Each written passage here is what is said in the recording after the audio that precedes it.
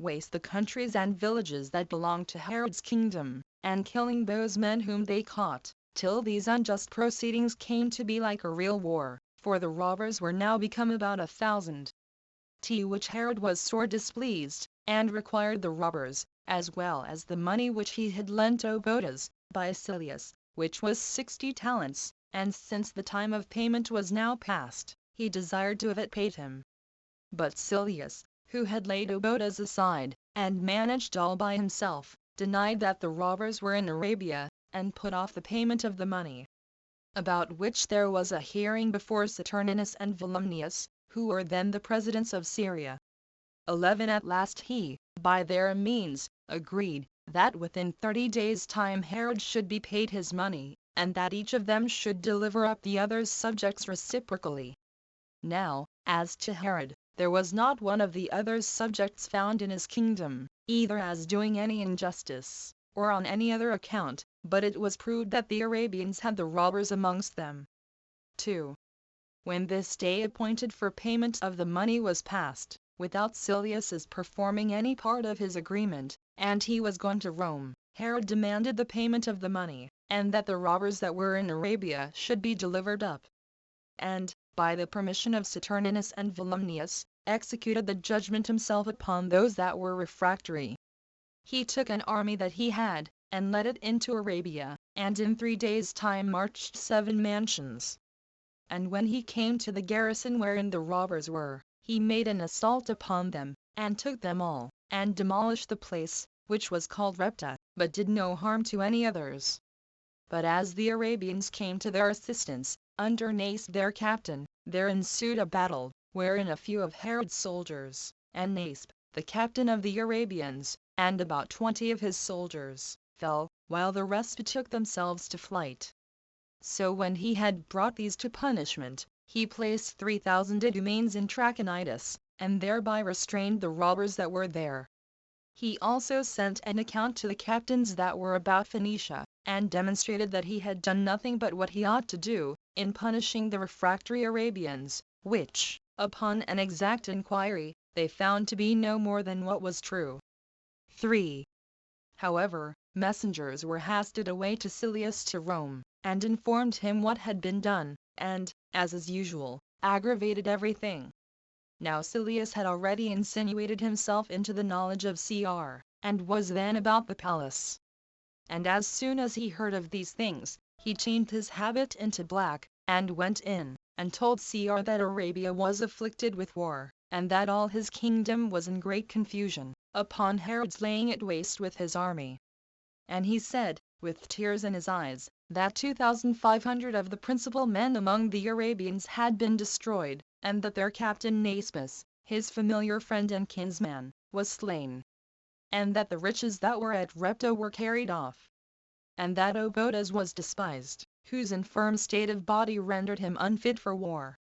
On which account neither he, nor the Arabian army, were present. When Silius said so, and added invidiously, that he would not himself have come out of the country, unless he had believed that Cr would have provided that they should all have peace one with another, and that, had he been there, he would have taken care that the war should not have been to Herod's advantage.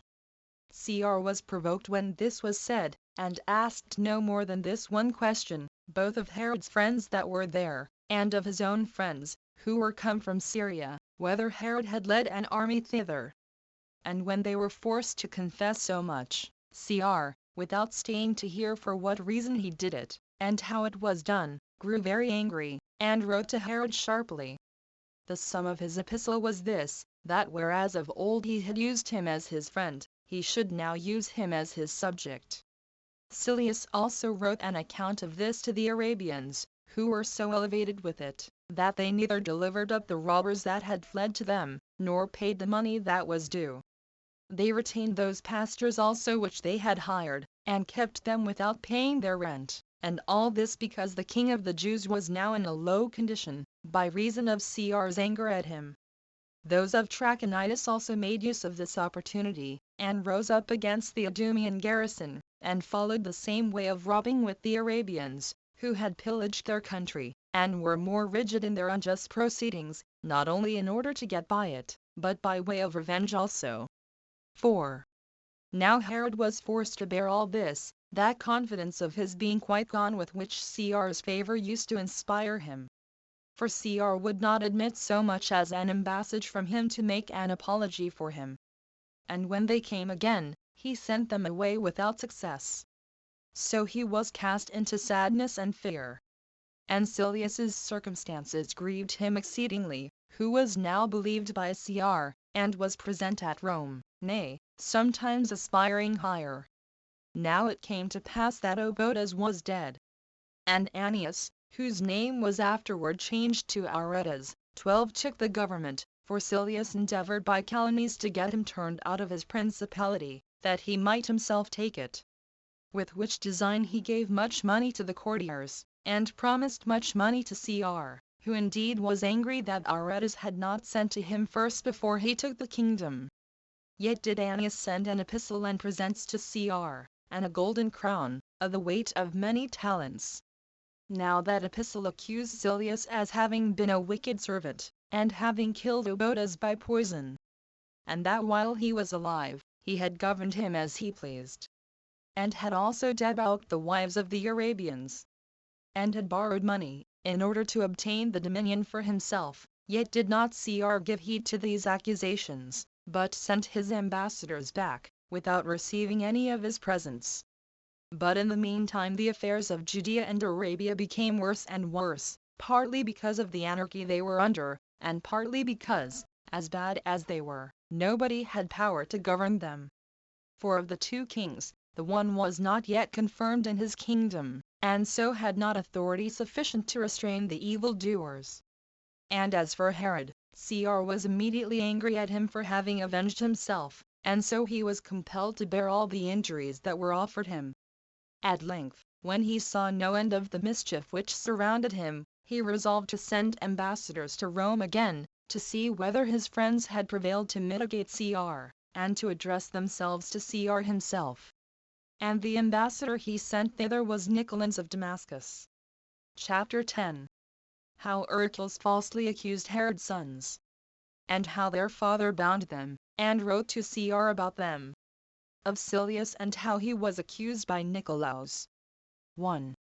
The disorders about Herod's family and children about this time grew much worse. For it now appeared certain, nor was it unforeseen beforehand, that fortune threatened the greatest and most insupportable misfortunes possible to his kingdom. Its progress and augmentation at this time arose on the occasion following: 1. Hercules, a Lacedaemonian, a person of note there, but a man of a perverse mind, and so cunning in his ways of voluptuousness and flattery, as to indulge both, and yet seem to indulge neither of them, came in his travels to Herod, and made him presents, but so that he received more presents from him. He also took such proper seasons for insinuating himself into his friendship, that he became one of the most intimate of the king's friends. He had his lodging in Antipater's house.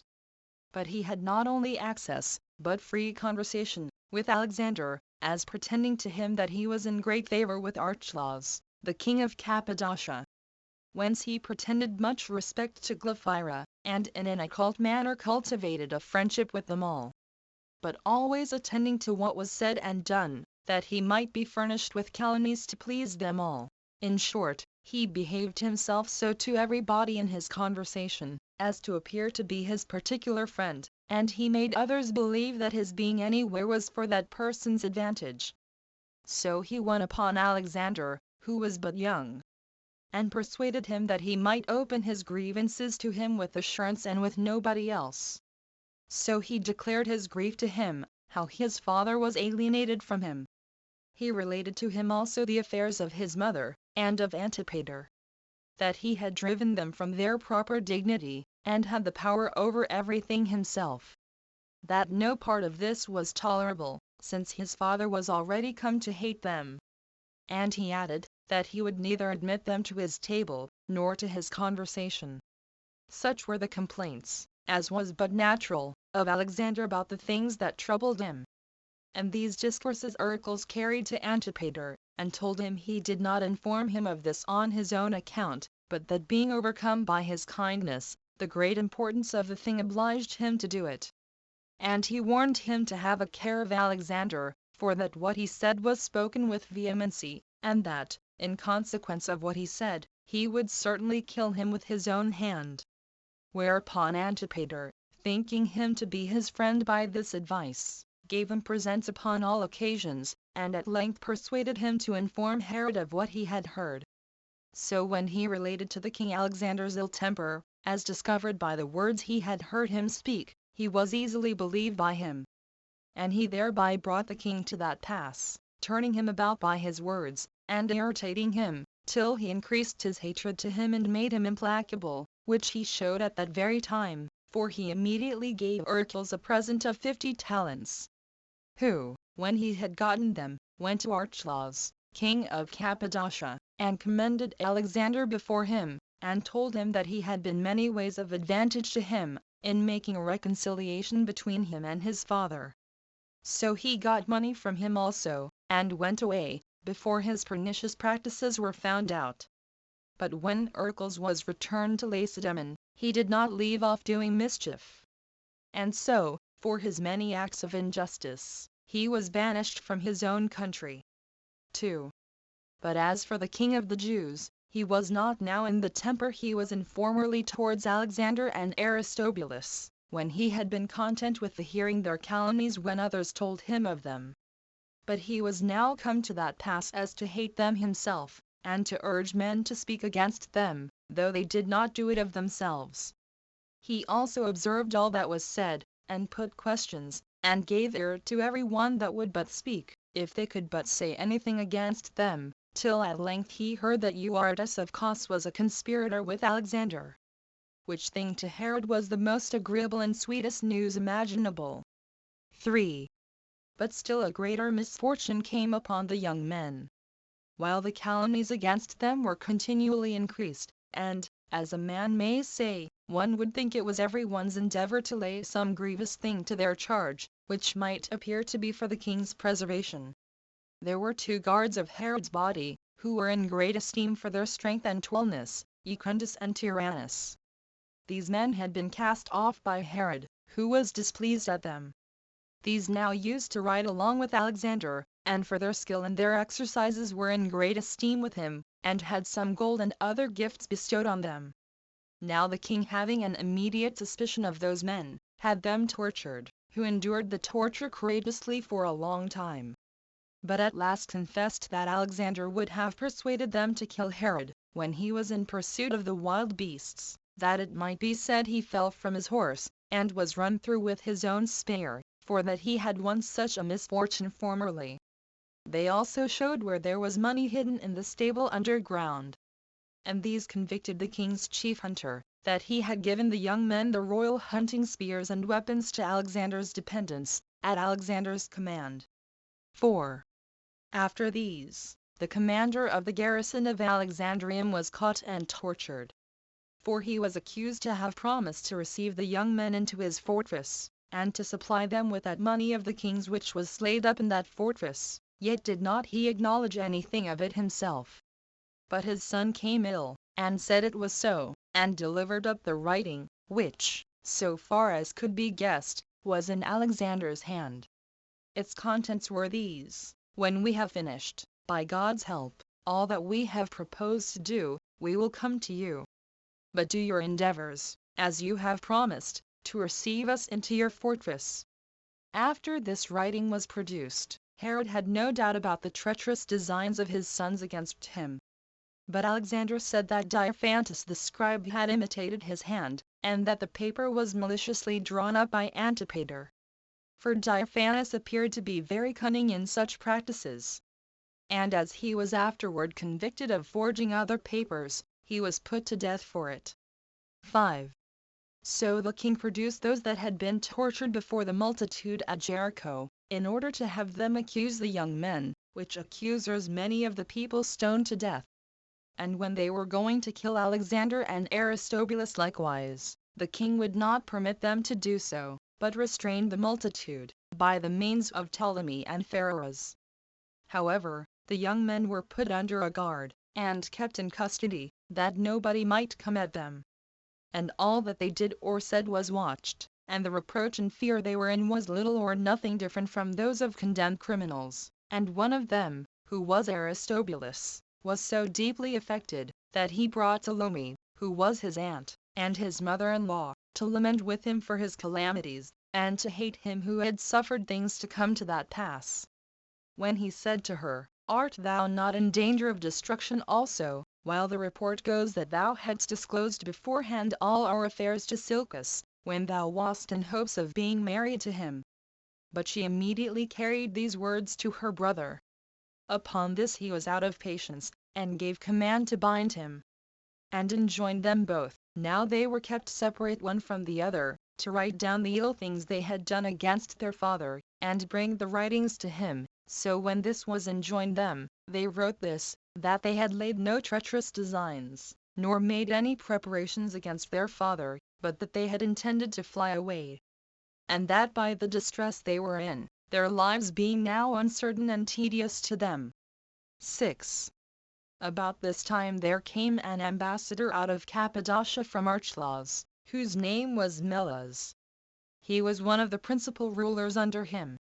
So Herod, being desirous to show Archelaus's ill will to him, called for Alexander, as he was in his bonds, and asked him again concerning his fight, whether and how they had resolved to retire. Alexander replied, to Archelaus, who had promised to send them away to Rome, but that they had no wicked nor mischievous designs against their father, and that nothing of that nature which their adversaries had charged upon them was true, and that their desire was, that he might have examined Tyrannus and Secundus more strictly, but that they had been suddenly slain by the means of Antipater, who put his own friends among the multitude for that purpose. 7. When this was said, Herod commanded that both Alexander and Melas should be carried to Glaphyra, Archelaus's daughter, and that she should be asked, whether she did not know somewhat of Alexander's treacherous designs against Herod. Now as soon as they were come to her, and she saw Alexander in bonds, she beat her head, and in a great consternation gave a deep and moving groan. The young man also fell into tears. This was so miserable a spectacle to those present, that, for a great while, they were not able to say or to do anything. But at length Ptolemy, who was ordered to bring Alexander, bid him say whether his wife was conscious of his actions. He replied, "How is it possible that she, whom I love better than my own soul, and by whom I have had children, should not know what I do?" Upon which she cried out that she knew of no wicked designs of his, but that yet, if her accusing herself falsely would tend to his preservation, she would confess it all. Alexander replied, "There is no such wickedness as those who ought the least of all so to do suspect, which either I have imagined, or thou knowest of, but this only, that we had resolved to retire to Archelaus, and from thence to Rome." Which she also confessed. Upon which Herod, supposing that Archelaus's ill will to him was fully proved, sent a letter by Olympus and Volumnius, and bid them, as they sailed by, to touch at Alusa of Cilicia, and give Archelaus the letter, and that when they had expostulated with him, that he had a hand in his son's treacherous design against him, they should from thence sail to Rome, and that, in case they found Nicolaus had gained any ground, and that Cr was no longer displeased at him, he should give him his letters, and the proofs which he had ready to show against the young men.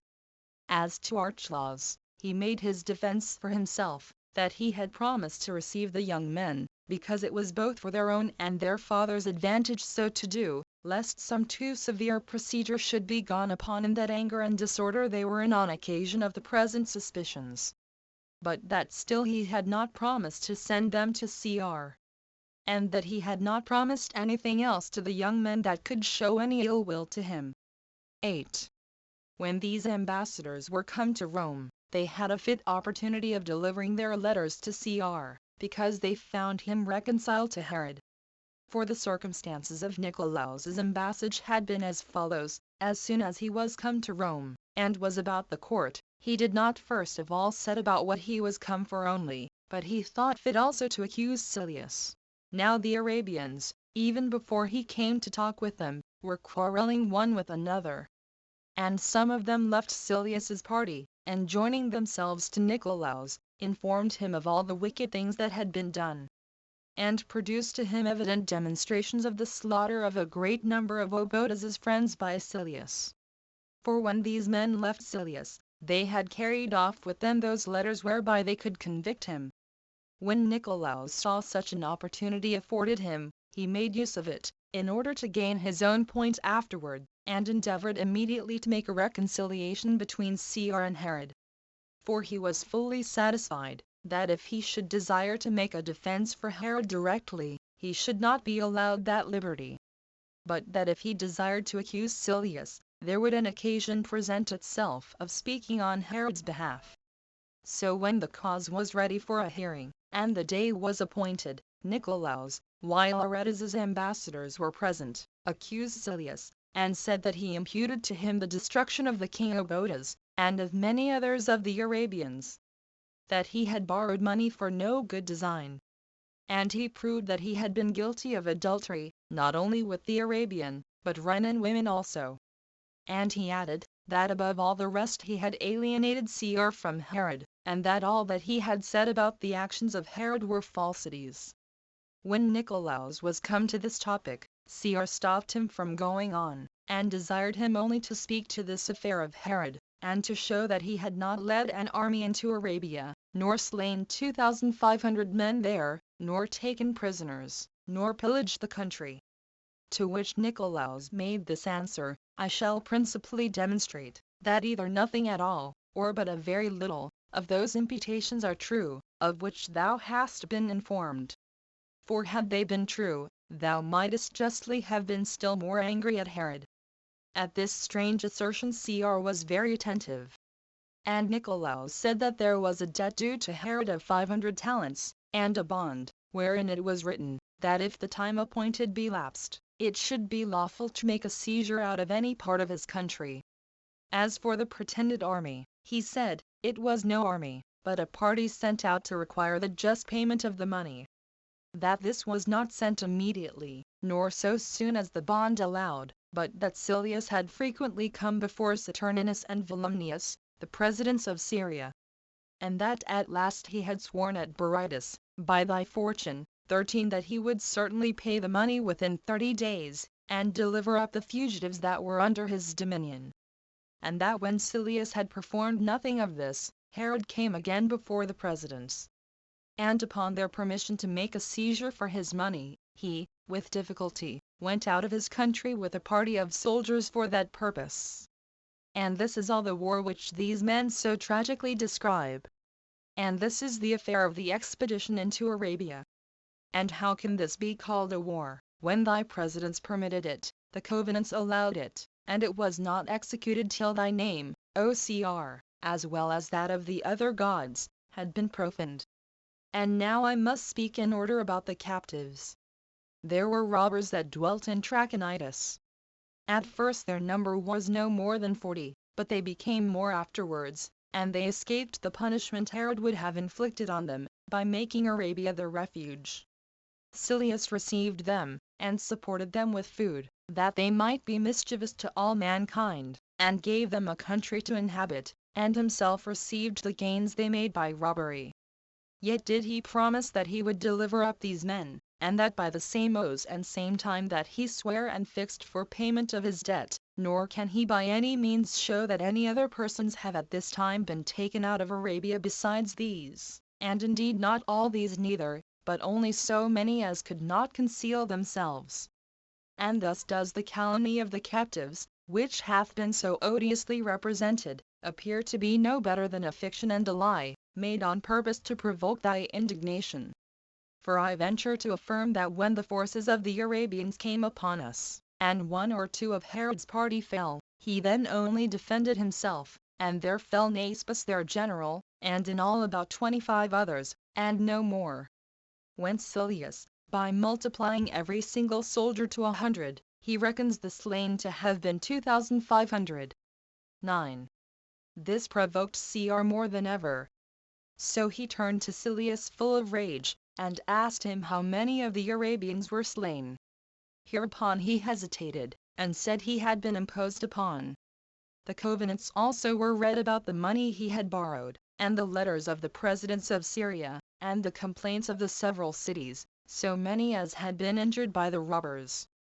The conclusion was this, that Silius was condemned to die, and that Cr was reconciled to Herod, and owned his repentance for what severe things he had written to him, occasioned by calumny, insomuch that he told Silius, that he had compelled him, by his lying account of things, to be guilty of ingratitude against a man that was his friend. At the last all came to this, Silius was sent away to answer Herod's suit, and to repay the debt that he owed, and after that to be punished with death. But still Cr was offended with Aretas, that he had taken upon himself the government, without his consent first obtained, for he had determined to bestow Arabia upon Herod. But that the letters he had sent hindered him from so doing. For Olympus and Volumnius, perceiving that Cr was now become favorable to Herod, thought fit immediately to deliver him the letters they were commanded by Herod to give him concerning his sons. When Cr had read them, he thought it would not be proper to add another government to him, now he was old, and in an ill state with relation to his sons, so he admitted Aretas as ambassadors.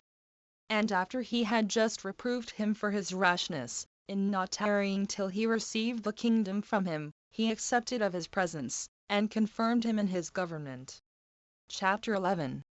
How Herod, by permission from Cr, accused his sons before an assembly of judges at Berytus. And what Tero suffered for using a boundless and military liberty of speech. Concerning also the death of the young men and their burial at Alexandrium. So Cr was now reconciled to Herod, and wrote thus to him, that he was grieved for him on account of his sons. And that in case they had been guilty of any profane and insolent crimes against him, it would behoove him to punish them as parricides, for which he gave them power accordingly. But if they had only contrived to fly away, he would have him give them an admonition, and not proceed to extremity with them. He also advised him to get an assembly together, and to appoint some place near Berytus, 14, which is a city belonging to the Romans, and to take the presidents of Syria, and Archelaus king of Cappadocia, and as many more as he thought to be illustrious for their friendship to him, and the dignities they were in, and determine what should be done by their approbation. These were the directions that Cr gave him. Accordingly Herod, when the letter was brought to him, was immediately very glad of Cr's reconciliation to him, and very glad also that he had a complete authority given him over his sons. And it strangely came about, that whereas before, in his adversity, though he had indeed showed himself severe, yet had he not been very rash nor hasty in procuring the destruction of his sons. He now, in his prosperity, took advantage of this change for the better, and the freedom he now had, to exercise his hatred against them after an unheard of manner. He therefore sent and called as many as he thought fit to this assembly, excepting Archelaus. For as for him, he either hated him, so that he would not invite him, or he thought he would be an obstacle to his designs. 2. When the presidents, and the rest that belonged to the cities, were come to Berytus, he kept his sons in a certain village belonging to Sidon, called Platana, but near to this city, that if they were called, he might produce them, for he did not think fit to bring them before the assembly. And when there were 150 assessors present, Herod came by himself alone, and accused his sons, and that in such a way as if it were not a melancholy accusation, and not made but out of necessity, and upon the misfortunes he was under. Indeed, in such a way as was very indecent for a father to accuse his sons, for he was very vehement and disordered when he came to the demonstration of the crime they were accused of, and gave the greatest signs of passion and barbarity, nor would he suffer the assessors to consider of the weight of the evidence, but asserted them to be true by his own authority, after a manner most indecent in a father against his sons, and read himself what they themselves had written, wherein there was no confession of any plots or contrivances against him, but only how they had contrived to fly away, and containing withal certain reproaches against him, on account of the ill will he bare them. And when he came to those reproaches, he cried out most of all, and exaggerated what they said, as if they had confessed the design against him, and took his oath that he had rather lose his life than hear such reproachful words. At last he said that he had sufficient authority, both by nature and by Cr's grant to him, to do what he thought fit. He also added an allegation of a law of their country, which enjoined this, that if parents laid their hands on the head of him that was accused, the standers-by were obliged to cast stones at him, and thereby to slay him. Which though he were ready to do in his own country and kingdom, yet did he wait for their determination. And yet they came thither not so much as judges, to condemn them for such manifest designs against him, whereby he had almost perished by his son's means, but as persons that had an opportunity of showing their detestation of such practices, and declaring how unworthy a thing it must be in any, even the most remote, to pass over such treacherous designs without punishment. 3. When the king had said this, and the young men had not been produced to make any defense for themselves, the assessors perceived there was no room for equity and reconciliation, so they confirmed his authority. And in the first place, Saturninus, a person that had been consul, and one of great dignity, pronounced his sentence, but with great moderation and trouble, and said that he condemned Herod's sons, but did not think they should be put to death. He had sons of his own, and to put one's son to death is a greater misfortune than any other that could befall him by their means. After him Saturninus's sons, for he had 3 sons that followed him, and were his legates, pronounced the same sentence with their father. On the contrary, Volumnius's sentence was to inflict death on such as had been so impiously undutiful to their father. And the greatest part of the rest said the same, insomuch that the conclusion seemed to be, that the young men were condemned to die. Immediately after this Herod came away from thence, and took his sons to Tyre, where Nicolaus met him in his voyage from Rome. Of whom he inquired, after he had related to him what had passed at Berytus, what his sentiments were about his sons, and what his friends at Rome thought of that matter. His answer was, that what they had determined to do to thee was impious, and that thou oughtest to keep them in prison. And if thou thinkest anything further necessary, thou mayst indeed so punish them, that thou mayst not appear to indulge thy anger more than to govern thyself by judgment. But if thou inclinest to the milder side, thou mayst absolve them, lest perhaps thy misfortunes be rendered incurable. And this is the opinion of the greatest part of thy friends at Rome also. Whereupon Herod was silent, and in great thoughtfulness, and bid Nicolaus sail along with him. 4. Now as they came to Caesarea, everybody was there talking of Herod's sons, and the kingdom was in suspense, and the people in great expectation of what would become of them. For a terrible fear seized upon all men, lest the ancient disorders of the family should come to a sad conclusion, and they were in great trouble about their sufferings. Nor was it without danger to say any rash thing about this matter, nor even to hear another saying it, but men's pity was forced to be shut up in themselves, which rendered the excess of their sorrow very irksome. But very silent yet was there an old soldier of Herod's, whose name was Tero, who had a son of the same age with Alexander, and his friend, who was so very free as openly to speak out what others silently thought about that matter, and was forced to cry out often among the multitude, and said, in the most unguarded manner, that truth was perished, and justice taken away from men, while lies and ill will prevailed, and brought such a mist before public affairs, that the offenders were not able to see the greatest mischiefs that can befall men. And as he was so bold, he seemed not to have kept himself out of danger, by speaking so freely. But the reasonableness of what he said moved men to regard him as having behaved himself with great manhood, and this at a proper time also, for which reason every one heard what he said with pleasure. And although they first took care of their own safety by keeping silent themselves, yet did they kindly receive the great freedom he took. For the expectation they were in of so great an affliction, put a force upon them to speak of terror whatsoever they pleased. 5.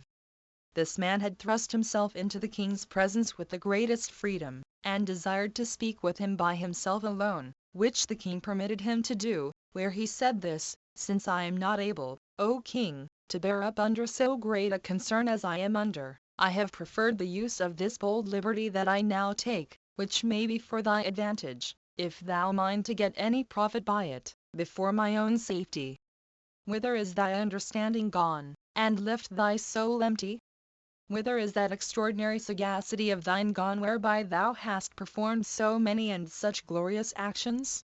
Whence comes this solitude, and desertion of thy friends and relations? Of which I cannot but determine that they are neither thy friends nor relations, while they overlook such horrid wickedness in thy once happy kingdom. Dost not thou perceive what is doing? Wilt thou slay these 2 young men, born of thy queen, who are accomplished with every virtue in the highest degree, and leave thyself destitute in thy old age, but exposed to one son, who hath very ill managed the hopes thou hast given him, and to relations, whose death thou hast so often resolved on thyself? Dost not thou take notice, that the very silence of the multitude at once sees the crime, and abhors the fact? The whole army and the officers have commiseration on the poor unhappy youths, and hatred to those that are the actors in this matter. These words the king heard, and for some time with good temper. But what can one say? When Tero plainly touched upon the bad behavior and perfidiousness of his domestics, he was moved at it. But Tero went on further, and by degrees used an unbounded military freedom of speech, nor was he so well disciplined as to accommodate himself to the time. So Herod was greatly disturbed, and seeming to be rather reproached by the speech, than to be hearing what was for his advantage, while he learned thereby that both the soldiers abhorred the thing he was about, and the officers had indignation at it, he gave order that all whom Tero had named, and Tero himself, should be bound and kept in prison. 6. When this was over, one Trypho, who was the king's barber, took the opportunity, and came and told the king, that Tero would often have persuaded him, when he trimmed him with a razor, to cut his throat, for that by this means he should be among the chief of Alexander's friends, and receive great rewards from him. When he had said this, the king gave order that Tero, and his son, and the barber should be tortured, which was done accordingly. But while Tero bore up himself, his son, seeing his father already in a sad case, and had no hope of deliverance, and perceiving what would be the consequence of his terrible sufferings, said, that if the king would free him and his father from these torments for what he should say, he would tell the truth. And when the king had given his word to do so, he said that there was an agreement made, that Tero should lay violent hands on the king, because it was easy for him to come when he was alone. And that if, when he had done the thing, he should suffer death for it, as was not unlikely, it would be an act of generosity done in favor of Alexander. This was what Tero's son said, and thereby freed his father from the distress he was in. But uncertain it is whether he had been thus forced to speak what was true, or whether it were a contrivance of his, in order to procure his own and his father's deliverance from their miseries. 7. As for Herod, if he had before any doubt about the slaughter of his sons, there was now no longer any room left in his soul for it. But he had banished away whatsoever might afford him the least suggestion of reasoning better about this matter, so he already made haste to bring his purpose to a conclusion. He also brought out 300 of the officers that were under an accusation, as also Tero and his son, and the barber that accused them before an assembly, and brought an accusation against them all. Whom the multitude stoned with whatsoever came to hand, and thereby slew them. Alexander also and Aristobulus were brought to Sebast, by their father's command, and there strangled. But their dead bodies were in the night time carried to Alexandrium, where their uncle by the mother's side, and the greatest part of their ancestors, had been deposited. 8. 15. And now perhaps it may not seem unreasonable to some, that such an inveterate hatred might increase so much on both sides, as to proceed further, and overcome nature. But it may justly deserve consideration, whether it be to be laid to the charge of the young men, that they gave such an occasion to their father's anger, and led him to do what he did, and by going on long in the same way put things past remedy, and brought him to use them so unmercifully. Or whether it be to be laid to the father's charge, that he was so hard-hearted, and so very tender in the desire of government, and of other things that would tend to his glory, that he would take no one into a partnership with him, that so whatsoever he would have done himself might continue immovable. Or, indeed, whether fortune have not greater power than all prudent reasonings. Whence we are persuaded that human actions are thereby determined beforehand by an inevitable necessity, and we call her fate, because there is nothing which is not done by her. Wherefore I suppose it will be sufficient to compare this notion with that other, which attributes somewhat to ourselves, and renders men not unaccountable for the different conducts of their lives, which notion is no other than the philosophical determination of our ancient law. Accordingly, of the two other causes of this sad event, any body may lay the blame on the young men, who acted by youthful vanity, and pride of their royal birth, that they should bear to hear the calumnies that were raised against their father, while certainly they were not equitable judges of the actions of his life, but ill-natured in suspecting, and intemperate in speaking of it, and on both accounts easily caught by those that observed them, and revealed them to gain favor. Yet cannot their father be thought worthy excuse, as to that horrid impiety which he was guilty of about them, while he ventured, without any certain evidence of their treacherous designs against him, and without any proofs that they had made preparations for such attempt, to kill his own sons, who were of very comely bodies, and the great darlings of other men, and no way deficient in their conduct, whether it were in hunting, or in warlike exercises, or in speaking upon occasional topics of discourse. For in all these they were skillful, and especially Alexander, who was the eldest. For certainly it had been sufficient, even though he had condemned them, to have kept them alive in bonds, or to let them live at a distance from his dominions in banishment, while he was surrounded by the Roman forces, which were a strong security to him, whose help would prevent his suffering anything by a sudden onset, or by open force. But for him to kill them on the sudden, in order to gratify a passion that governed him, was a demonstration of insufferable impiety. He also was guilty of so great a crime in his older age. Nor will the delays that he made, and the length of time in which the thing was done, plead at all for his excuse. For when a man is on the sudden amazed, and in commotion of mind, and then commits a wicked action, although this be a heavy crime, yet is it a thing that frequently happens. But to do it upon deliberation, and after frequent attempts, and as frequent puttings off, to undertake it at last, and accomplish it, was the action of a murderous mind, and such as was not easily moved from that which is evil. And this temper he showed in what he did afterward, when he did not spare those that seemed to be the best beloved of his friends that were left, wherein, though the justice of the punishment caused those that perished to be the less pitied, yet was the barbarity of the man here equal, in that he did not abstain from their slaughter also. But of those persons we shall have occasion to discourse more hereafter. Footnotes. 1. Return we may here observe the ancient practice of the Jews, of dedicating the Sabbath day, not to idleness, but to the learning their sacred rites and religious customs, and to the meditation on the law of Moses. The like to which we meet with elsewhere in Josephus also against Apion, bi sect. 22. To return this interval of 10 years for the duration of Marcus Agrippa's government in Asia seems to be true, and agreeable to the Roman history.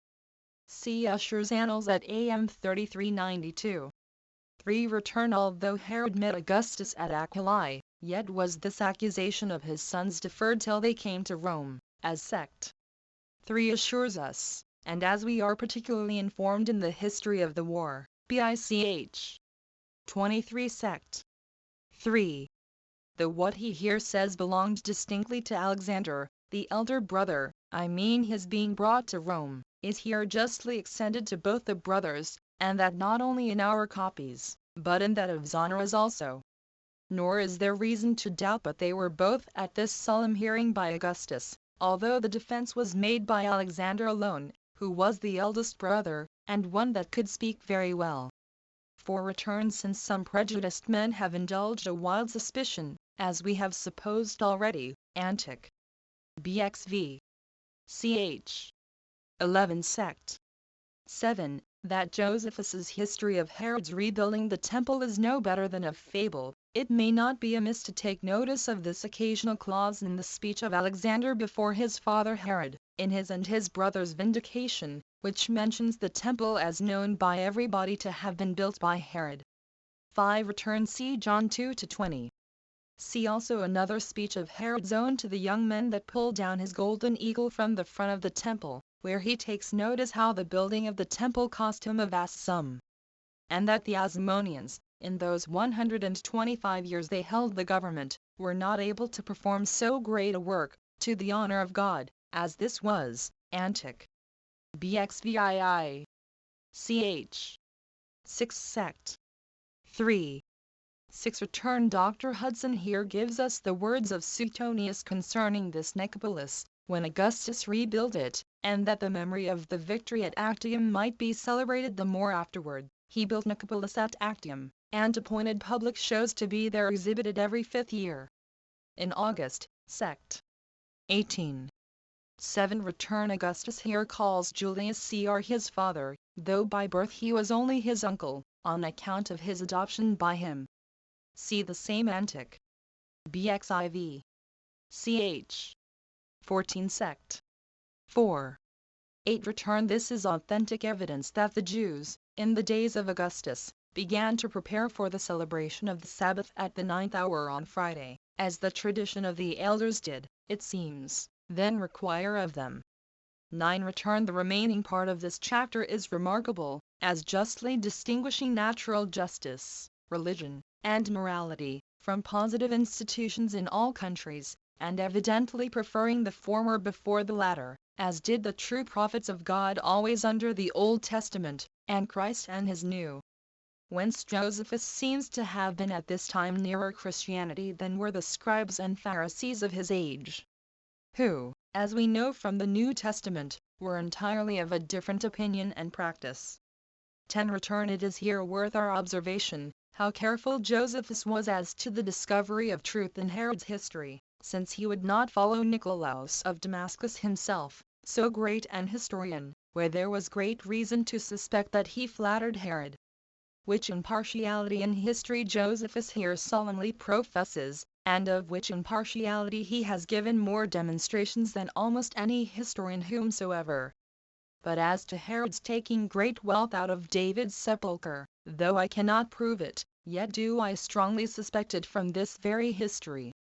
11. Return These joint presidents of Syria, Saturninus and Volumnius, were not perhaps of equal authority, but the latter like a procurator under the former, as the very learned Norris and Poggi, and with them Dr. Hudson, determine.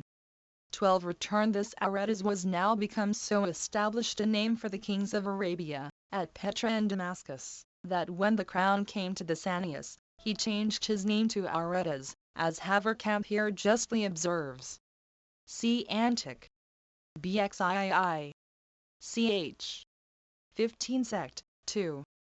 13. Return This oath, by the fortune of Cr, was put to Polycarp, a bishop of Smyrna, by the Roman governor, to try whether he were a Christian, as they were then esteemed who refused to swear that oath.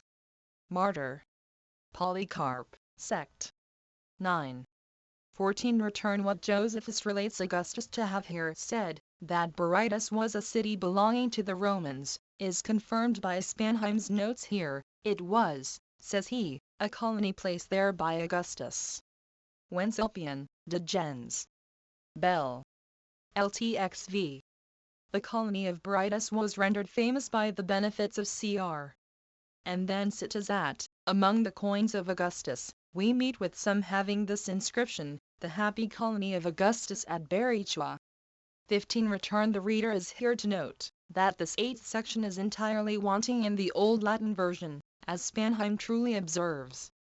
Nor is there any other reason for it, I suppose, than the great difficulty of an exact translation.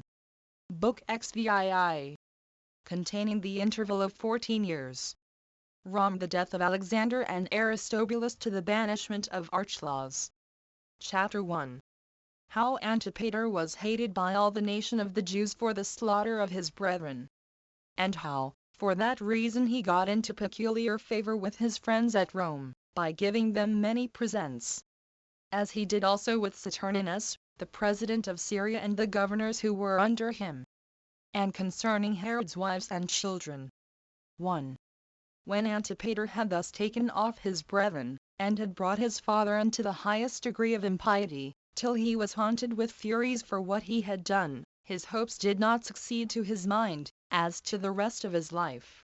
For although he was delivered from the fear of his brethren being his rivals as to the government, yet did he find it a very hard thing, and almost impracticable, to come at the kingdom, because the hatred of the nation against him on that account was become very great. And besides this very disagreeable circumstance, the affair of the soldiery grieved him still more, who were alienated from him, from which yet these kings derived all the safety which they had, whenever they found the nation desirous of innovation, and all this danger was drawn upon him by his destruction of his brethren. However, he governed the nation jointly with his father, being indeed no other than a king already. And he was for that very reason trusted, and the more family depended on, for the which he ought himself to have been put to death, as appearing to have betrayed his brethren out of his concern for the preservation of Herod, and not rather out of his ill will to them, and, before them, to his father himself, and this was the accursed state he was in. Now all Antipater's contrivances tended to make his way to take off Herod, that he might have nobody to accuse him in the vile practices he was devising, and that Herod might have no refuge, nor any to afford him their assistance, since they must thereby have Antipater for their open enemy. Insomuch that the very plots he had laid against his brethren were occasioned by the hatred he bore his father. But at this time he was more than ever set upon the execution of his attempts against Herod, because if he were once dead, the government would now be firmly secured to him. But if he were suffered to live any longer, he should be in danger, upon a discovery of that wickedness of which he had been the contriver, and his father would of necessity then become his enemy. And on this account it was that he became very bountiful to his father's friends, and bestowed great sums on several of them, in order to surprise men with his good deeds, and take off their hatred against him. And he sent great presents to his friends at Rome particularly, to gain their goodwill. And above all to Saturninus, the president of Syria. He also hoped to gain the favor of Saturninus's brother with the large presents he bestowed on him. As also he used the same art to Salome the king's sister, who had married one of Herod's chief friends. And when he counterfeited friendship to those with whom he conversed, he was very subtle in gaining their belief, and very cunning to hide his hatred against any that he really did hate. But he could not impose upon his aunt, who understood him of a long time, and was a woman not easily to be deluded, especially while she had already used all possible caution in preventing his pernicious designs. Although Antipater's uncle by the mother's side was married to her daughter, and this by his own connivance and management, while she had before been married to Aristobulus, and while Salome's other daughter by that husband was married to the son of Callis. Yet that marriage was no obstacle to her, who knew how wicked he was, in her discovering his designs, as her former kindred to him could not prevent her hatred of him. Now Herod had compelled Salome, while she was in love with Silius the Arabian, and had taken a fondness for him, to marry Alexis. Which match was by her submitted to at the instance of Julia, who persuaded Salome not to refuse it, lest she should herself be their open enemy, since Herod had sworn that he would never be friends with Salome, if she would not accept of Alexis for her husband. So she submitted to Julia as being Caesar's wife. And besides that, she advised her to nothing but what was very much for her own advantage. At this time also it was that Herod sent back King Archelaus's daughter, who had been Alexander's wife, to her father, returning the portion he had with her out of his own estate, that there might be no dispute between them about it. 2. Now Herod brought up his sons' children with great care. For Alexander had 2 sons by Glaphyra, and Aristobulus had 3 sons by Bernice, Salome's daughter, and 2 daughters. And as his friends were once with him, he presented the children before them. And deploring the hard fortune of his own sons, he prayed that no such ill fortune would befall these who were their children, but that they might improve in virtue, and obtain what they justly deserved, and might make him amends for his care of their education. He also caused them to be betrothed against they should come to the proper age of marriage. The elder of Alexander's sons to Phares' daughter, and Antipater's daughter to Aristobulus' eldest son. He also allotted one of Aristobulus' daughters to Antipater's son, and Aristobulus' other daughter to Herod, a son of his own, who was born to him by the high priest's daughter. For it is the ancient practice among us to have many wives at the same time. Now the king made these espousals for the children, out of commiseration of them now they were fatherless, as endeavoring to render Antipater kind to them by these intermarriages. But Antipater did not fail to bear the same temper of mind to his brother's children which he had borne to his brothers themselves. And his father's concern about them provoked his indignation against them upon this supposal, that they would become greater than ever his brothers had been. While Archelaus, a king, would support his daughter's sons, and Phares, a tetrarch, would accept of one of the daughters as a wife to his son. What provoked him also was this, that all the multitude would so commiserate these fatherless children, and so hate him for making them fatherless, that all would come out, since they were no strangers to his vile disposition towards his brethren. He contrived, therefore, to overturn his father's settlements, as thinking it a terrible thing that they should be so related to him, and be so powerful withal. So Herod yielded to him, and changed his resolution at his entreaty. And the determination now was, that Antipater himself should marry Aristobulus' daughter, and Antipater's son should marry Phares' daughter. So the espousals for the marriages were changed after this manner, even without the king's real approbation. 3. Now Herod the king had at this time 9 wives. One of them Antipater's mother, and another the high priest's daughter, by whom he had a son of his own name. He had also one who was his brother's daughter, and another his sister's daughter, which two had no children. One of his wives also was of the Samaritan nation, whose sons were Antipas and Archelaus, and whose daughter was Olympias, which daughter was afterward married to Joseph, the king's brother's son. But Archelaus and Antipas were brought up with a certain private man at Rome. Herod had also to wife Cleopatra of Jerusalem, and by her he had his sons Herod and Philip, which last was also brought up at Rome. Pallas also was one of his wives, which bare him his son Phasaelus. And besides these, he had for his wives Phaedra and Elpis, by whom he had his daughters Roxana and Salome. As for his elder daughters by the same mother with Alexander and Aristobulus, and whom Phares neglected to marry, he gave the one in marriage to Antipater, the king's sister's son, and the other to Phasaelus, his brother's son. And this was the posterity of Herod. 1. Chapter 2. Concerning Zamaris, the Babylonian Jew. Concerning the plots laid by Antipater against his father. And somewhat about the Pharisees. 1. And now it was that Herod, being desirous of securing himself on the side of the Trachonites, resolved to build a village as large as a city for the Jews, in the middle of that country, which might make his own country difficult to be assaulted, and whence he might be at hand to make sallies upon them, and do them a mischief. Accordingly, when he understood that there was a man that was a Jew come out of Babylon, with 500 horsemen, all of whom could shoot their arrows as they rode on horseback, and, with 100 of his relations, had passed over Euphrates, and now abode at Antioch by Daphne of Syria, where Saturninus, who was then president, had given them a place for habitation, called Valatha, he sent for this man, with the multitude that followed him, and promised to give him land in the toparchy called Batanea, which country is bounded with Trachonitis, as desirous to make that his habitation a guard to himself. He also engaged to let him hold the country free from tribute, and that they should dwell entirely without paying such customs as used to be paid, and gave it him tax-free. 2. The Babylonian was reduced by these offers to come hither. So he took possession of the land, and built in it fortresses and a village, and named it Bethera. Whereby this man became a safeguard to the inhabitants against the Trachonites, and preserved those Jews who came out of Babylon, to offer their sacrifices at Jerusalem, from being hurt by the Trachonite robbers.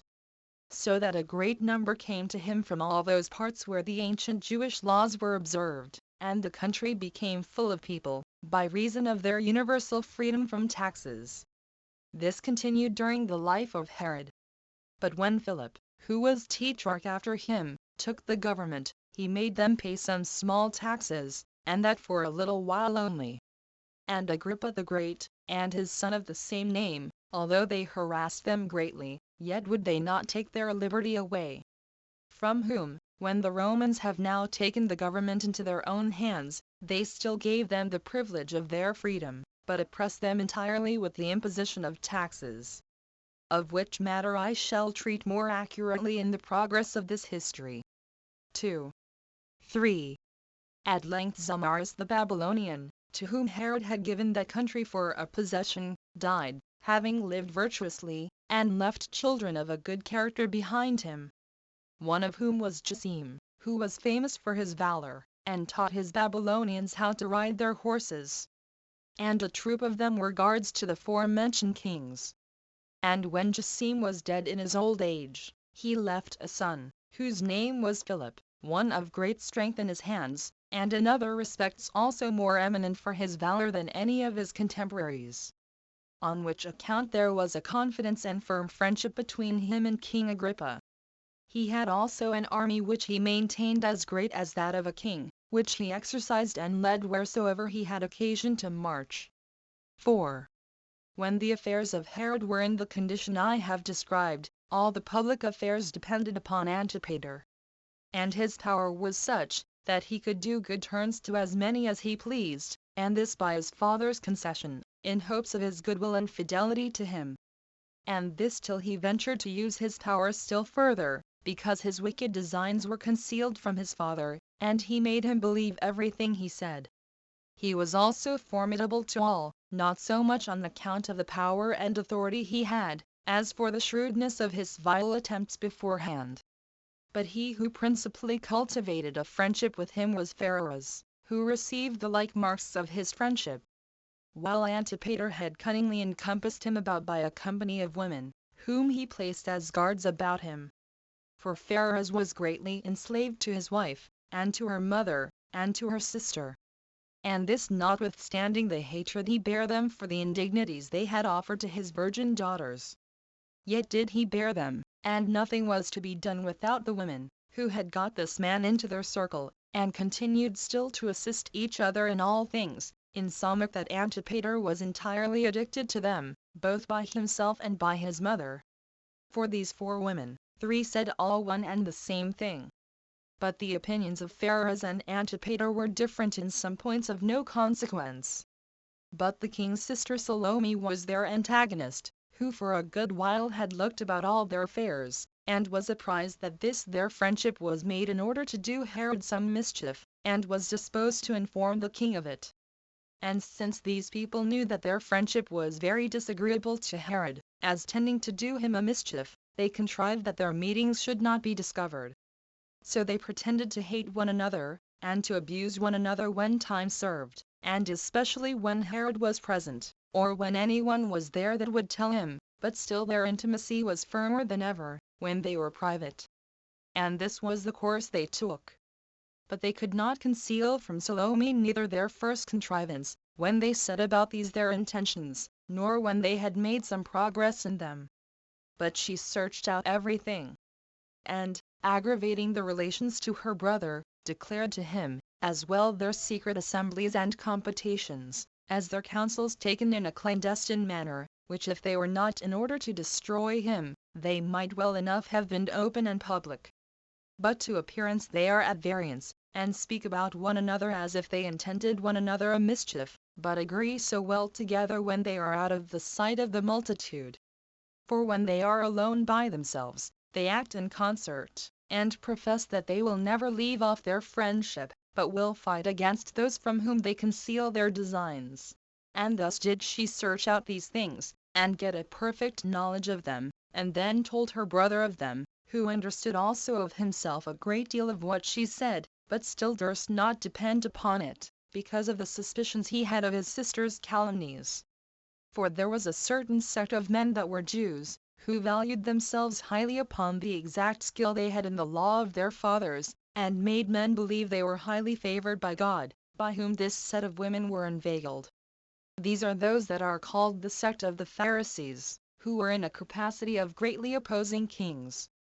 A cunning sect they were, and soon elevated to a pitch of open fighting and doing mischief. Accordingly, when all the people of the Jews gave assurance of their goodwill to Cr. and to the king's government, these very men did not swear, being above 6,000. And when the king imposed a fine upon them, Phares' wife paid their fine for them, in order to requite which kindness of hers, since they were believed to have the foreknowledge of things to come by divine inspiration, they foretold how God had decreed that Herod's government should cease, and his posterity should be deprived of it, but that the kingdom should come to her and Phares, and to their children. These predictions were not concealed from Salome, but were told the king, as also how they had perverted some persons about the palace itself.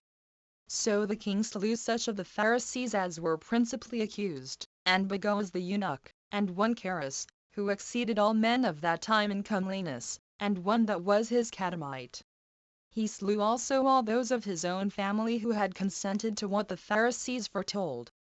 And for Bagoas, he had been puffed up by them, as though he should be named the father and the benefactor of him who, by the prediction, was foretold to be their appointed king. For that this king would have all things in his power, and would enable Bagoas to marry, and to have children of his own body begotten. Chapter 3. Concerning the enmity between Herod and Phares. How Herod sent Antipater to Cr. And of the death of Phares. 1. When Herod had punished those Pharisees who had been convicted of the foregoing crimes, he gathered an assembly together of his friends, and accused Phares' wife. And ascribing the abuses of the virgins to the impudence of that woman, brought an accusation against her for the dishonor she had brought upon them, that she had studiously introduced a quarrel between him and his brother, and, by her ill temper, had brought them into a state of war, both by her words and actions.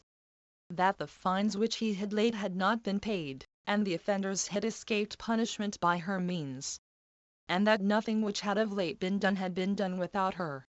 For which reason Phares would do well, if he would of his own accord, and by his own command, and not at my entreaty, or as following my opinion, put this his wife away, as one that will still be the occasion of war between thee and me.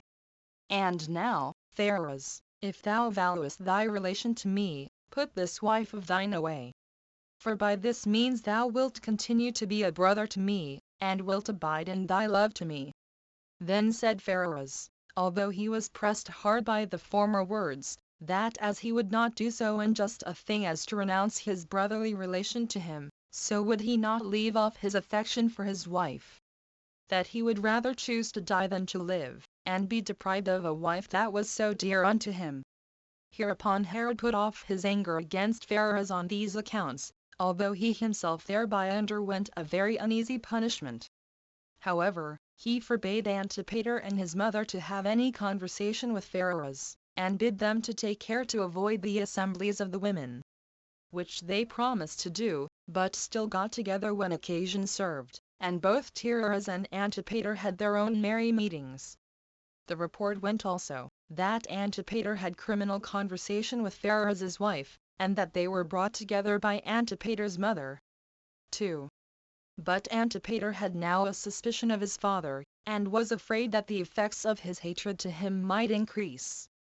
So he wrote to his friends at Rome, and bid them to send to Herod, that he would immediately send Antipater to Cr. Which when it was done, Herod sent Antipater thither, and sent most noble presents along with him, as also his testament, wherein Antipater was appointed to be his successor. And that if Antipater should die first, his son Herod Philippi the high priest's daughter should succeed. And, together with Antipater, there went to Rome Silius the Arabian, although he had done nothing of all that Cr had enjoined him. Antipater also accused him of the same crimes of which he had been formerly accused by Herod. Silius was also accused by Aretas, that without his consent he had slain many of the chief of the Arabians at Petra, and particularly Somus, a man that deserved to be honored by all men, and that he had slain Fabatus, a servant of Cr. These were the things of which Silius was accused, and that on the occasion following, there was one Corinthus, belonging to Herod, of the guards of the king's body, and one who was greatly trusted by him. Silius had persuaded this man with the offer of a great sum of money to kill Herod, and he had promised to do it. When Fabatus had been made acquainted with this, for Silius had himself told him of it, he informed the king of it, who caught Corinthus, and put him to the torture, and thereby got out of him the whole conspiracy.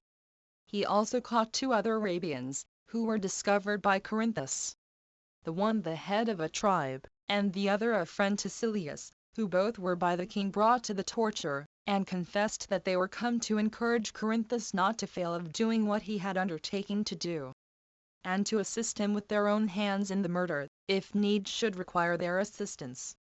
So Saturninus, upon Herod's discovering the whole to him, sent them to Rome. 3.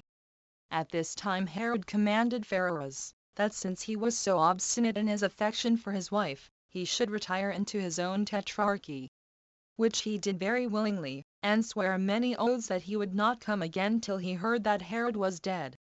And indeed when, upon a sickness of the king, he was desired to come to him before he died, that he might entrust him with some of his injunctions, he had such a regard to his oath, that he would not come to him. Yet did not Herod so retain his hatred to Pharos, but remitted of his purpose not to see him, which he before had, and that for such great causes as have been already mentioned. But as soon as he began to be ill, he came to him, and this without being sent for. And when he was dead, he took care of his funeral, and had his body brought to Jerusalem, and buried there, and appointed a solemn mourning for him. This death of Pharos became the origin of Antipater's misfortunes, although he were already sailed for Rome, God now being about to punish him for the murder of his brethren. I will explain the history of this matter very distinctly, that it may be for a warning to mankind, that they take care of conducting their whole lives by the rules of virtue. Chapter 4. Pharos' wife is accused by his freedmen, as guilty of poisoning him, and how Herod, upon examining the matter by torture, found the poison, but so that it had been prepared for himself by his son Antipater. And upon an inquiry by torture he discovered the dangerous designs of Antipater. 1. As soon as Pharos was dead, and his funeral was over, 2 of Pharos' freedmen, who were much esteemed by him, came to Herod, and entreated him not to leave the murder of his brother without avenging it, but to examine into such an unreasonable and unhappy death.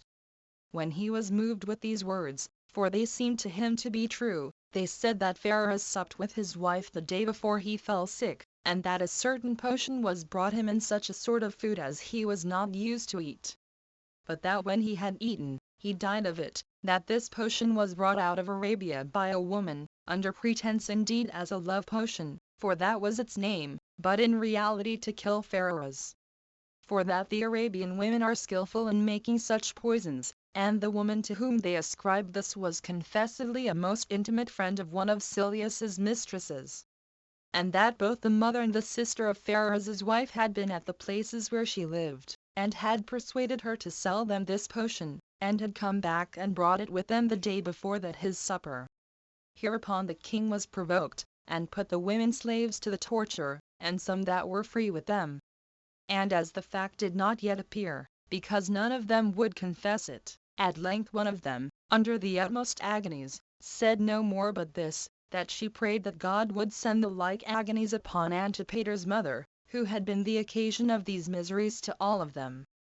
This prayer induced Herod to increase the women's tortures, till thereby all was discovered. Their merry meetings, their secret assemblies, and the disclosing of what he had said to his son alone unto Pharos' 4 women.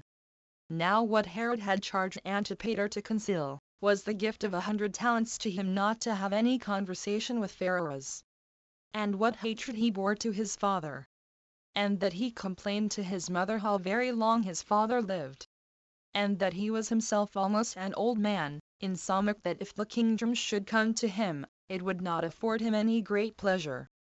And that there were a great many of his brothers, or brothers' children, bringing up, that might have hopes of the kingdom as well as himself, all which made his own hopes of it uncertain.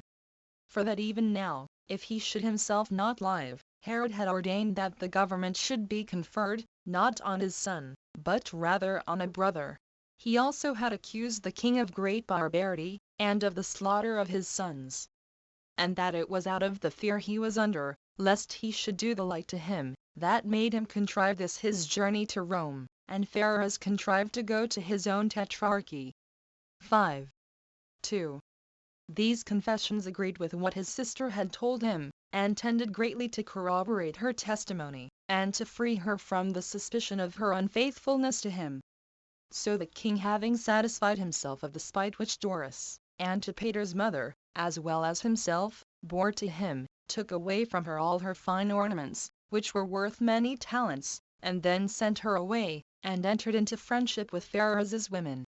But he who most of all irritated the king against his son was one Antipater, the procurator of Antipater the king's son, who, when he was tortured, among other things, said that Antipater had prepared a deadly potion, and given it to Phares, with his desire that he would give it to his father during his absence, and when he was too remote to have the least suspicion cast upon him thereto relating. That Josephus, one of Antipater's friends, brought that potion out of Egypt, and that it was sent to Phares by Thundion, the brother of the mother of Antipater, the king's son, and by that means came to Phares's wife, her husband having given it her to keep. And when the king asked her about it, she confessed it. And as she was running to fetch it, she threw herself down from the housetop. Yet did she not kill herself, because she fell upon her feet. By which means, when the king had comforted her, and had promised her and her domestics pardon, upon condition of their concealing nothing of the truth from him, but had threatened her with the utmost miseries if she proved ungrateful and concealed anything, so she promised, and swore that she would speak out everything, and tell after what manner everything was done.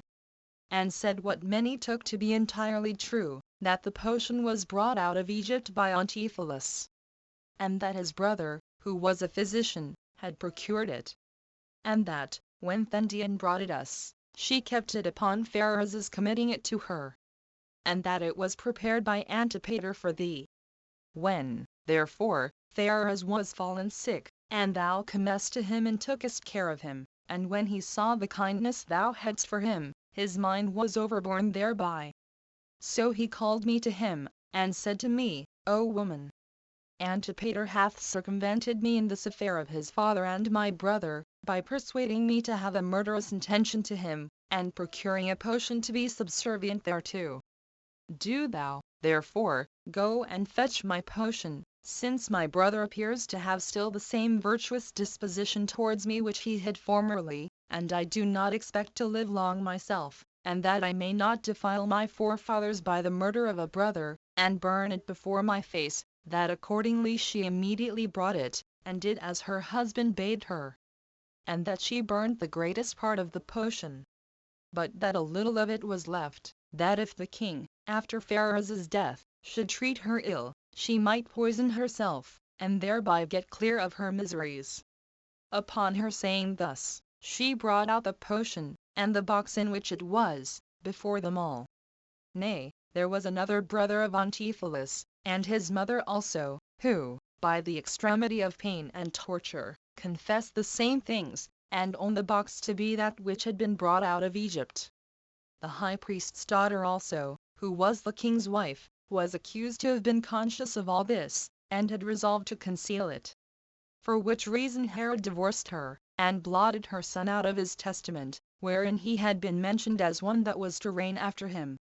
And he took the high priesthood away from his father-in-law, Simeon the son of Boethus, and appointed Matthias the son of Theophilus, who was born at Jerusalem, to be high priest in his room. 3. While this was doing, Bathyllus also, Antipater's freedman, came from Rome, and, upon the torture, was found to have brought another potion, to give it into the hands of Antipater's mother, and of Pharos, that if the former potion did not operate upon the king, this at least might carry him off. There came also letters from Herod's friends at Rome, by the approbation and at the suggestion of Antipater, to accuse Archelaus and Philip, as if they calumniated their father on account of the slaughter of Alexander and Aristobulus, and as if they commiserated their deaths, and as if, because they were sent for home, for their father had already recalled them, they concluded they were themselves also to be destroyed. These letters had been procured by great rewards by Antipater's friends. But Antipater himself wrote to his father about them, and laid the heaviest things to their charge. Yet did he entirely excuse them of any guilt, and said they were but young men, and so imputed their words to their youth. But he said that he had himself been very busy in the affair relating to Silius, and in getting interest among the great men, and on that account had bought splendid ornaments to present them withal, which cost him 200 talents. Now one may wonder how it came about, that while so many accusations were laid against him in Judea during 7 months before this time, he was not made acquainted with any of them. The causes of which were, that the roads were exactly guarded, and that men hated Antipater. For there was nobody who would run any hazard himself to gain him any advantages. Chapter 5.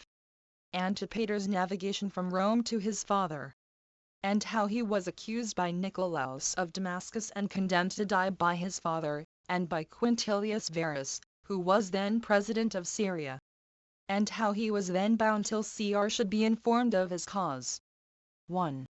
Now Herod, upon Antipater's writing to him, that having done all that he was to do, and this in the manner he was to do it, he would suddenly come to him, concealed his anger against him, and wrote back to him, and bid him not delay his journey, lest any harm should befall himself in his absence. At the same time also he made some little complaint about his mother, but promised that he would lay those complaints aside when he should return. He withal expressed his entire affection for him, as fearing lest he should have some suspicion of him, and defer his journey to him, and lest, while he lived at Rome, he should lay plots for the kingdom, and, moreover, do somewhat against himself. This letter Antipater met with in Cilicia, but had received an account of Pharos's death before at Tarentum. This last news affected him deeply, not out of any affection for Pharos, but because he was dead without having murdered his father, which he had promised him to do. And when he was at Chilindrus in Cilicia, he began to deliberate with himself about his sailing home, as being much grieved with the ejection of his mother. Now some of his friends advised him that he should tarry a while somewhere, in expectation of further information. But others advised him to sail home without delay, for that if he were once come thither, he would soon put an end to all accusations, and that nothing afforded any weight to his accusers at present but his absence. He was persuaded by these last, and sailed on, and landed at the haven called Sebastus, which Herod had built at vast expenses in honor of Cr, and called Sebastus. And now was Antipater evidently in a miserable condition, while nobody came to him nor saluted him, as they did at his going away, with good wishes of joyful acclamations. Nor was there now anything to hinder them from entertaining him, on the contrary, with bitter curses, while they supposed he was come to receive his punishment for the murder of his brethren. 2. Now Quintilius Varus was at this time at Jerusalem, being sent to succeed Saturninus as president of Syria, and was come as an assessor to Herod, who had desired his advice in his present affairs. And as they were sitting together, Antipater came upon them, without knowing anything of the matter. So he came into the palace clothed in purple. The porters indeed received him in, but excluded his friends.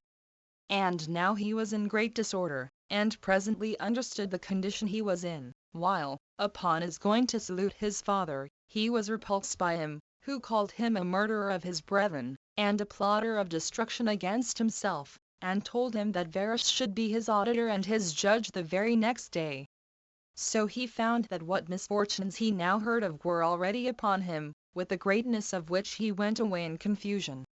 Upon which his mother and his wife met him, which wife was the daughter of Antigonus, who was king of the Jews before Herod, from whom he learned all circumstances which concerned him, and then prepared himself for his trial. 3. On the next day Varus and the king sat together in judgment, and both their friends were also called in, as also the king's relations, with his sister Salome, and as many as could discover anything, and such as had been tortured.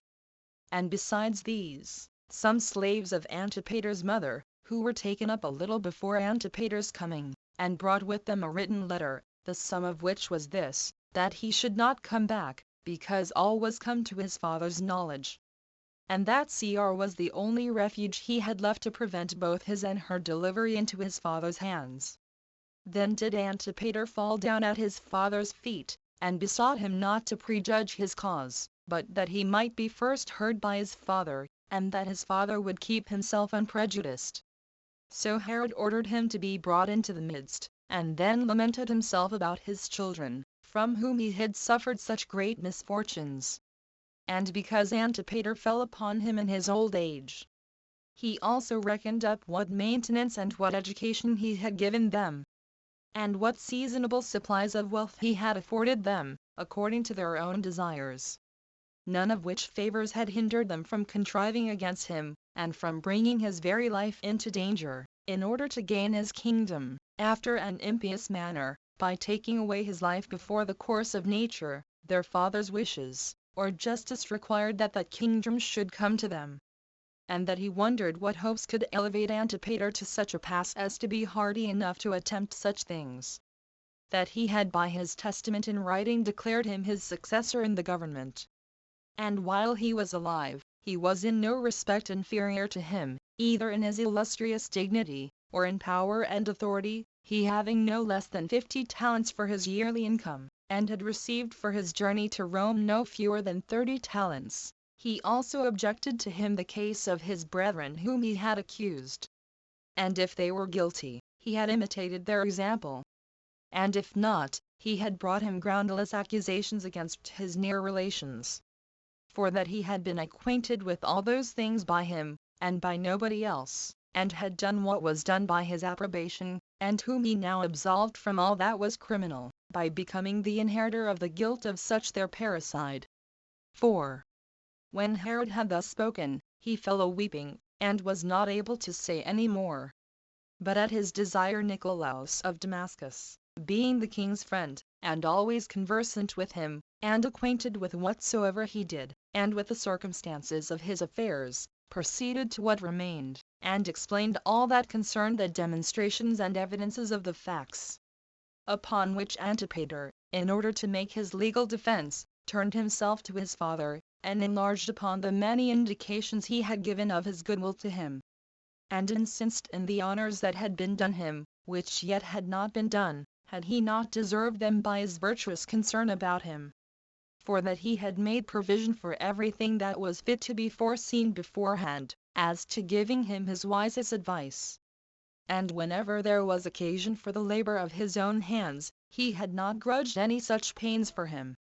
And that it was almost impossible that he, who had delivered his father from so many treacherous contrivances laid against him, should be himself in a plot against him, and so lose all the reputation he had gained for his virtue, by his wickedness which succeeded it. And this while he had nothing to prohibit him, who was already appointed his successor, to enjoy the royal honor with his father also at present. And that there was no likelihood that a person who had the one half of that authority without any danger, and with the good character, should hunt after the whole with infamy and danger, and this when it was doubtful whether he could obtain it or not.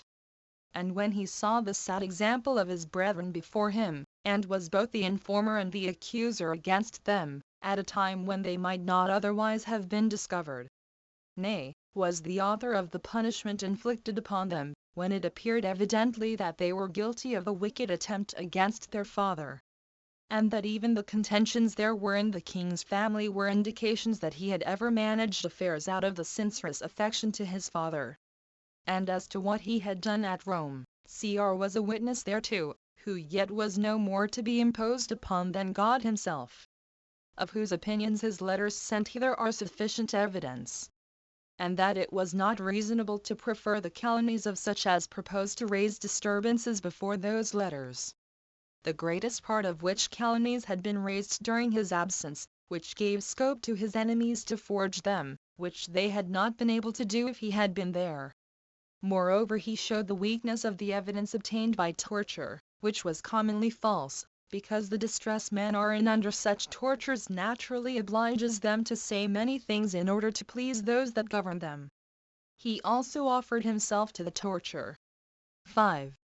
Hereupon there was a change observed in the assembly, while they greatly pitied Antipater, who by weeping and putting on a countenance suitable to his sad case made them commiserate the same, insomuch that his very enemies were moved to compassion. And it appeared plainly that Herod himself was affected in his own mind, although he was not willing it should be taken notice of. Then did Nicolaus begin to prosecute what the king had begun, and that with great bitterness, and summed up all the evidence which arose from the tortures, or from the testimonies. He principally and largely cried up the king's virtues, which he had exhibited in the maintenance and education of his sons, while he never could gain any advantage thereby, but still fell from one misfortune to another. Although he owned that he was not so much surprised with that thoughtless behavior of his former sons, who were but young, and were besides corrupted by wicked counselors, who were the occasion of their wiping out of their minds the righteous dictates of nature, and this out of a desire of coming to the government sooner than they ought to do. Yet that he could not but justly stand amazed at the horrid wickedness of Antipater, who, although he had not only had great benefits bestowed on him by his father, enough to tame his reason, yet could not be more tame than the most envenomed serpents. Whereas even those creatures admit of some mitigation, and will not bite their benefactors, while Antipater hath not let the misfortunes of his brethren be any hindrance to him, but he hath gone on to imitate their barbarity notwithstanding. Yet wast thou, O Antipater, as thou hast thyself confessed, the informer as to what wicked actions they had done, and the searcher out of the evidence against them, and the author of the punishment they underwent upon their detection. Nor do we say this as accusing thee for being so zealous in thy anger against them, but are astonished at thy endeavors to imitate their profligate behavior. And we discover thereby that thou didst not act thus for the safety of thy father, but for the destruction of thy brethren, that by such outside hatred of their impiety thou mightest be believed a lover of thy father, and mightest thereby get thee power enough to do mischief with the greatest impunity. Which design thy actions indeed demonstrate. It is true, thou tookest thy brethren off, because thou didst convict theft of their wicked designs. But thou didst not yield up to justice those who were their partners, and thereby didst make it evident to all men that thou madest a covenant with them against thy father, when thou chosest to be the accuser of thy brethren, as desirous to gain to thyself alone this advantage of laying plots to kill thy father, and so to enjoy double pleasure, which is truly worthy of thy evil disposition, which thou hast openly showed against thy brethren. On which account thou didst rejoice, as having done a most famous exploit, nor was that behavior unworthy of thee. But if thy intention were otherwise, thou art worse than they, while thou didst contrive to hide thy treachery against thy father, thou didst hate them, not as plotters against thy father, for in that case thou hadst not thyself fallen upon the like crime, but as successors of his dominions, and more worthy of that succession than thyself. Thou wouldst kill thy father after thy brethren, lest thy lies raised against them might be detected. And lest thou shouldst suffer what punishment thou hadst deserved, thou hadst a mind to exact that punishment of thy unhappy father, and didst devise such a sort of uncommon parricide as the world never yet saw. For thou who art his son didst not only lay a treacherous design against thy father, and didst it while he loved thee, and had been thy benefactor, had made thee in reality his partner in the kingdom, and had openly declared thee his successor, while thou wast not forbidden to taste the sweetness of authority already, and hadst the firm hope of what was future by thy father's determination, and the security of a written testament. But, for certain, thou didst not measure these things according to thy father's various disposition, but according to thy own thoughts and inclinations. and was desirous to take the part that remained away from thy too indulgent father, and soughtest to destroy him with thy deeds, whom thou in words pretendest to preserve.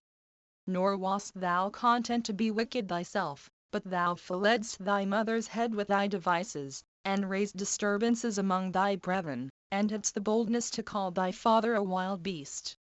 While thou hadst thyself a mind more cruel than any serpent, whence thou sentest out that poison among thy nearest kindred and greatest benefactors, and invitedst them to assist thee and guard thee, and didst hedge thyself in on all sides, by the artifices of both men and women, against an old man, as though that mind of thine was not sufficient of itself to support so great a hatred as thou bredst to him. And here thou appearest, after the tortures of free men, of domestics, of men and women, which have been examined on thy account, and after the informations of thy fellow conspirators, as making haste to contradict the truth. And hast thought on ways not only how to take thy father out of the world, but to disannul that written law which is against thee, and the virtue of Verus, and the nature of justice. Nay, such is that impudence of thine on which thou confidest, that thou desirest to be put to the torture thyself, while thou allegest that the tortures of those already examined thereby have made them tell lies. That those that have been the deliverers of thy father may not be allowed to have spoken the truth, but that thy tortures may be esteemed the discoverers of truth. Wilt not thou, O Verus, deliver the king from the injuries of his kindred? Wilt not thou destroy this wicked wild beast, which hath pretended kindness to his father, in order to destroy his brethren, while yet he is himself alone ready to carry off the kingdom immediately, and appears to be the most bloody butcher to him of them all?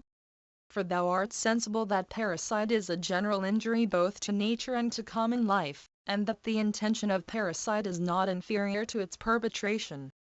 And he who does not punish it is injurious to nature itself. 6. Nicolaus added further what belonged to Antipater's mother, and whatsoever she had prattled like a woman, as also about the predictions and the sacrifices relating to the king, and whatsoever Antipater had done lasciviously in his cups and his amours among Phares' women, the examination upon torture, and whatsoever concerned the testimonies of the witnesses, which were many, and of various kinds, some prepared beforehand, and others were sudden answers, which further declared and confirmed the foregoing evidence, for those men who were not acquainted with Antipater's practices, but had concealed them out of fear, when they saw that he was exposed to the accusations of the former witnesses, and that his great good fortune, which had supported him hitherto, had now evidently betrayed him into the hands of his enemies, who were now insatiable in their hatred to him, told all they knew of him. And his ruin was now hastened, not so much by the enmity of those that were his accusers, as by his gross, and impudent, and wicked contrivances, and by his ill will to his father and his brethren. While he had filled their house with disturbance, and caused them to murder one another, and was neither fair in his hatred, nor kind in his friendship, but just so far as served his own turn. Now there were a great number who for a long time beforehand had seen all this, and especially such as were naturally disposed to judge of matters by the rules of virtue, because they were used to determine about affairs without passion, but had been restrained from making any open complaints before. These, upon the leave now given them, produced all that they knew before the public. The demonstrations also of these wicked facts could no way be disproved, because the many witnesses there were did neither speak out of favor to Herod, nor were they obliged to keep what they had to say silent, out of suspicion of any danger they were in. But they spake what they knew, because they thought such actions very wicked, and that Antipater deserved the greatest punishment. And indeed not so much for Herod's safety, as on account of the man's own wickedness. Many things were also said, and those by a great number of persons, who were no way obliged to say them, insomuch that Antipater, who used generally to be very shrewd in his lies and impudence, was not able to say one word to the contrary. When Nicolaus had left off speaking, and had produced the evidence, Verus bid Antipater to betake himself to the making his defense, if he had prepared anything whereby it might appear that he was not guilty of the crimes he was accused of. For that, as he was himself desirous, so did he know that his father was in like manner desirous also, to have him found entirely innocent. But Antipater fell down on his face, and appealed to God and to all men for testimonials of his innocency, desiring that God would declare, by some evident signals, that he had not laid any plot against his father. This being the usual method of all men destitute of virtue, that when they set about any wicked undertakings, they fall to work according to their own inclinations, as if they believed that God was unconcerned in human affairs. But when once they are found out, and are in danger of undergoing the punishment due to their crimes, they endeavor to overthrow all the evidence against them by appealing to God. Which was the very thing which Antipater now did.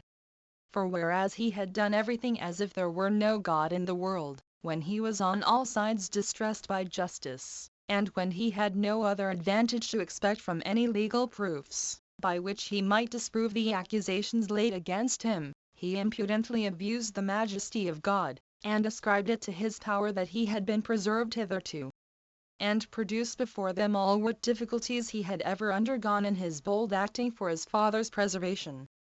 7. So when Varus, upon asking Antipater what he had to say for himself, found that he had nothing to say besides his appeal to God, and saw that there was no end of that, he bid them bring the potion before the court, that he might see what virtue still remained in it. And when it was brought, and one that was condemned to die had drank it by Varus's command, he died presently. Then Varus got up, and departed out of the court, and went away the day following to Antioch, where his usual residence was, because that was the palace of the Syrians. Upon which Herod laid his son in bonds. But what were Varus's discourses to Herod was not known to the generality, and upon what words it was that he went away. Though it was also generally supposed that whatsoever Herod did afterward about his son was done with his approbation. But when Herod had bound his son, he sent letters to Rome to Cr about him, and such messengers withal as should, by word of mouth, inform Cr of Antipater's wickedness. Now at this very time there was seized a letter of Antipholus, written to Antipater out of Egypt, for he lived there. And when it was opened by the king, it was found to contain what follows: I have sent thee Acme's letter, and hazarded my own life. For thou knowest that I am in danger from 2 families, if I be discovered. I wish thee good success in thy affair. These were the contents of this letter. But the king made inquiry about the other letter also, for it did not appear.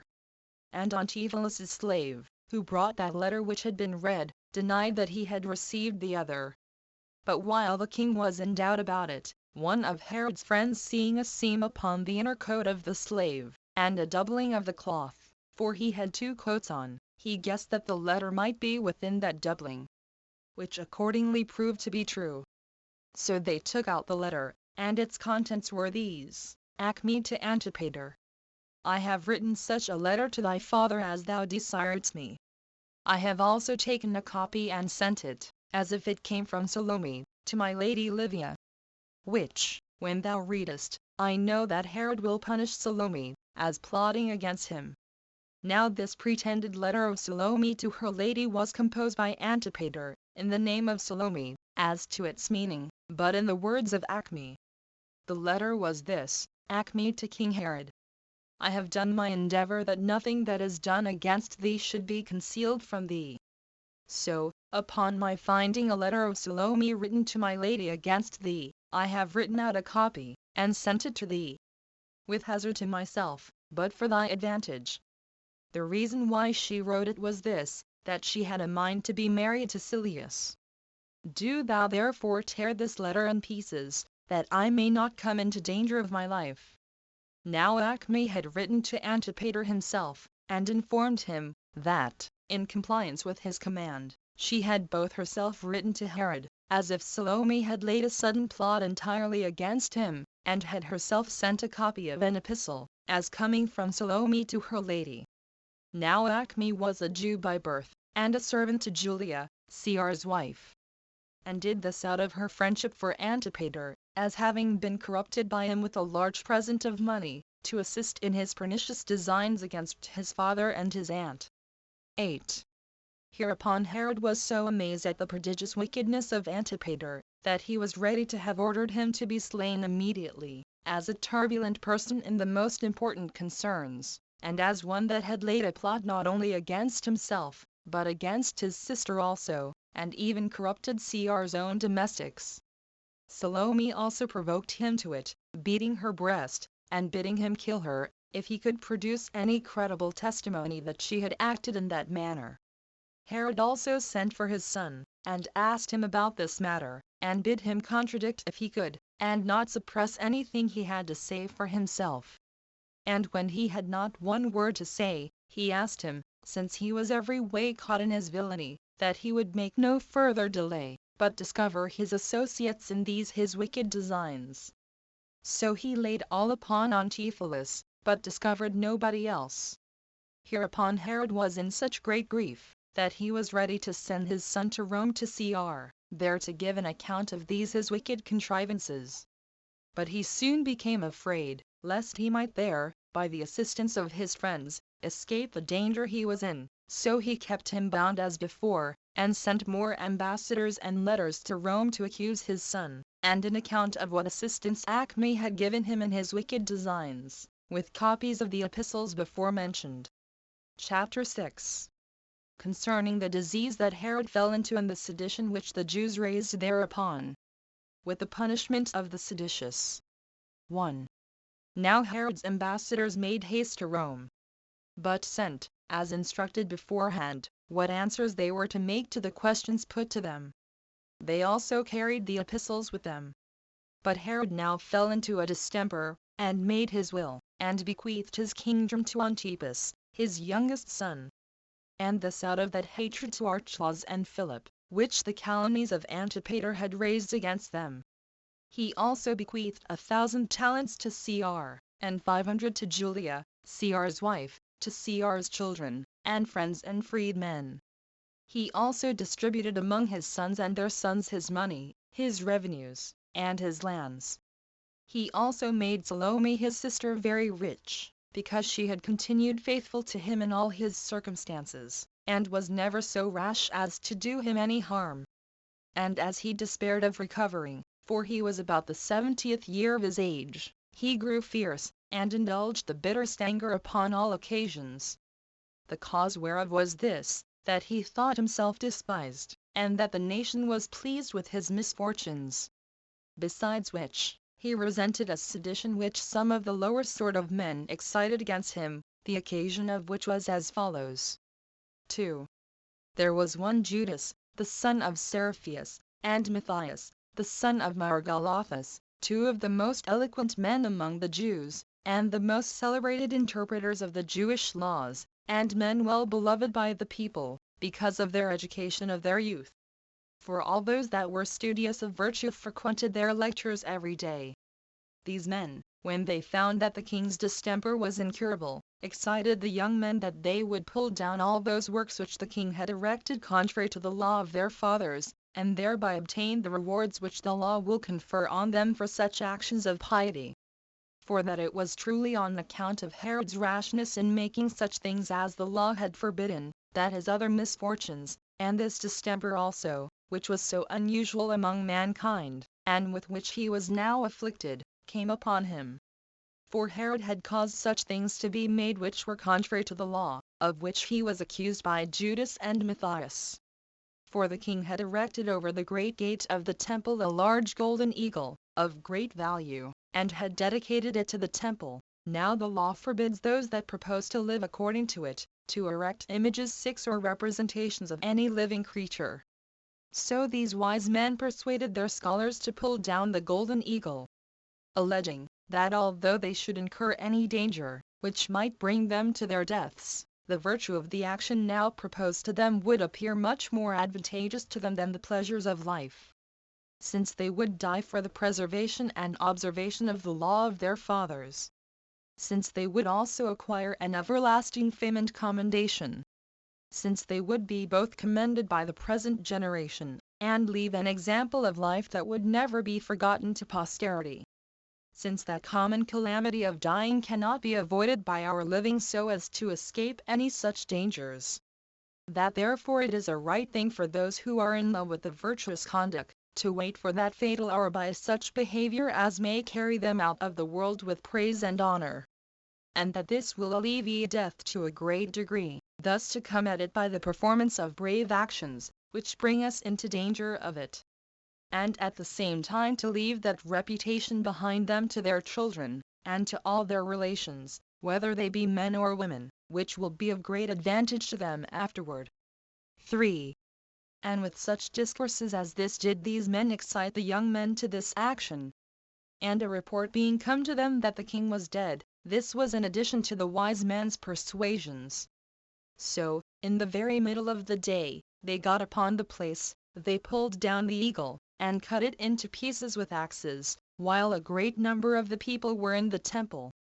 And now the king's captain, upon hearing what the undertaking was, and supposing it was a thing of a higher nature than it proved to be, came up thither, having a great band of soldiers with him, such as was sufficient to put a stop to the multitude of those who pulled down what was dedicated to God.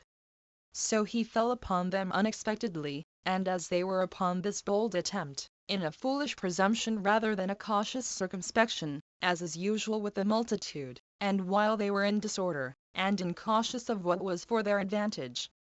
So he caught no fewer than 40 of the young men, who had the courage to stay behind when the rest ran away, together with the authors of this bold attempt, Judas and Matthias, who thought it an ignominious thing to retire upon his approach, and led them to the king.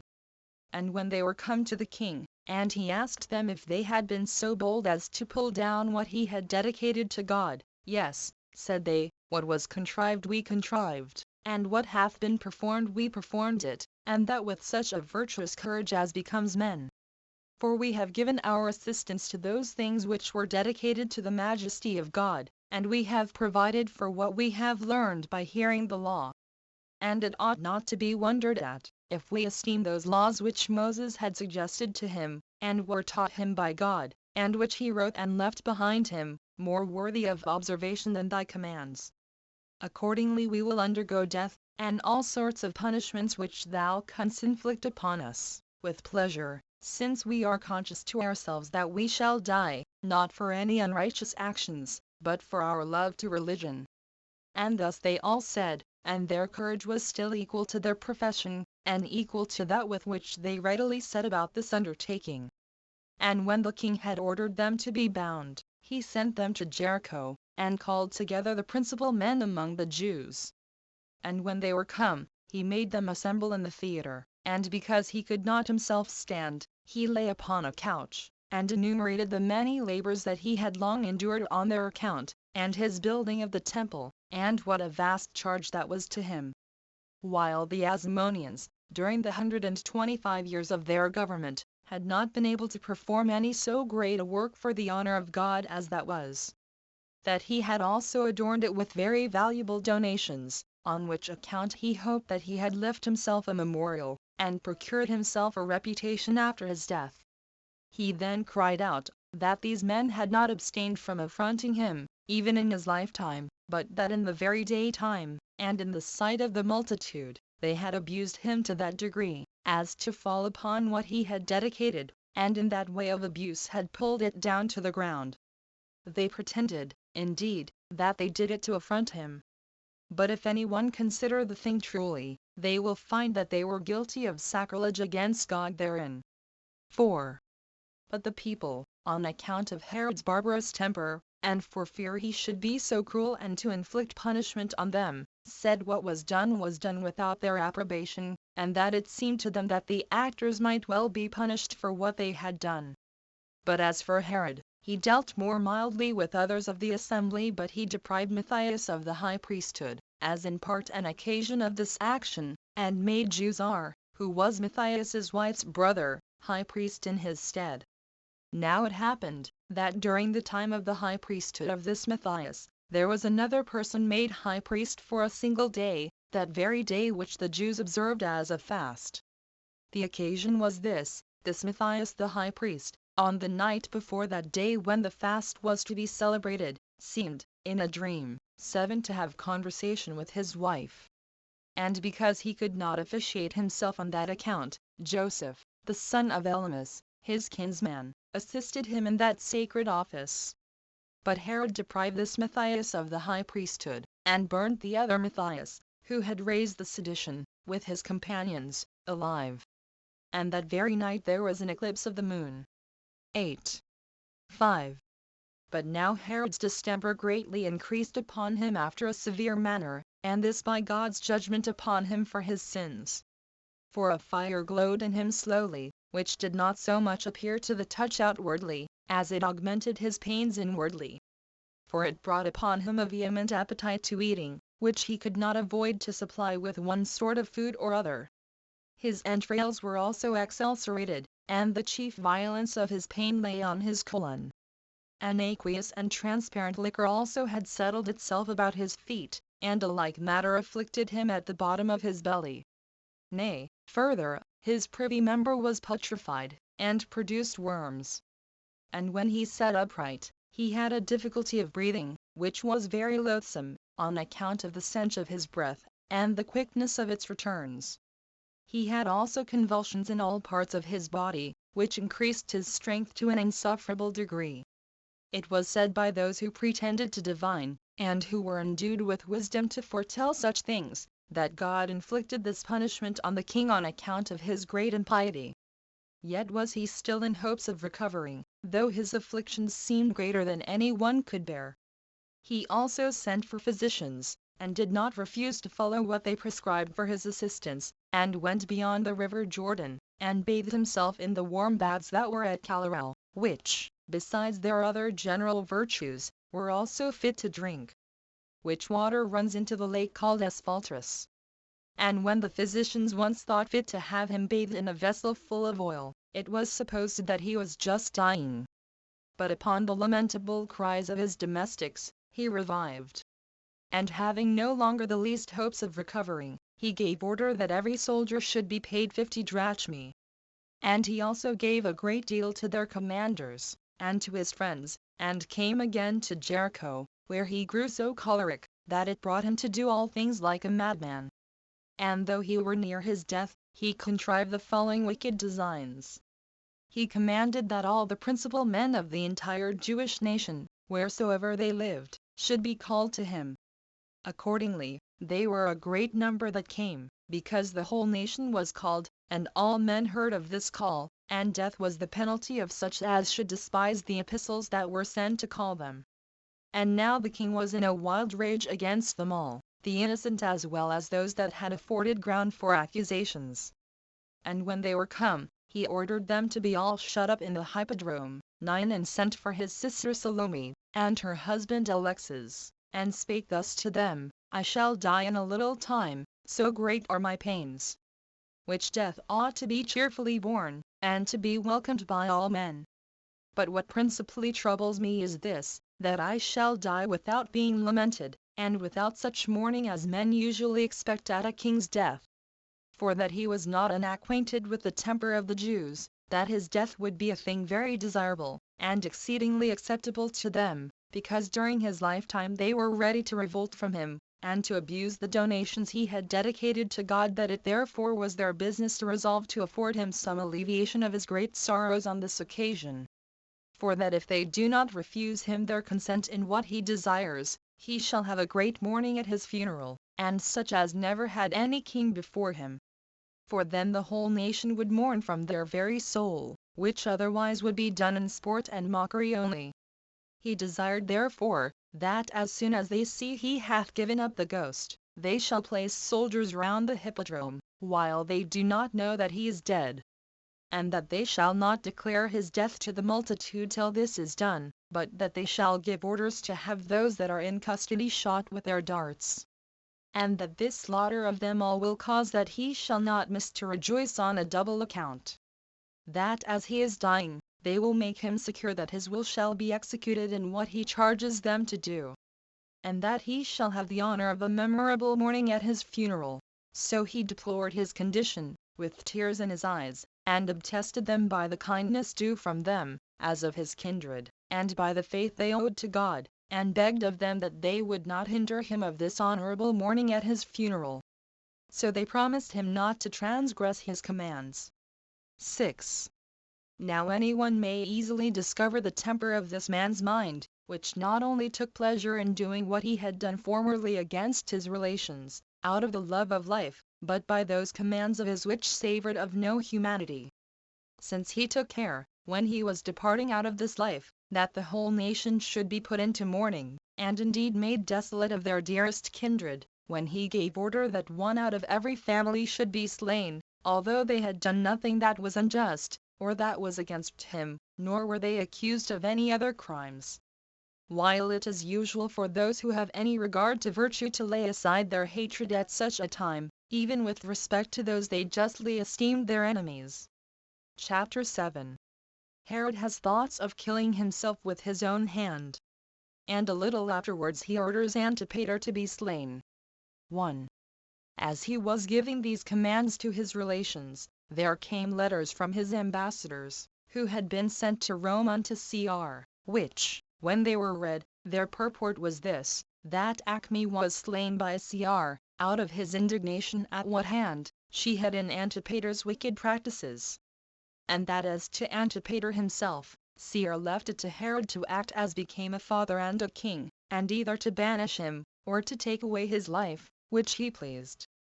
When Herod heard this, he was somewhat better, out of the pleasure he had from the contents of the letters, and was elevated at the death of Acme, and at the power that was given him over his son. But as his pains were become very great, he was now ready to faint for want of somewhat to eat. So he called for an apple and a knife.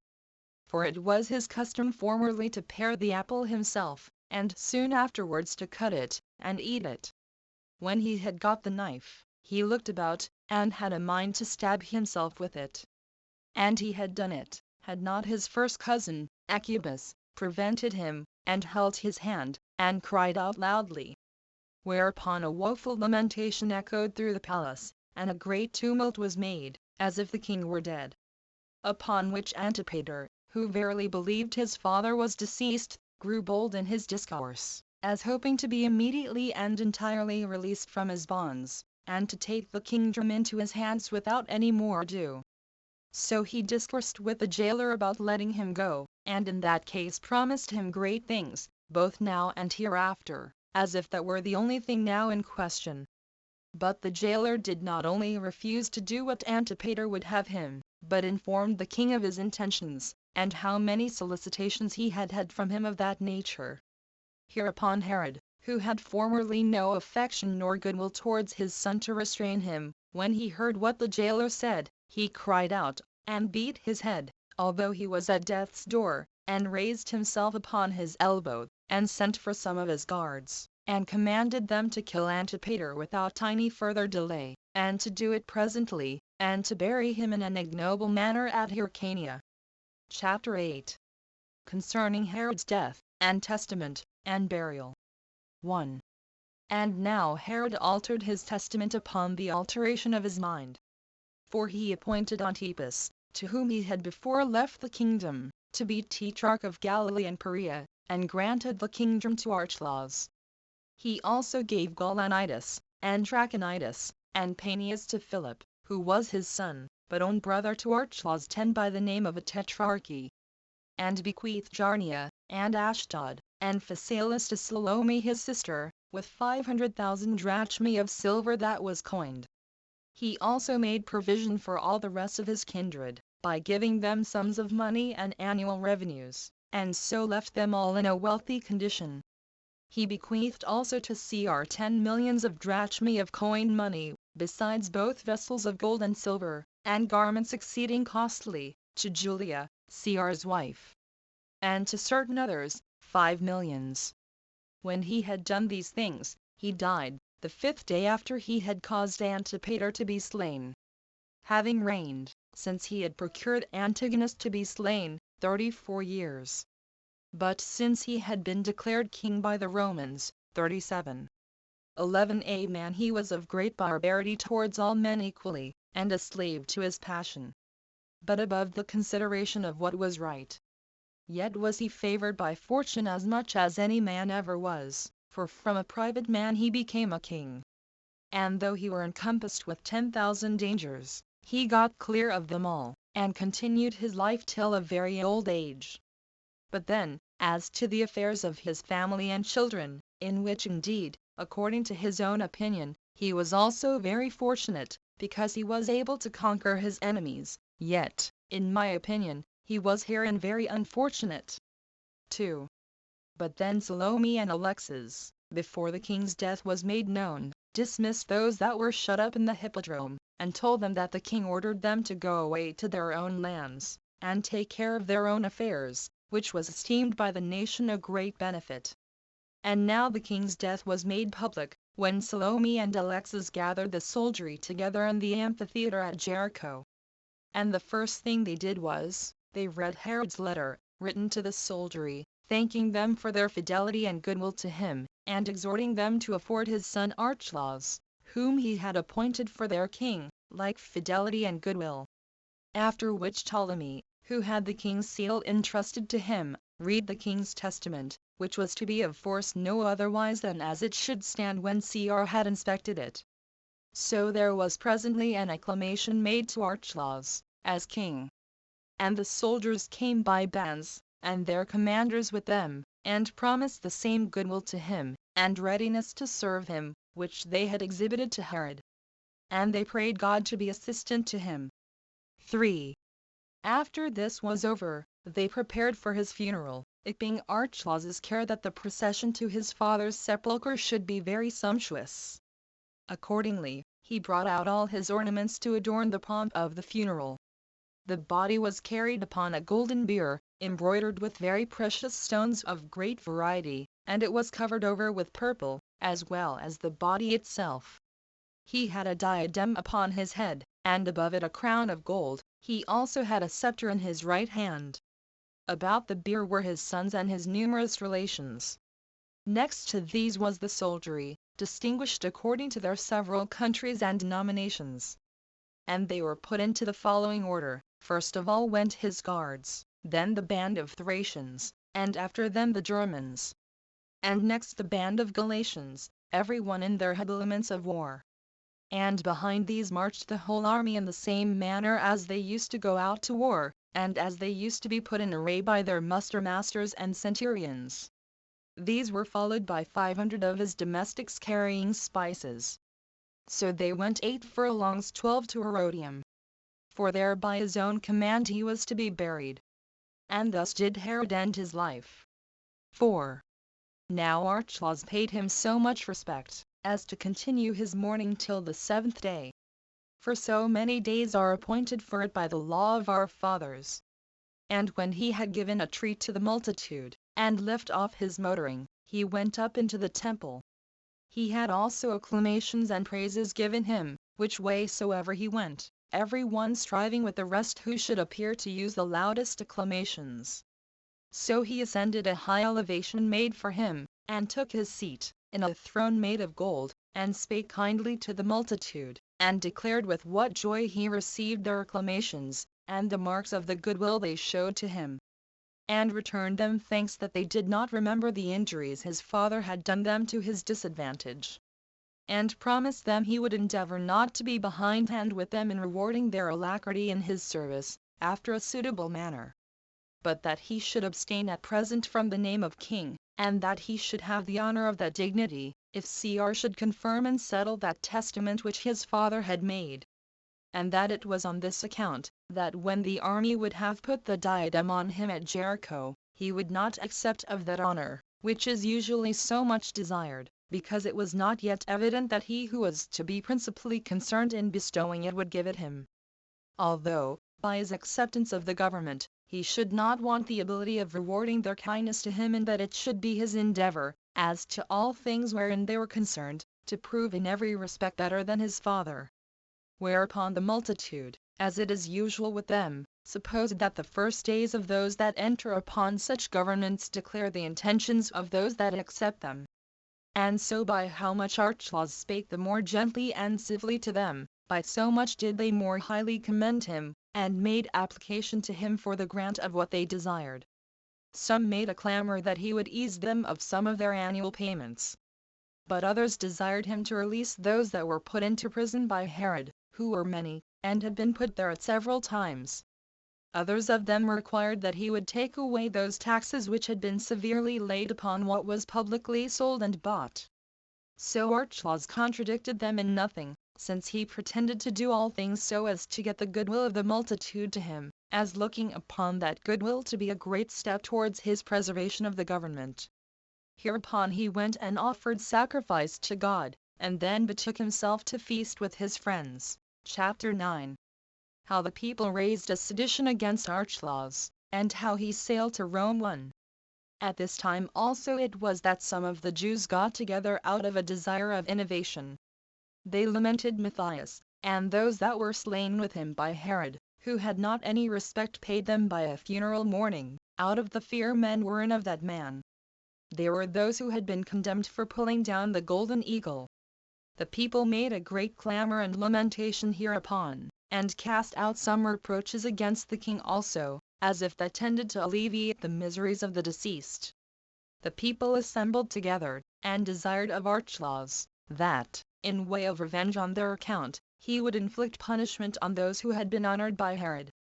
And that, in the first and principal place, he would deprive that high priest whom Herod had made, and would choose one more agreeable to the law, and of greater purity, to officiate as high priest. This was granted by Archelaus, although he was mightily offended at their importunity, because he proposed to himself to go to Rome immediately to look after Caesar's determination about him.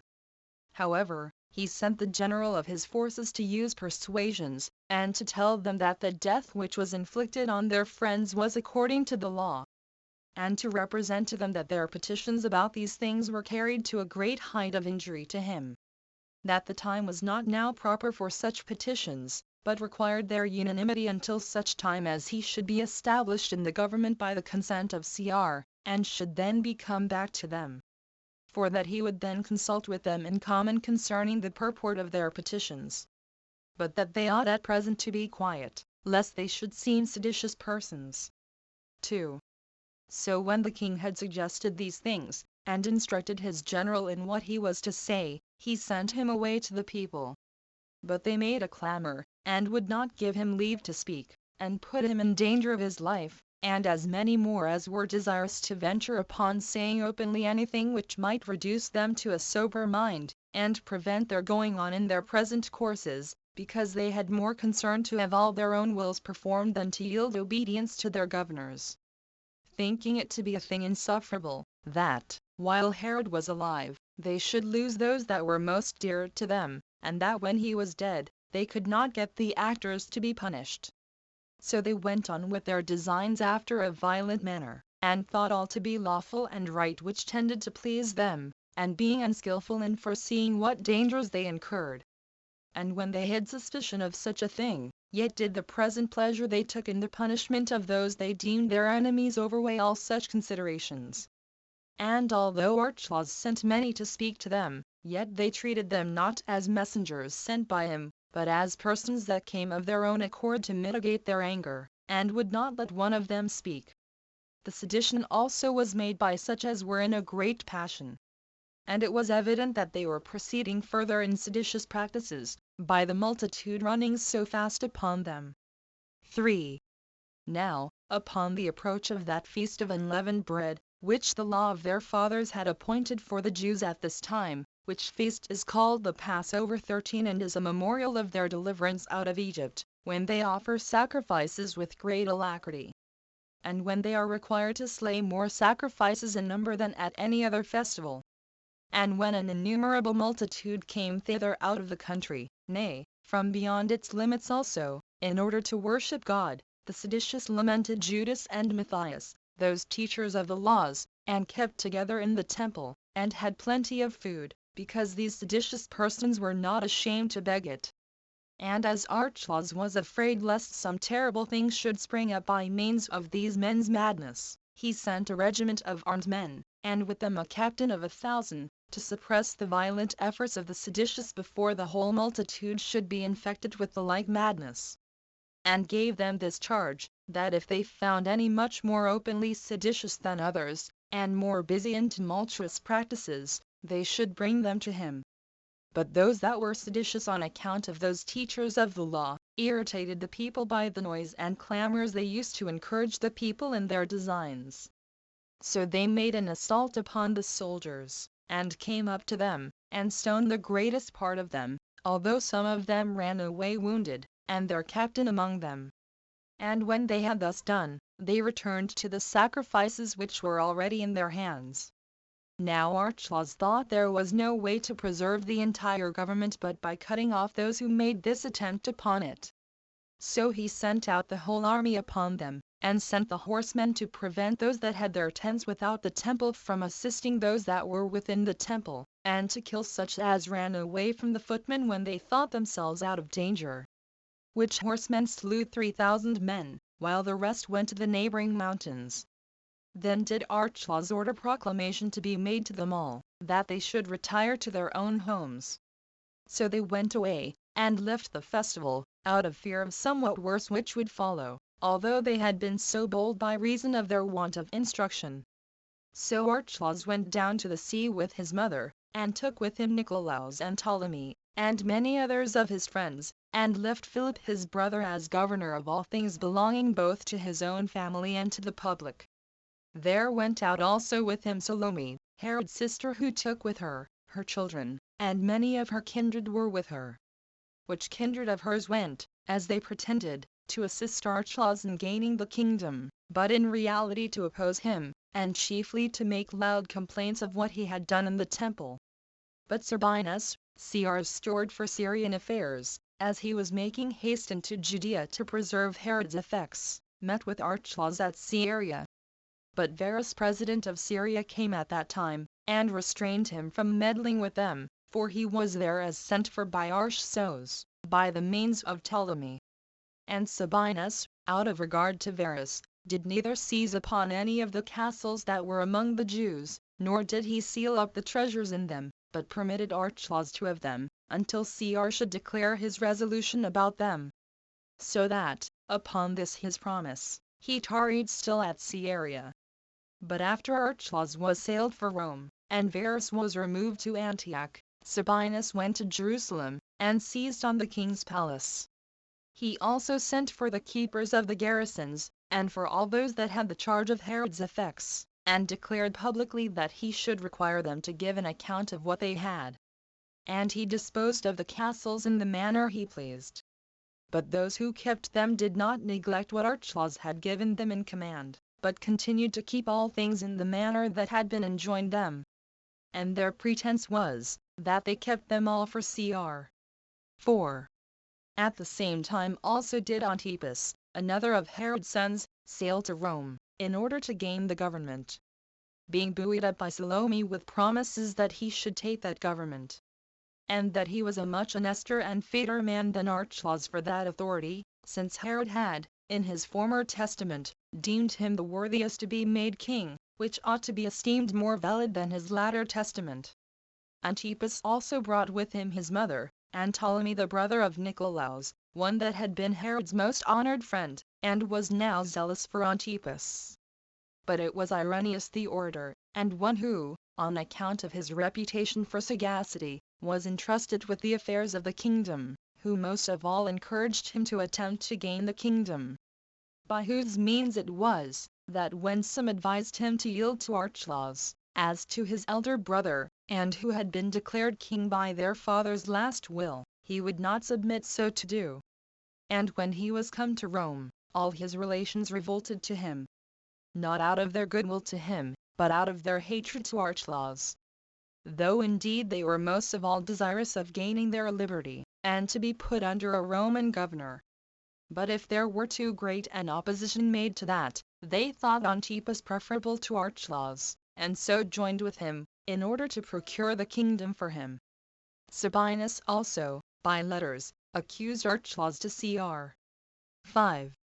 Now when Archelaus had sent in his papers to Cr, wherein he pleaded his right to the kingdom, and his father's testament, with the accounts of Herod's money, and with Ptolemy, who brought Herod's seal, he so expected the event, But when Cr had read these papers, and Verus's and Sabinus's letters, with the accounts of the money, and what were the annual incomes of the kingdom, and understood that Antipas had also sent letters to lay claim to the kingdom, he summoned his friends together, to know their opinions, and with them Caius, the son of Agrippa, and of Julia his daughter, whom he had adopted, and took him, and made him sit first of all, and desired such as pleased to speak their minds about the affairs now before them.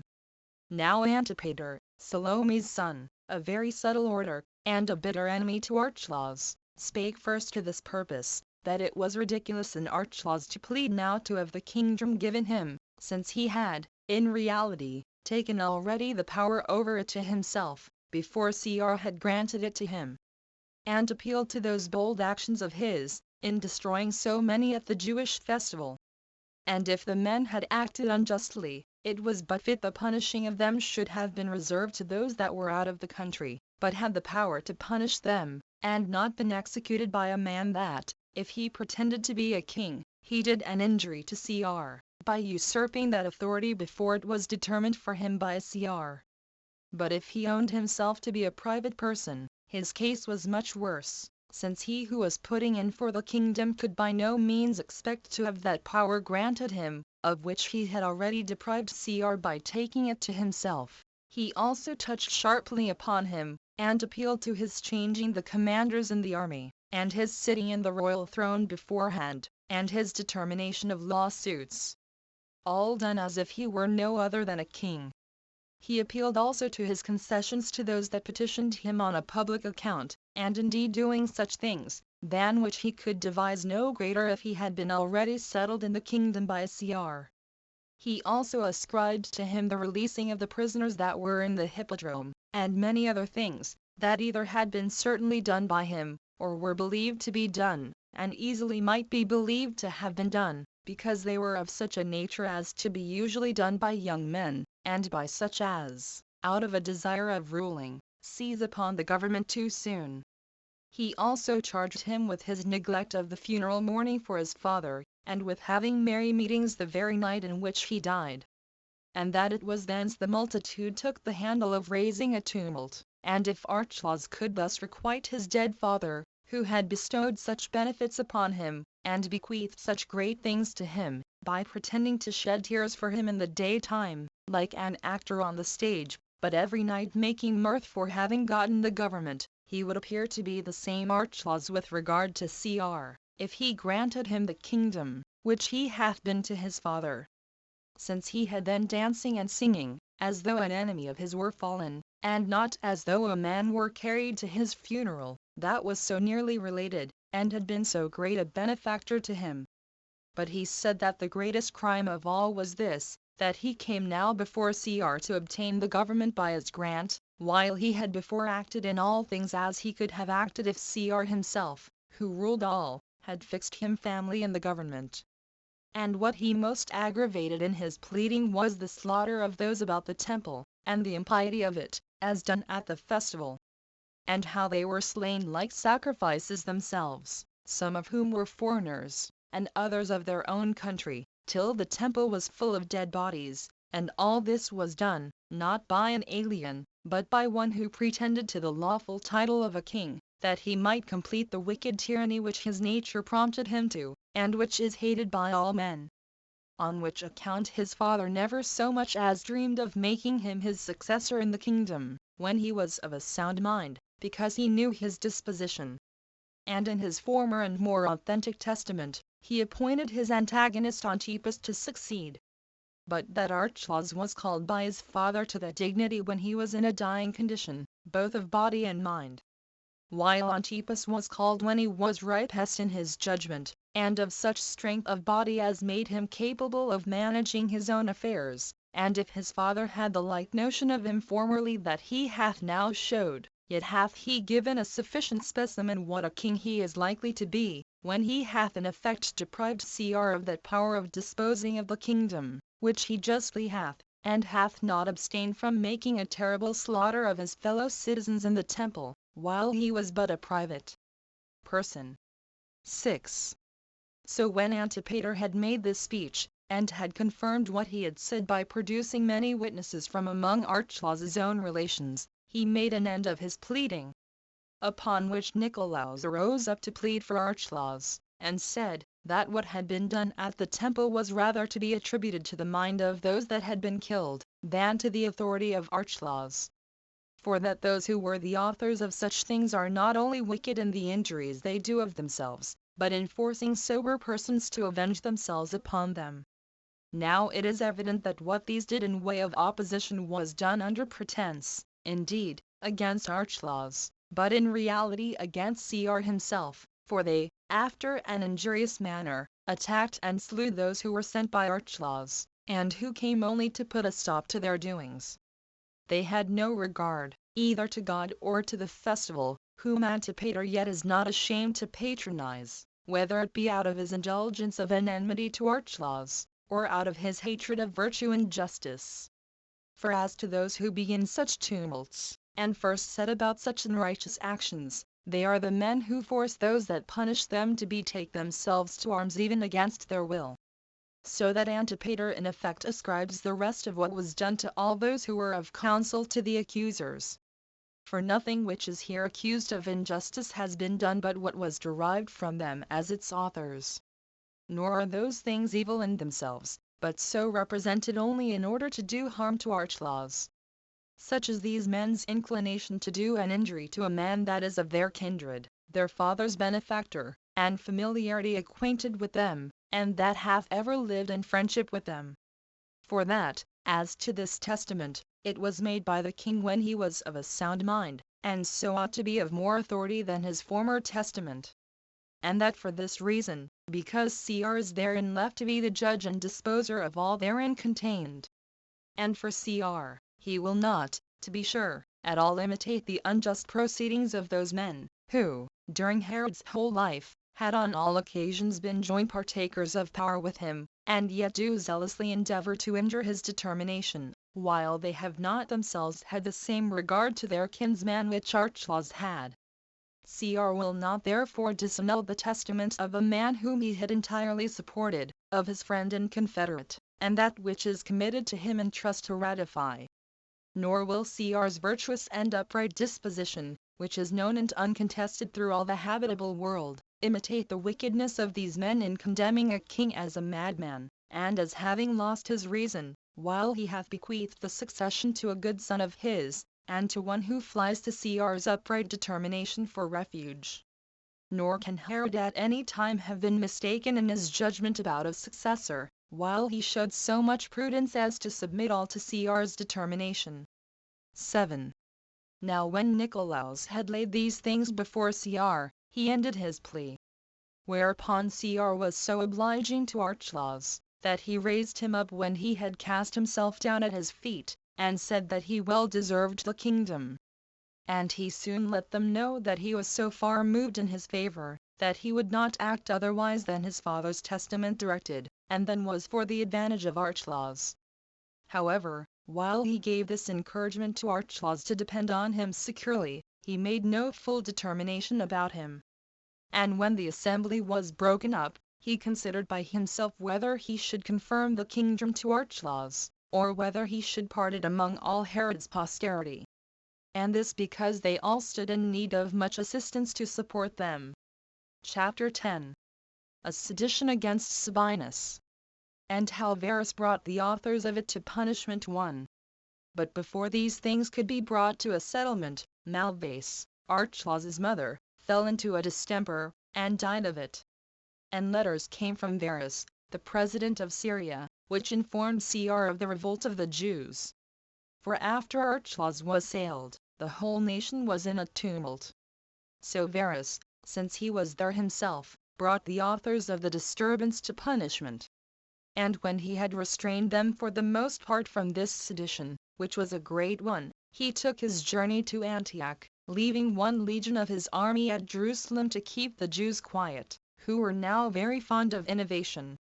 Yet did not this at all avail to put an end to their sedition. For after Varus was gone away, Sabinus, Cr's procurator, stayed behind, and greatly distressed the Jews, relying on the forces that were left there that they would by their multitude protect him.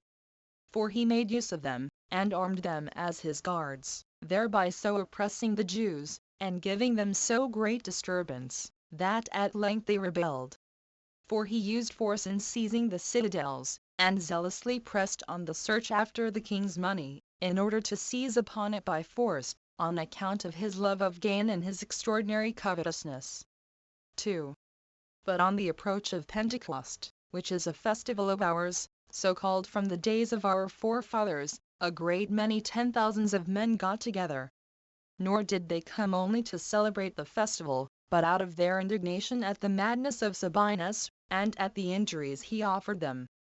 A great number there was of Galileans, and Idumeans, and many men from Jericho, and others who had passed over the river Jordan, and inhabited those parts. This whole multitude joined themselves to all the rest, and were more zealous than the others in making an assault on Sabinus, in order to be avenged on him. So they parted themselves into 3 bands, and encamped themselves in the places following. Of them seized on the hippodrome, and of the other 2 bands, one pitched themselves from the northern part of the temple to the southern, on the east quarter. But the 3rd band held the western part of the city, where the king's palace was. Their work tended entirely to besiege the Romans, and to enclose them on all sides. Now Sabinus was afraid of these men's number, and of their resolution, who had little regard to their lives, but were very desirous not to be overcome, while they thought it a point of puissance to overcome their enemies. So he sent immediately a letter to Varus, and, as he used to do, was very pressing with him, and entreated him to come quickly to his assistance, because the forces he had left were in imminent danger, and would probably, in no long time, be seized upon, and cut to pieces. While he did himself get up to the highest tower of the fortress Phasaelus, which had been built in honor of Phasaelus, King Herod's brother, and called so when the Parthians had brought him to his death. 14 So Sabinus gave thence a signal to the Romans to fall upon the Jews, although he did not himself venture so much as to come down to his friends, and thought he might expect that the others should expose themselves first to die on account of his avarice. However, the Romans ventured to make a sally out of the place, and a terrible battle ensued. Wherein, though it is true the Romans beat their adversaries, yet were not the Jews daunted in their resolutions, even when they had the sight of that terrible slaughter that was made of them. But they went round about, and got upon those cloisters which encompassed the outer court of the temple, where a great fight was still continued, and they cast stones at the Romans, partly with their hands, and partly with slings, as being much used to those exercises. All the archers also in array did the Romans a great deal of mischief, because they used their hands dexterously from a place superior to the others, and because the others were at an utter loss what to do. For when they tried to shoot their arrows against the Jews upwards, these arrows could not reach them, insomuch that the Jews were easily too hard for their enemies. And this sort of fight lasted a great while, till at last the Romans, who were greatly distressed by what was done, set fire to the cloisters so privately, that those that were gotten upon them did not perceive it. This fire 15 being fed by a great deal of combustible matter, caught hold immediately on the roof of the cloisters. So the wood, which was full of pitch and wax, and whose gold was laid on it with wax, yielded to the flame presently, and those vast works, which were of the highest value and esteem, were destroyed utterly, while those that were on the roof unexpectedly perished at the same time. For as the roof tumbled down, some of these men tumbled down with it, and others of them were killed by their enemies who encompassed them.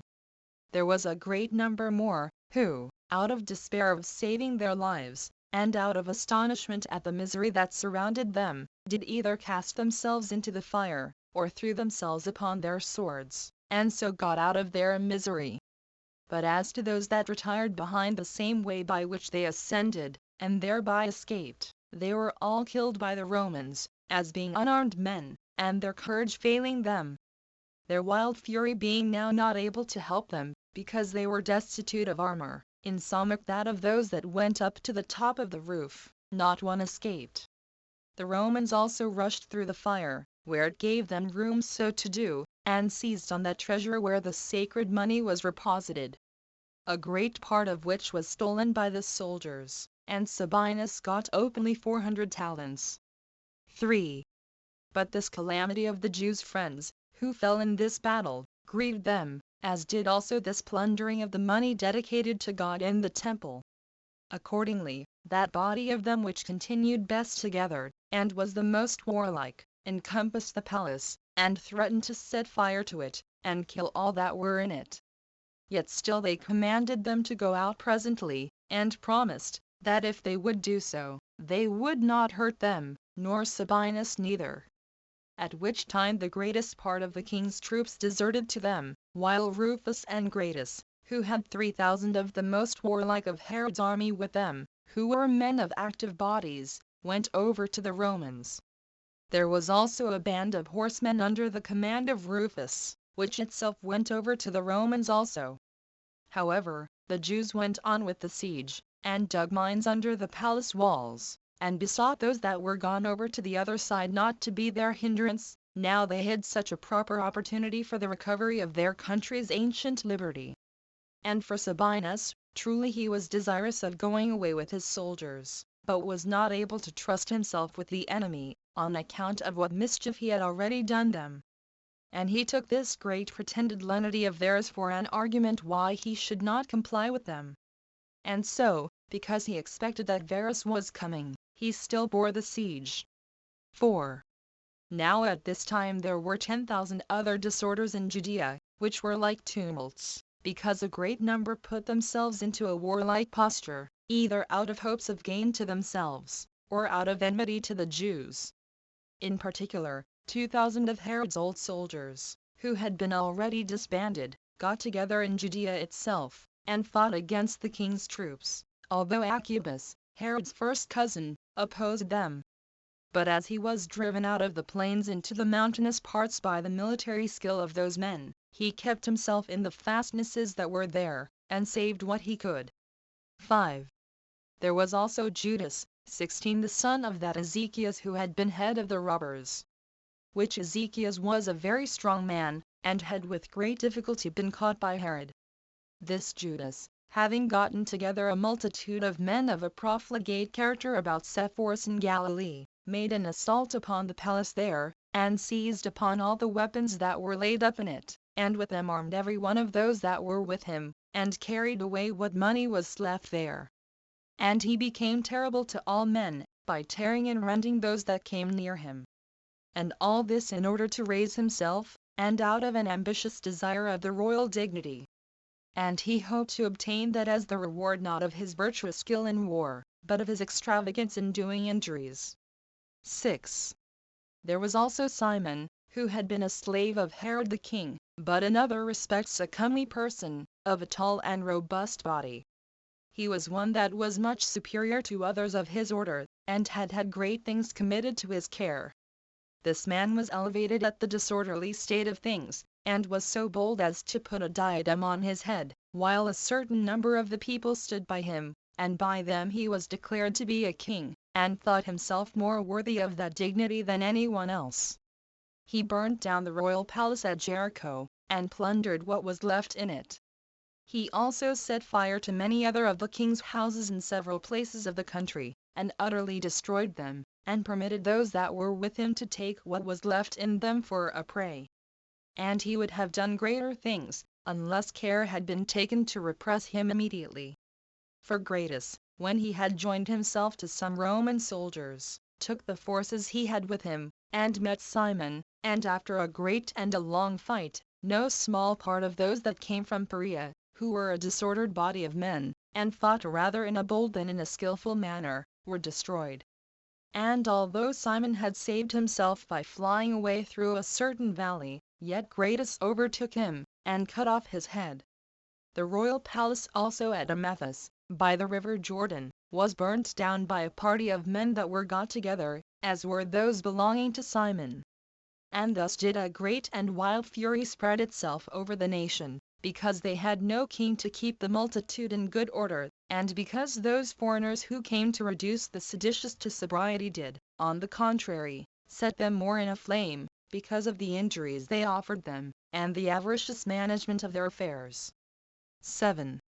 But because of Thrunges, a person neither eminent by the dignity of his progenitors, nor for any great wealth he was possessed of, but one that had in all respects been a shepherd only, and was not known by anybody. Yet because he was a tall man, and excelled others in the strength of his hands, he was so bold as to set up for king. This man thought it so sweet a thing to do more than ordinary injuries to others, that although he should be killed, he did not much care if he lost his life in so great a design. He had also 4 brethren, who were tall men themselves, and were believed to be superior to others in the strength of their hands, and thereby were encouraged to aim at great things, and thought that strength of theirs would support them in retaining the kingdom. Each of these ruled over a band of men of their own. For those that got together to them were very numerous. They were every one of them also commanders. But when they came to fight, they were subordinate to him, and fought for him, while he put a diadem about his head, and assembled a council to debate about what things should be done, and all things were done according to his pleasure. And this man retained his power a great while. He was also called king, and had nothing to hinder him from doing what he pleased. He also, as well as his brethren, slew a great many both of the Romans and of the king's forces, and managed matters with the like hatred to each of them. The king's forces they fell upon, because of the licentious conduct they had been allowed under Herod's government. And they fell upon the Romans, because of the injuries they had so lately received from them. But in process of time they grew more cruel to all sorts of men, nor could any one escape from one or other of these seditions, since they slew some out of the hopes of gain, and others from a mere custom of slaying men. They once attacked a company of Romans at Emmaus, who were bringing corn and weapons to the army, and fell upon Arius, the centurion, who commanded the company, and shot 40 of the best of his foot soldiers. But the rest of them were affrighted at their slaughter, and left their dead behind them, but saved themselves by the means of Gratus, who came with the king's troops that were about him to their assistance. Now these 4 brethren continued the war a long while by such sort of expeditions, and much grieved the Romans, but did their own nation also a great deal of mischief. Yet were they afterward subdued. One of them in a fight with Gratus, another with Ptolemy. Archelaus also took the eldest of them prisoner. While the last of them was so dejected at the other's misfortune, and saw so plainly that he had no way now left to save himself, his army being worn away with sickness and continual labors, that he also delivered himself up to Archelaus, upon his promise and oath to God to preserve his life. But these things came to pass a good while afterward. 8. And now Judea was full of robberies.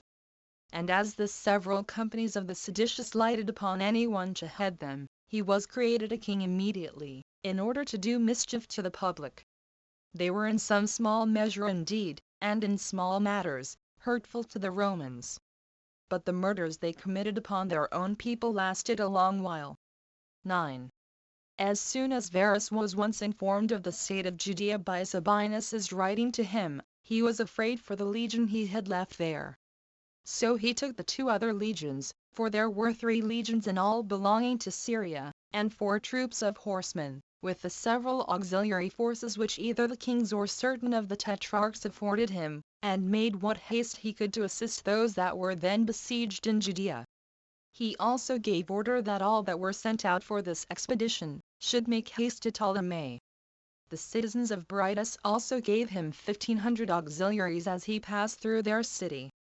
Aretas also, the king of Arabia Petrea, out of his hatred to Herod, and in order to purchase the favor of the Romans, sent him no small assistance, besides their footmen and horsemen.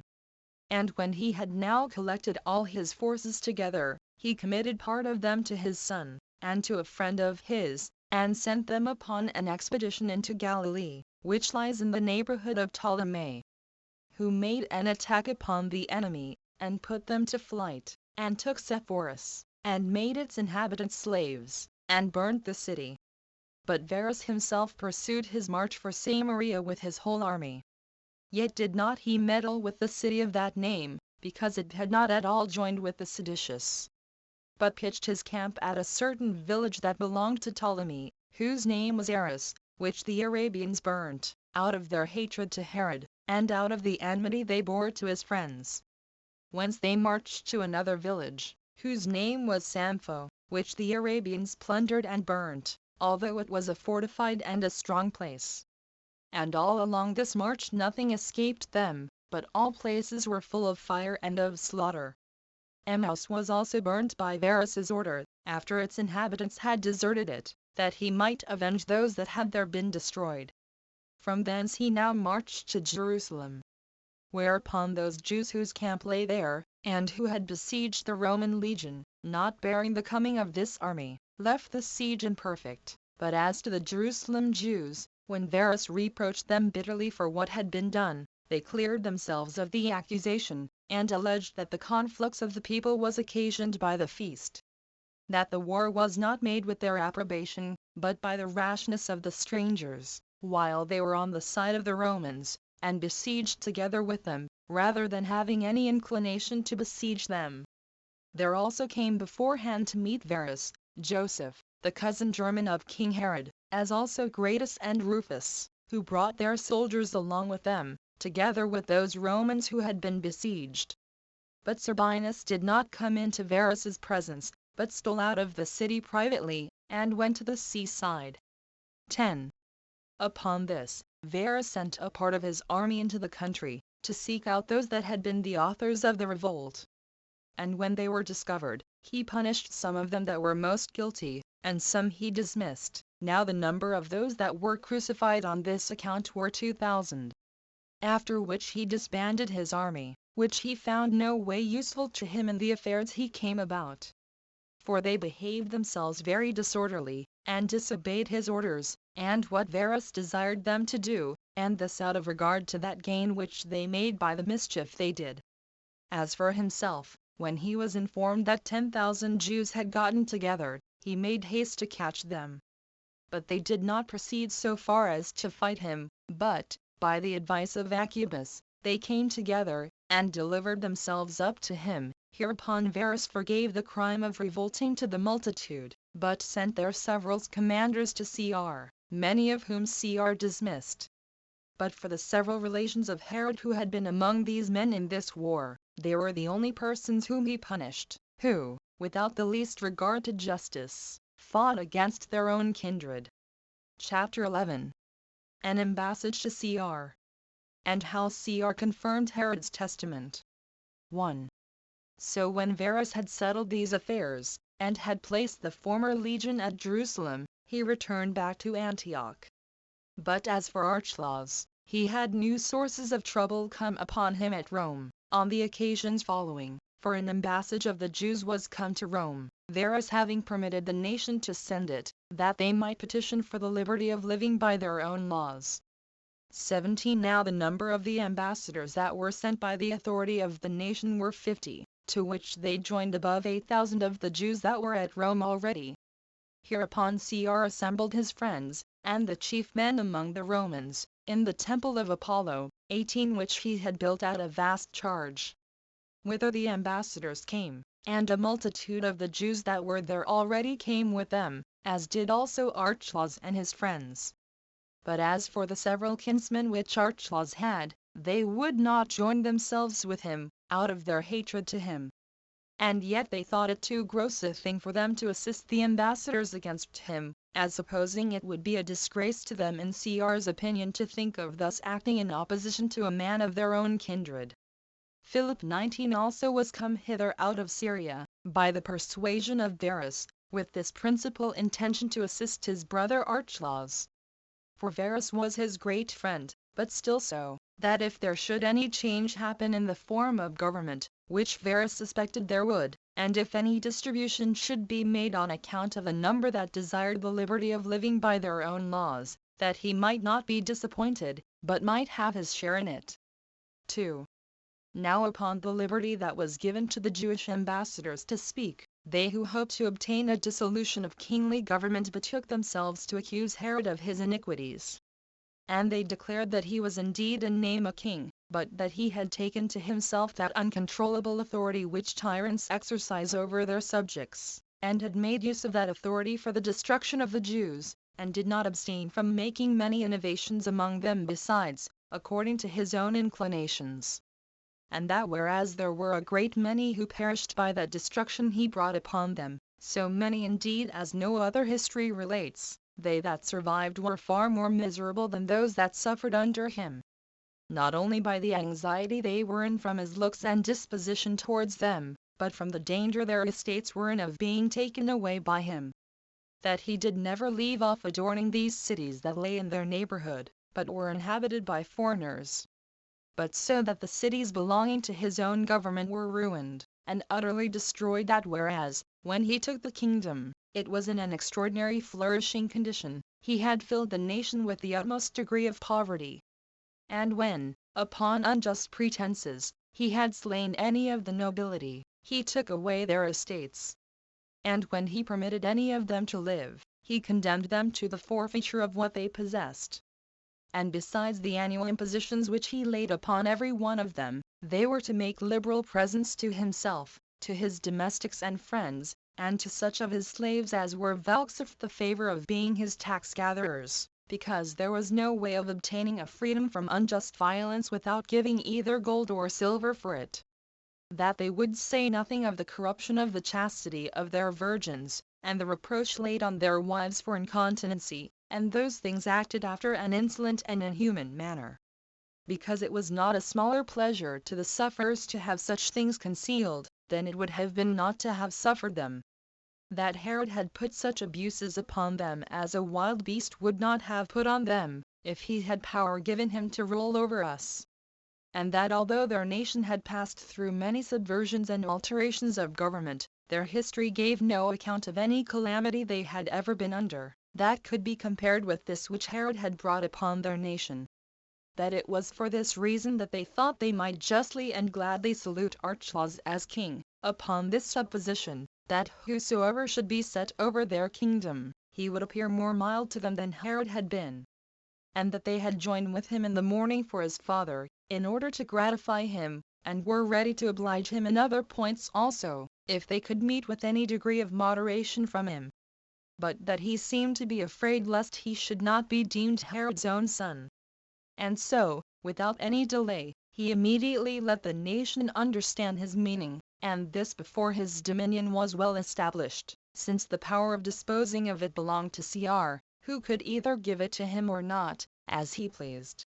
That he had given a specimen of his future virtue to his subjects, and with what kind of moderation and good administration he would govern them, by that his first action, which concerned them, his own citizens, and God himself also, when he made the slaughter of 3,000 of his own countrymen at the temple. How then could they avoid the just hatred of him, who, to the rest of his barbarity, hath added this as one of our crimes, that we have opposed and contradicted him in the exercise of his authority?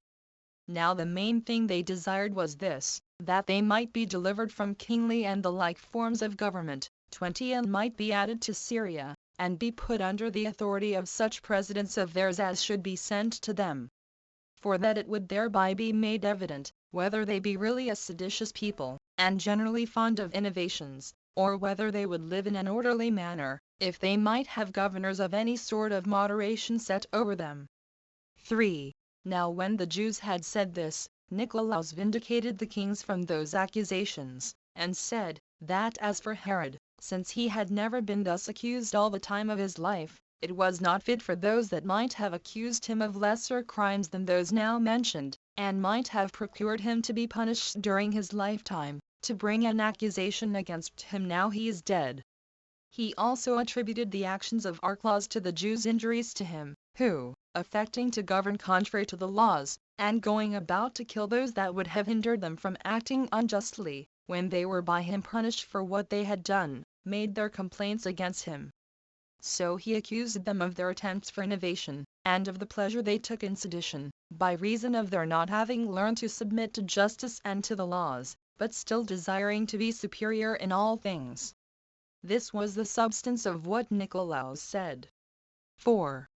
When Cr had heard these pleadings, he dissolved the assembly.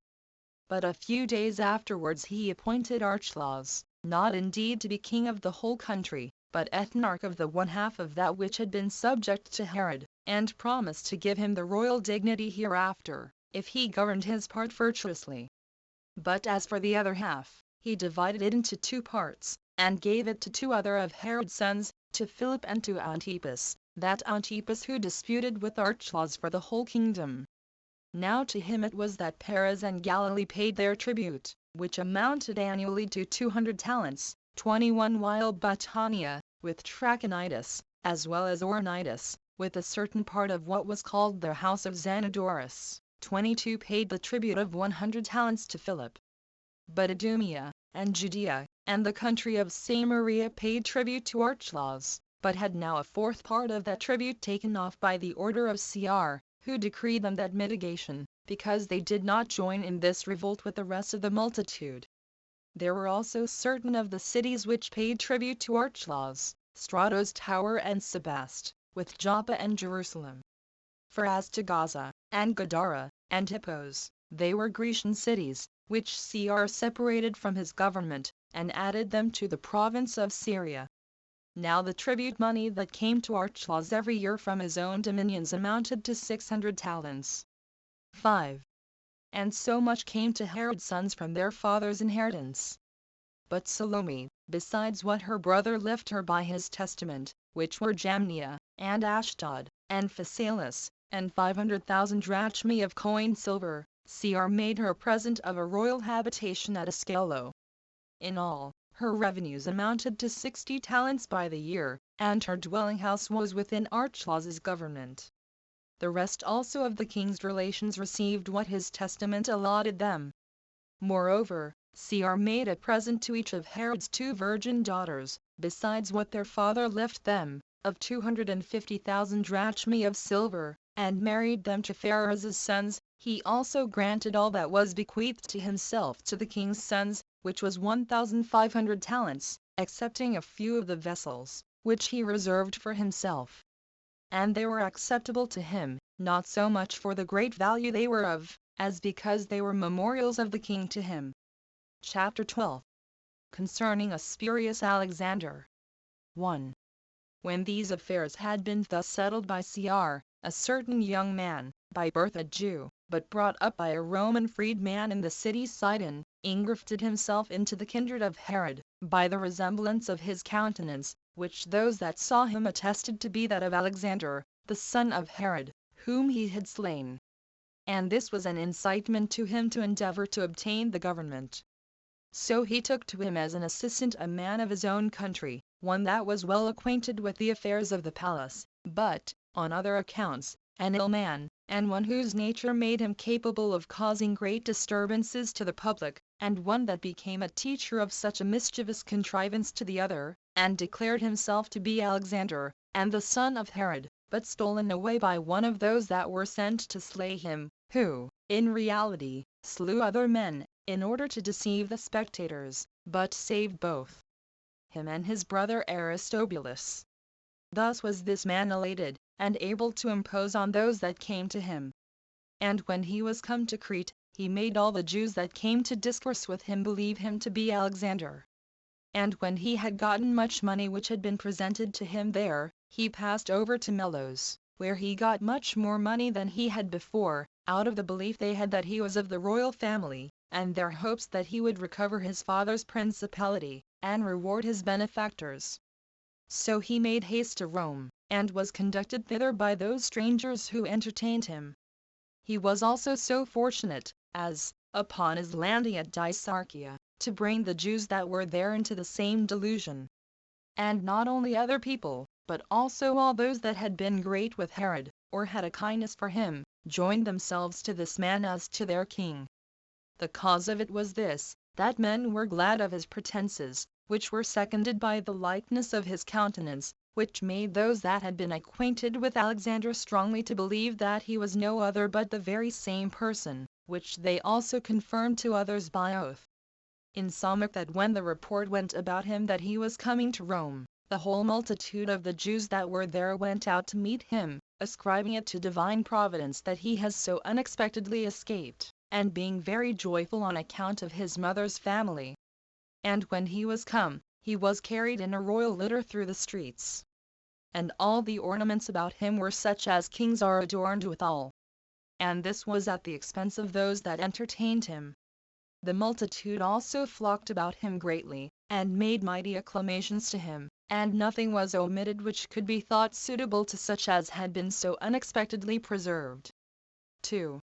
When this thing was told Cr, he did not believe it, because Herod was not easily to be imposed upon in such affairs as were of great concern to him. Yet, having some suspicion it might be so, he sent one Chelatus, a freedman of his, and one that had conversed with the young men themselves, and bade him bring Alexander into his presence. So he brought him, being no more accurate in judging about him than the rest of the multitude. Yet did not he deceive Cr. For although there was a resemblance between him and Alexander, yet was it not so exact as to impose on such as were prudent in discerning. For this spurious Alexander had his hands rough, by the labors he had been put to, and instead of that softness of body which the other had, and this as derived from his delicate and generous education, this man, for the contrary reason, had a rugged body. When, therefore, Cr saw how the master and the scholar agreed in this lying story, and in a bold way of talking, he inquired about Aristobulus, and asked what became of him who it seems was stolen away together with him, and for what reason it was that he did not come along with him, and endeavor to recover that dominion which was due to his high birth also. And when he said that he had been left in the Isle of Crete, for fear of the dangers of the sea, that, in case any accident should come to himself, the posterity of Mariamne might not utterly perish, but that Aristobulus might survive, and punish those that laid such treacherous designs against them.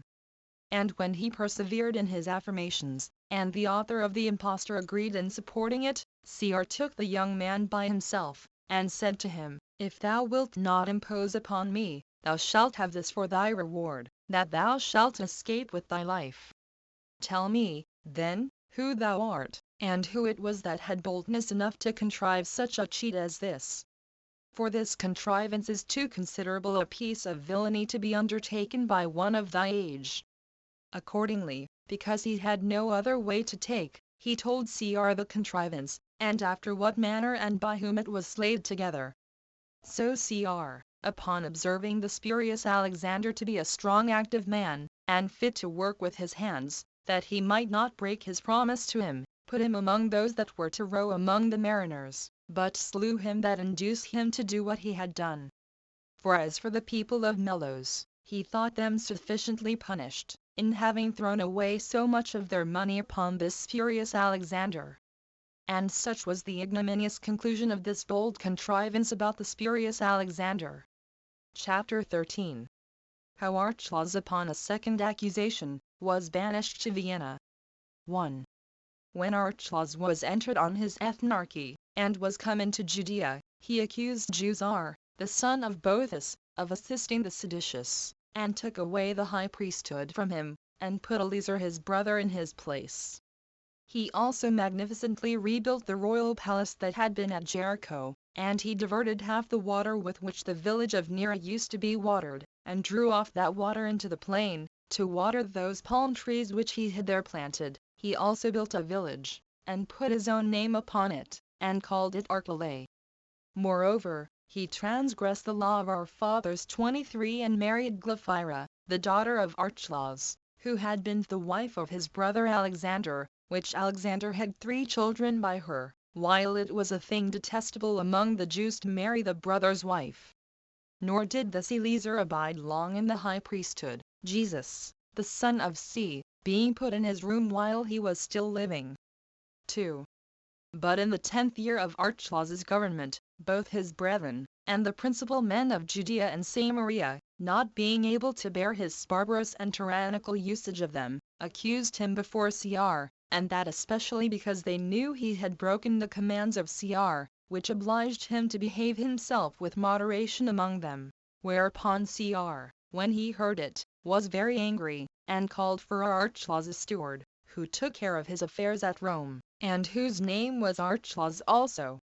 And thinking it beneath him to write to Archelaus, he bid him sail away as soon as possible, and bring him to us. So the man made haste in his voyage, and when he came into Judea, he found Archelaus feasting with his friends. So he told him what Cr had sent him about, and hastened him away. And when he was come to Rome, Cr, upon hearing what certain accusers of his had to say, and what reply he could make, both banished him, and appointed Vienna, a city of Gaul, to be the place of his habitation, and took his money away from him. 3. Now, before Archelaus was gone up to Rome upon this message, he related this dream to his friends, that he saw ears of corn, in number 10, full of wheat, perfectly ripe, which ears, as it seemed to him, were devoured by oxen. And when he was awake and gotten up, because the vision appeared to be of great importance to him, he sent for the diviners, whose study was employed about dreams. And while some were of one opinion, and some of another, for all their interpretations did not agree, Simon, a man of the sect of the Essenes, desired leave to speak his mind freely, and said that the vision denoted a change in the affairs of Archelaus, and that not for the better. That oxen, because that animal takes uneasy pains in his labors, denoted afflictions, and indeed denoted, further, a change of affairs, because that land which is plowed by oxen cannot remain in its former state. And that the ears of corn being 10, determined the like number of years, because an ear of corn grows in 1 year. And that the time of Archelaus's government was over. And thus did this man expound the dream. Now on the 5th day after this dream came first to Archelaus, the other Archelaus, that was sent to Judea by Cr to call him away, came hither also. 4. The like accident befell Glaphyra his wife, who was the daughter of King Archelaus, who, as I said before, was married, while she was a virgin, to Alexander, the son of Herod, and brother of Archelaus. But since it fell out so that Alexander was slain by his father, she was married to Juba, the king of Libya. And when he was dead, and she lived in widowhood in Cappadocia with her father, Archelaus divorced his former wife Mariamne, and married her, so great was his affection for this Glaphyra, who, during her marriage to him, saw the following dream. She thought she saw Alexander standing by her, at which she rejoiced, and embraced him with great affection. But that he complained o'er her, and said, O Glaphyra, thou provest that saying to be true, which assures us that women are not to be trusted. Didst not thou pledge thy faith to me? And wast not thou married to me when thou wast a virgin? And had we not children between us? Yet hast thou forgotten the affection I bear to thee, out of a desire of a second husband. Nor hast thou been satisfied with that injury thou didst me, but thou hast been so bold as to procure thee a third husband to lie by thee, and in an indecent and imprudent manner hast entered into my house, and hast been married to Archelaus, thy husband and my brother. However, I will not forget thy former kind affection for me, but will set thee free from every such reproachful action, and cause thee to be mine again, as thou once wast. When she had related this to her female companions, in a few days' time she departed this life. 5. Now I did not think these histories improper for the present discourse, both because my discourse now is concerning kings, and otherwise also on account of the advantage hence to be drawn, as well for the confirmation of the immortality of the soul, as of the providence of God over human affairs. I thought them fit to be set down. But if any one does not believe such relations, let him indeed enjoy his own opinion, but let him not hinder another that would thereby encourage himself in virtue. So Archelaus's country was laid to the province of Syria. And Cyrenius, one that had been consul, was sent by Cr to take account of people's effects in Syria, and to sell the house of Archelaus. Footnotes 1. Return those who have a mind to know all the family and descendants of Antipater the Idumean, and of Herod the Great, his son, and have a memory to preserve them all distinctly, may consult Josephus, Antiq. BXVIIICH. 5 Sect. 4. And of the war, BICH 28 sect. 4. In Haverkamp's edition, pages 336. And Spanheim, LB pages 400-205. And Relland, Poleslin. Part I pages 178, 176. 2. Return this is now wanting. 3. Return Phares' wife, and her mother and sister, and Doris, Antipater's mother. 4. Return his wife, her mother, and sister. 5. Return it seems to me, by this whole story put together, that Phares was not himself poison, as is commonly supposed. For Antipater had persuaded him to poison Herod, ch. v. sect. 1, which would fall to the ground if he were himself poisoned. Nor could the poisoning of Phares serve any design that appears now going forward. It was only the supposal of 2 of his freedmen, that this love potion, or poison, which they knew was brought to Phares' wife, was made use of for poisoning him. Whereas it appears to have been brought for her husband to poison Herod withal, as the future examinations demonstrate. 6. Return that the making of images, without an intention to worship them, was not unlawful to the Jews. See the note on Antic. BV. Ch. 7 sect. 5. 7. Return this fact, that when Joseph was made high priest for a single day, on occasion of the action here specified, that befell Matthias, the real high priest, in his sleep, the night before the great day of expiation, is attested both in the Mishnah and Talmud, as Dr. Hudson here informs us. And indeed, from this fact, thus fully attested, we may confute that pretended rule in the Talmud here mentioned, and endeavored to be excused Relland, that the high priest was not suffered to sleep the night before that great day of expiation. Which watching would surely rather unfit him for the many important duties he was to perform on that solemn day, than dispose him duly to perform them. Nor do such Talmudical rules, when unsupported by better evidence, much less when contradicted thereby, seem to me of weight enough to deserve that so great a man as Relland should spend his time in endeavors at their vindication. 8. Return this eclipse of the moon, which is the only eclipse of either of the luminaries mentioned by our Josephus in any of his writings, is of the greatest consequence for the determination of the time for the death of Herod and Antipater, and for the birth and entire chronology of Jesus Christ. It happened March 13th, in the year of the Julian period 4710, and the 4th year before the Christian era. See its calculation by the rules of astronomy, at the end of the astronomical lectures. Edit. Lot. Pages 451, 452. 9. Return a place for the horse races.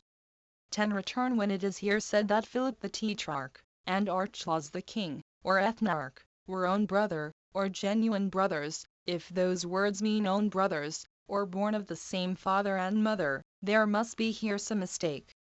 Because they had indeed the same father, Herod, but different mothers. The former Cleopatra, and Archelaus Malvace. They were indeed brought up together privately at Rome, like when he went to have his kingdom confirmed to him at Rome, ch. 9 sect. 5. And of the war, B.E. ch. 2 sect. 1. Which intimacy is perhaps all that Josephus intended by the words before us. 11. Return these numbers of years for Herod's reign, 34 and 37, are the very same with those of the war, BICH. 33 sect. 8, and are among the principal chronological characters belonging to the reign or death of Herod. See Harm. Pages 150-55. 12. Return at 8 stadia or furlongs a day, as here, Herod's funeral, conducted to Herodium, which lay at the distance from Jericho, where he died, of 200 stadia or furlongs, of the war, B1ch. 33 sect. 9. Must have taken up no less than 25 days.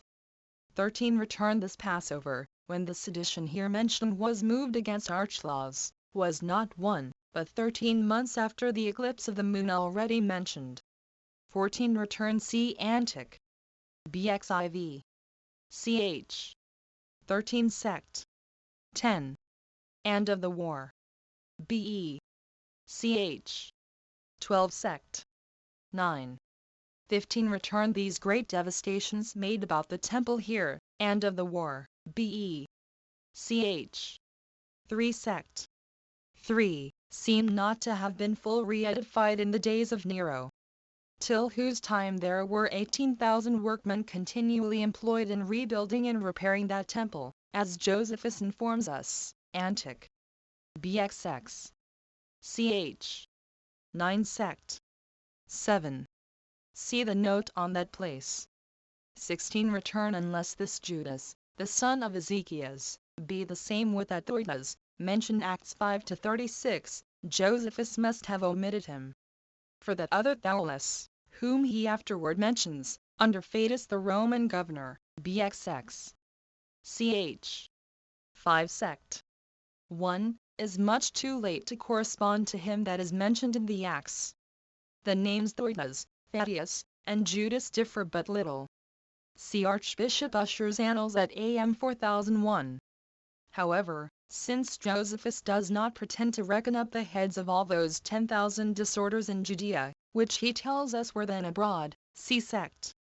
4 and 8, the Theudas of the Acts might be at the head of one of those seditions, though not particularly named by him. Thus he informs us here, sect. 6, and of the war, B.E. Ch. 4. Sect 2, that certain of the seditious came and burnt the royal palace at Amsthus, or Betharemtra, upon the river Jordan. Perhaps their leader, who was not named by Josephus, might be this Theudas. 17 Return C of the war, B.E. Ch. 2 sect. 3. 18 Return C the note, of the war, B.E. Ch. 6 sect. 1. 19 Return he was tetrarch afterward. 20 Return if anyone compare that divine prediction concerning the tyrannical power which Jewish kings would exercise over them, if they would be so foolish as to prefer it before their ancient theocracy or aristocracy, 1 Samuel 8, 1-22. Antic, B.V. Ch. 4 sect. 4. He will soon find that it was superabundantly fulfilled in the days of Herod, and that to such a degree, that the nation now at last seems sorely to repent of such their ancient choice, in opposition to God's better choice for them, and had much rather be subject to even a pagan Roman government, and their deputies, than to be any longer under the oppression of the family of Herod. Which request of theirs Augustus did not now grant them, but did it for the one half of that nation in a few years afterward, upon fresh complaints made by the Jews against Archelaus, who, under the more humble name of an ethnarch, which Augustus only would now allow him, soon took upon him the insolence and tyranny of his father King Herod, as the remaining part of this book will inform us, and particularly Ch. 13 sect. 2. 21 Return this is not true. See Antic. BXIV. Ch. 9 sect. 3, 4. And Ch. 12 sect. 2. And Ch. 13 sect. 1, 2. Antic. BXV. Ch. 3 sect. 5. And Ch. 10 sect. 2, 3. Antic. BXVI. Ch. 9 sect. 3.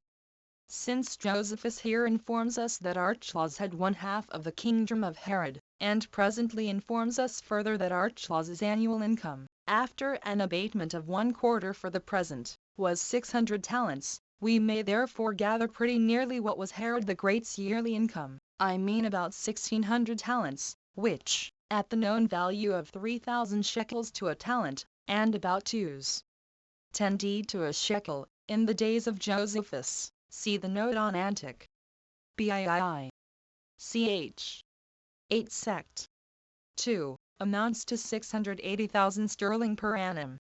Which income, though great in itself, bearing no proportion to his vast expenses everywhere visible in Josephus, and to the vast sums he left behind him in his will, Ch. 8 sect. 1, and ch. 12 sect. 1. The rest must have arisen either from his confiscation of those great men's estates whom he put to death, or made to pay fine for the saving of their lives, or from some other heavy methods of oppression which such savage tyrants usually exercise upon their miserable subjects. Or rather from these several methods not together, all which yet seem very much too small for his expenses, being drawn from no larger a nation than that of the Jews, which was very populous, but without the advantage of trade to bring them riches. So that I cannot but strongly suspect that no small part of this his wealth arose from another source. I mean from some vast sums he took out of David's sepulchre, but concealed from the people. See the note on Antiquities. BVII. Ch. 15 sect. 3. 22 Return. Take here a very useful note of Grotius, on Luke 3:1, here quoted by Dr. Hudson, when Josephus says that some part of the house or possession of Zenodorus, that is Abilene, was allotted to Philip, he thereby declares that the larger part of it belonged to another. This other was Lysanias, whom Luke mentions, of the posterity of that Lysanias who was possessed of the same country called Abilene, from the city Abila, and by others Chalcedine, from the city Chales, when the government of the East was under Antonius, and this after Ptolemy, the son of Menneus. From which Lysanias this country came to be commonly called the country of Lysanias. And as, after the death of the former Lyanias, it was called the Tetrarchy of Zenodorus, so, after the death of Zenodorus, or when the time for which he hired it was ended, when another Lysanias, of the same name with the former, was possessed of the same country, it began to be called the Tetrarchy of Lysanias. However, since Josephus elsewhere Antiquities. BXX. Ch. 7 sect. 1. Clearly distinguishes Abilene from Salalsadq, Grotius must be here so far mistaken. 23 Return. Spanheim seasonably observes here, that it was forbidden the Jews to marry their brother's wife when she had children by her first husband, and that Zonoras cites, or interprets the clause before us accordingly. Book XVII. Containing the interval of 32 years. Rom. The banishment of Archelaus to the departure from Babylon. Chapter 1.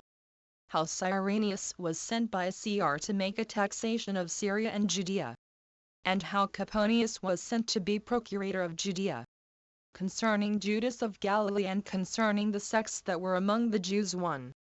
Now Cyrenius, a Roman senator, and one who had gone through other magistracies, and had passed through them till he had been consul, and one who, on other accounts, was of great dignity, came at this time into Syria, with a few others, being sent by Cr to be a judge of that nation, and to take an account of their substance.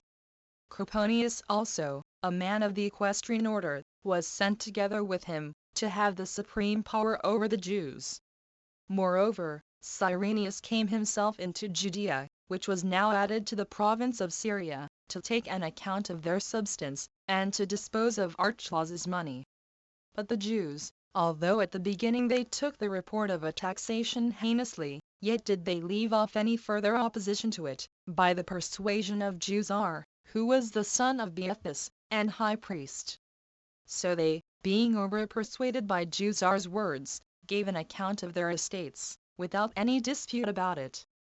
Yet was there one Judas, a Gaulonite, one of a city whose name was Gamala, who, taking with him Sadok, too a Pharisee, became zealous to draw them to a revolt, who both said that this taxation was no better than an introduction to slavery, and exhorted the nation to assert their liberty, as if they could procure them happiness and security for what they possessed, and an assured enjoyment of a still greater good, which was that of the honor and glory they would thereby acquire for magnanimity.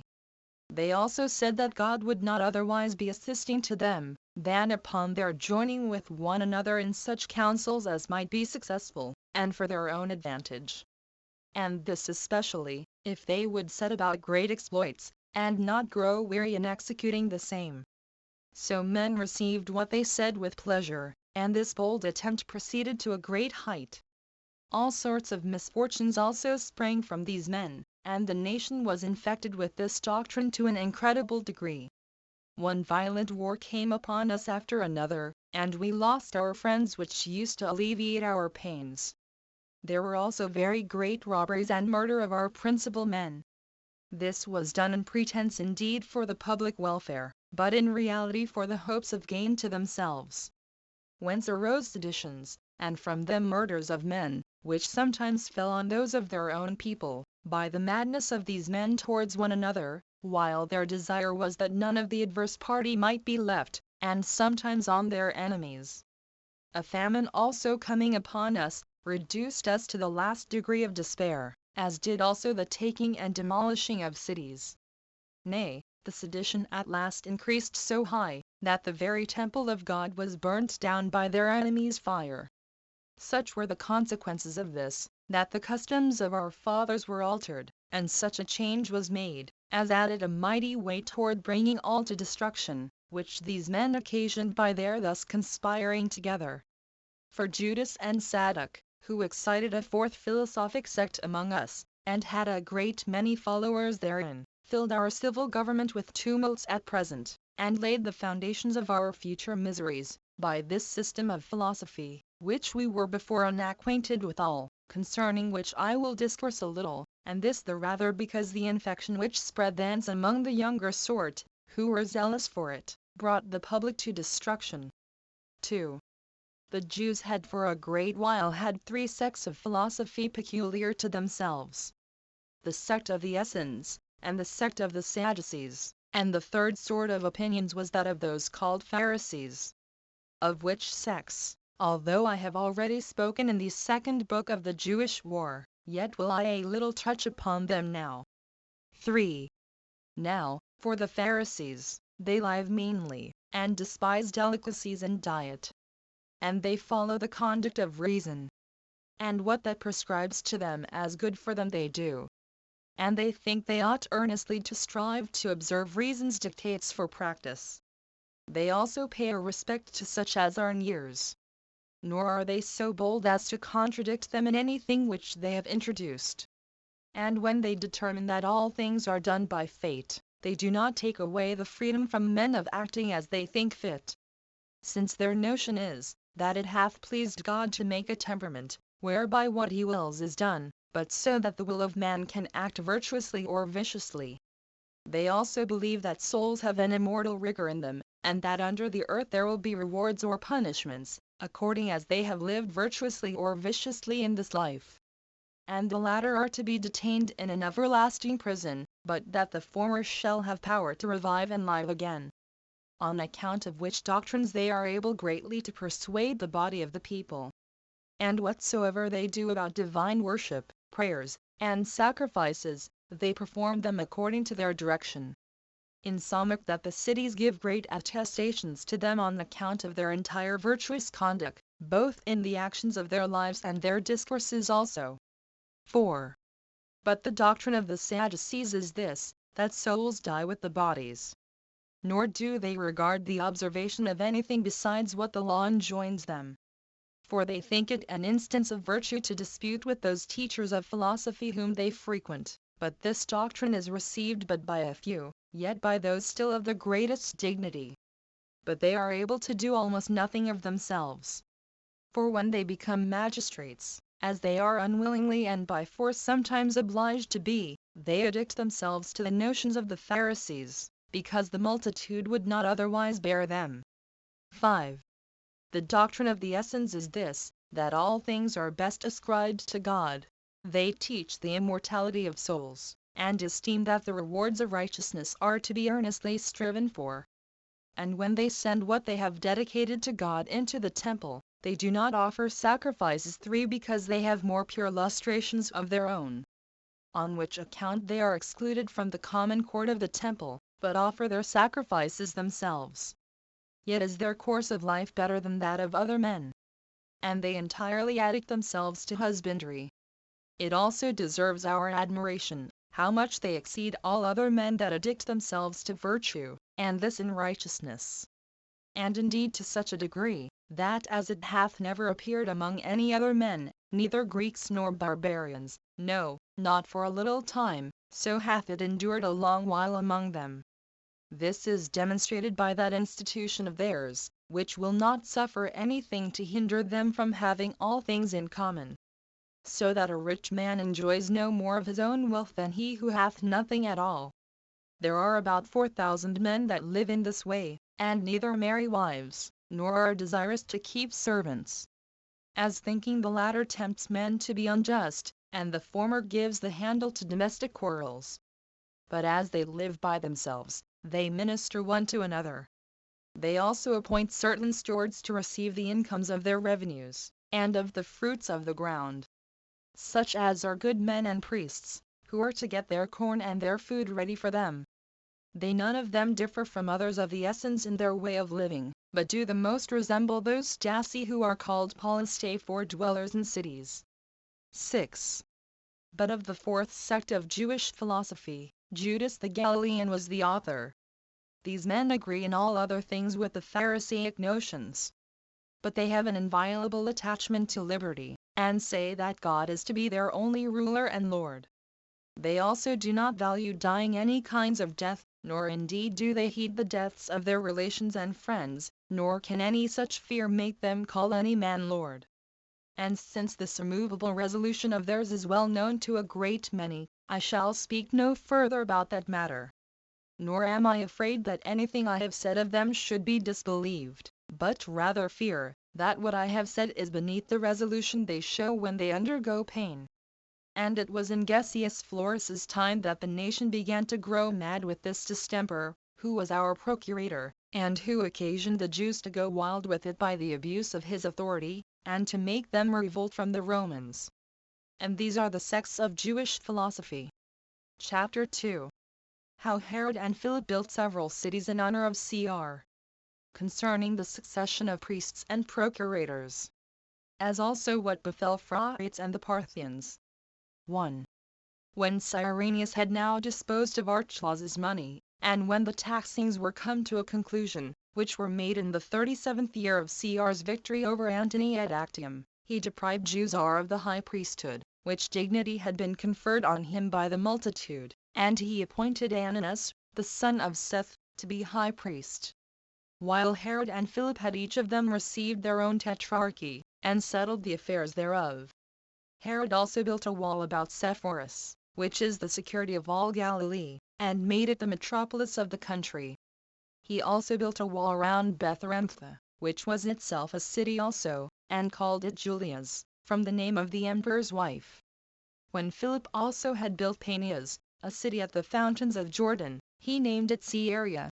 He also advanced the village Bethsaida, situate at the lake of Gennesareth, unto the dignity of a city, both by the number of inhabitants it contained, and its other grandeur, and called it by the name of Julia's, the same name with Cr's daughter. 2. As Coponius, who we told you was sent along with Cyrenius, was exercising his office of procurator, and governing Judea, the following accidents happened.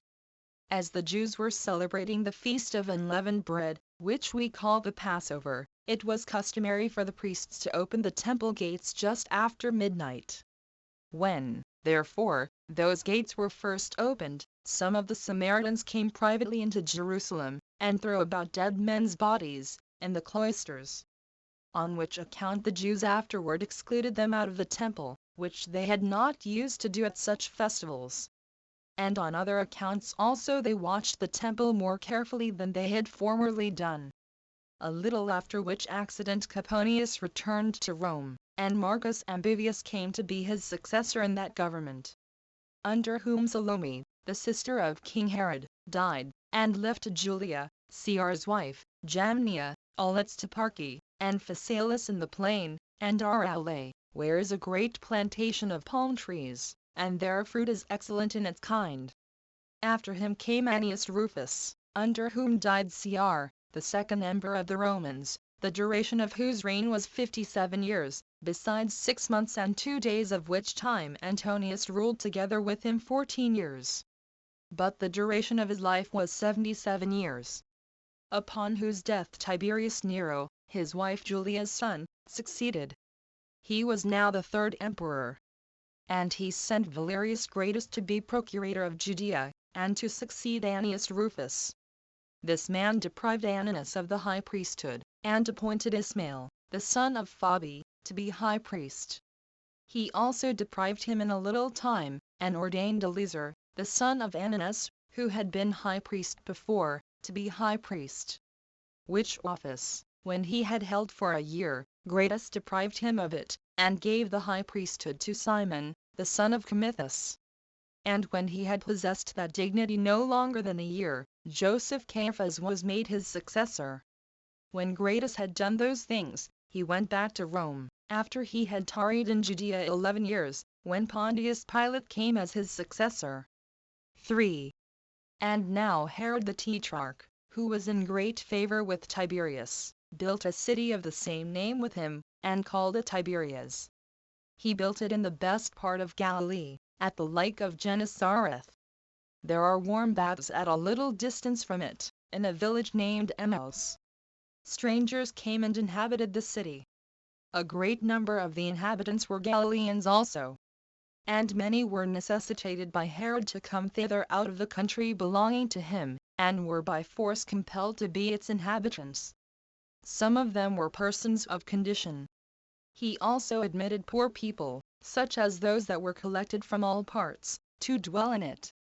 Nay, some of them were not quite free men, and these he was benefactor to, and made them free in great numbers. But obliged them not to forsake the city, by building them very good houses at his own expenses, and by giving them land also. For he was sensible, that to make this place a habitation was to transgress the Jewish ancient laws, because many sepulchres were to be here taken away, in order to make room for the city Tiberias 5, whereas our laws pronounce that such inhabitants are unclean for 7 days. 6. 4. About this time died Phraates, king of the Parthians, by the treachery of Phraates his son, upon the occasion following. When Phraates had had legitimate sons of his own, he had also an Italian maidservant, whose name was Thermusa, who had been formerly sent to him by Julius Caesar, among other presents. He first made her his concubine. But he being a great admirer of her beauty, in process of time having a son by her, whose name was Phraates, he made her his legitimate wife, and had a great respect for her. Now she was able to persuade him to do anything that she said, and was earnest in procuring the government of Parthia for her son. But still she saw that her endeavors would not succeed, unless she could contrive how to remove Phraates' legitimate sons out of the kingdom. So she persuaded him to send those his sons as pledges of his fidelity to Rome. And they were sent to Rome accordingly, because it was not easy for him to contradict her commands. Now while Phraates was alone brought up in order to succeed in the government, he thought it very tedious to expect that government by his father's donation as his successor.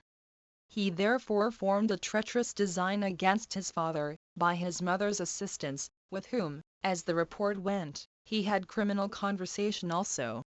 So he was hated for both these vices, while his subjects esteemed this wicked love of his mother to be no way inferior to his parricide. And he was by them, in a sedition, expelled out of the country before he grew too great, and died. But as the best sort of Parthians agreed together that it was impossible they should be governed without a king, while also it was their constant practice to choose one of the family of Arsaces, nor did their law allow of any others. And they thought this kingdom had been sufficiently injured already by the marriage with an Italian concubine, and by her issue, they sent ambassadors, and called Orodes to take the crown. For the multitude would not otherwise have borne them. And though he was accused of very great cruelty, and was of an untractable temper, and prone to wrath, yet still he was one of the family of Arsaces. However, they made a conspiracy against him, and slew him, and that, as some say, at a festival, and among their sacrifices. For it is the universal custom there to carry their swords with them. But, as the more general report is, they slew him when they had drawn him out a-hunting. So they sent ambassadors to Rome, and desired they would send one of those that were there as pledges to be their king. Accordingly, Vonones was preferred before the rest, and sent to them, for he seemed capable of such great fortune, which two of the greatest kingdoms under the sun now offered him, his own and a foreign one. However, the barbarians soon changed their minds, they being naturally of a mutable disposition, upon the supposal that this man was not worthy to be their governor. For they could not think of obeying the commands of one that had been a slave, for so they called those that had been hostages, nor could they bear the ignominy of that name. And this was the more intolerable, because then the Parthians must have such a king set over them, not by right of war, but in time of peace. So they presently invited Artabanus, king of Media, to be their king, he being also of the race of Arsaces. Artabanus complied with the offer that was made him, and came to them with an army. So Vonones met him. And at first the multitude of the Parthians stood on this side, and he put his army in array. But Artabanus was beaten, and fled to the mountains of Media. Yet did he a little after gather a great army together, and fought with Vonones, and beat him. Whereupon Vonones fled away on horseback, with a few of his attendants about him, to Seleucia upon Tigris. So when Artabanus had slain a great number, and this after he had gotten the victory by reason of the very great dismay the barbarians were in, he retired to Ctesiphon with a great number of his people. And so he now reigned over the Parthians. But Vonones fled away to Armenia. And as soon as he came thither, he had an inclination to have the government of the country given him, and sent ambassadors to Rome for that purpose. But because Tiberius refused it him, and because he wanted courage, and because the Parthian king threatened him, and sent ambassadors to him to denounce war against him if he proceeded, and because he had no way to take to regain any other kingdom, for the people of authority among the Armenians about Nephates joined themselves to Artabanus, he delivered up himself to Silanus, the president of Syria, who, out of regard to his education at Rome, kept him in Syria, while Artabanus gave Armenia to Orodes, one of his own sons. 5. At this time died Antiochus, the king of Commagene. Whereupon the multitude contended with the nobility, and both sent ambassadors to Rome. For the men of power were desirous that their form of government might be changed into that of a Roman province. As were the multitude desirous to be under kings, as their fathers had been. So the Senate made a decree that Germanicus should be sent to settle the affairs of the East, fortune hereby taking a proper opportunity for depriving him of his life. For when he had been in the East, and settled all affairs there, his life was taken away by the poison which Piso gave him, as hath been related elsewhere. 7. Chapter 3. Sedition of the Jews against Pontius Pilate. Concerning Christ, and what befell Paulina and the Jews at Rome. 1. But now Pilate, the procurator of Judea, removed the army from Syria to Jerusalem, to take their winter quarters there, in order to abolish the Jewish laws. So he introduced Caesar's effigies, which were upon the ensigns, and brought them into the city. Whereas our law forbids us the very making of images. On which account the former procurators were wont to make their entry into the city with such ensigns as had not those ornaments. Pilate was the first who brought those images to Jerusalem, and set them up there. Which was done without the knowledge of the people, because it was done in the night time. But as soon as they knew it, they came in multitudes to Syria, and interceded with Pilate many days that he would remove the images. And when he would not grant their requests, because it would tend to the injury of Caesar, while yet they persevered in their request, on the 6th day he ordered his soldiers to have their weapons privately, while he came and sat upon his judgment seat, which seat was so prepared in the open place of the city, that it concealed the army that lay ready to oppress them. And when the Jews petitioned him again, he gave a signal to the soldiers to encompass them rooted, and threatened that their punishment should be no less than immediate death, unless they would leave off disturbing him, and go their ways home. But they threw themselves upon the ground, and laid their necks bare, and said they would take their death very willingly, rather than the wisdom of their laws should be transgressed. Upon which Pilate was deeply affected with their firm resolution to keep their laws inviolable, and presently commanded the images to be carried back from Jerusalem to Syria. 2. But Pilate undertook to bring a current of water to Jerusalem, and did it with the sacred money, and derived the origin of the stream from the distance of 200 furlongs. However, the Jews were not pleased with what had been done about this water. And many 10,000s of the people got together, and made a clamor against him, and insisted that he should leave off that design. Some of them also used reproaches, and abused the man, as crowds of such people usually do.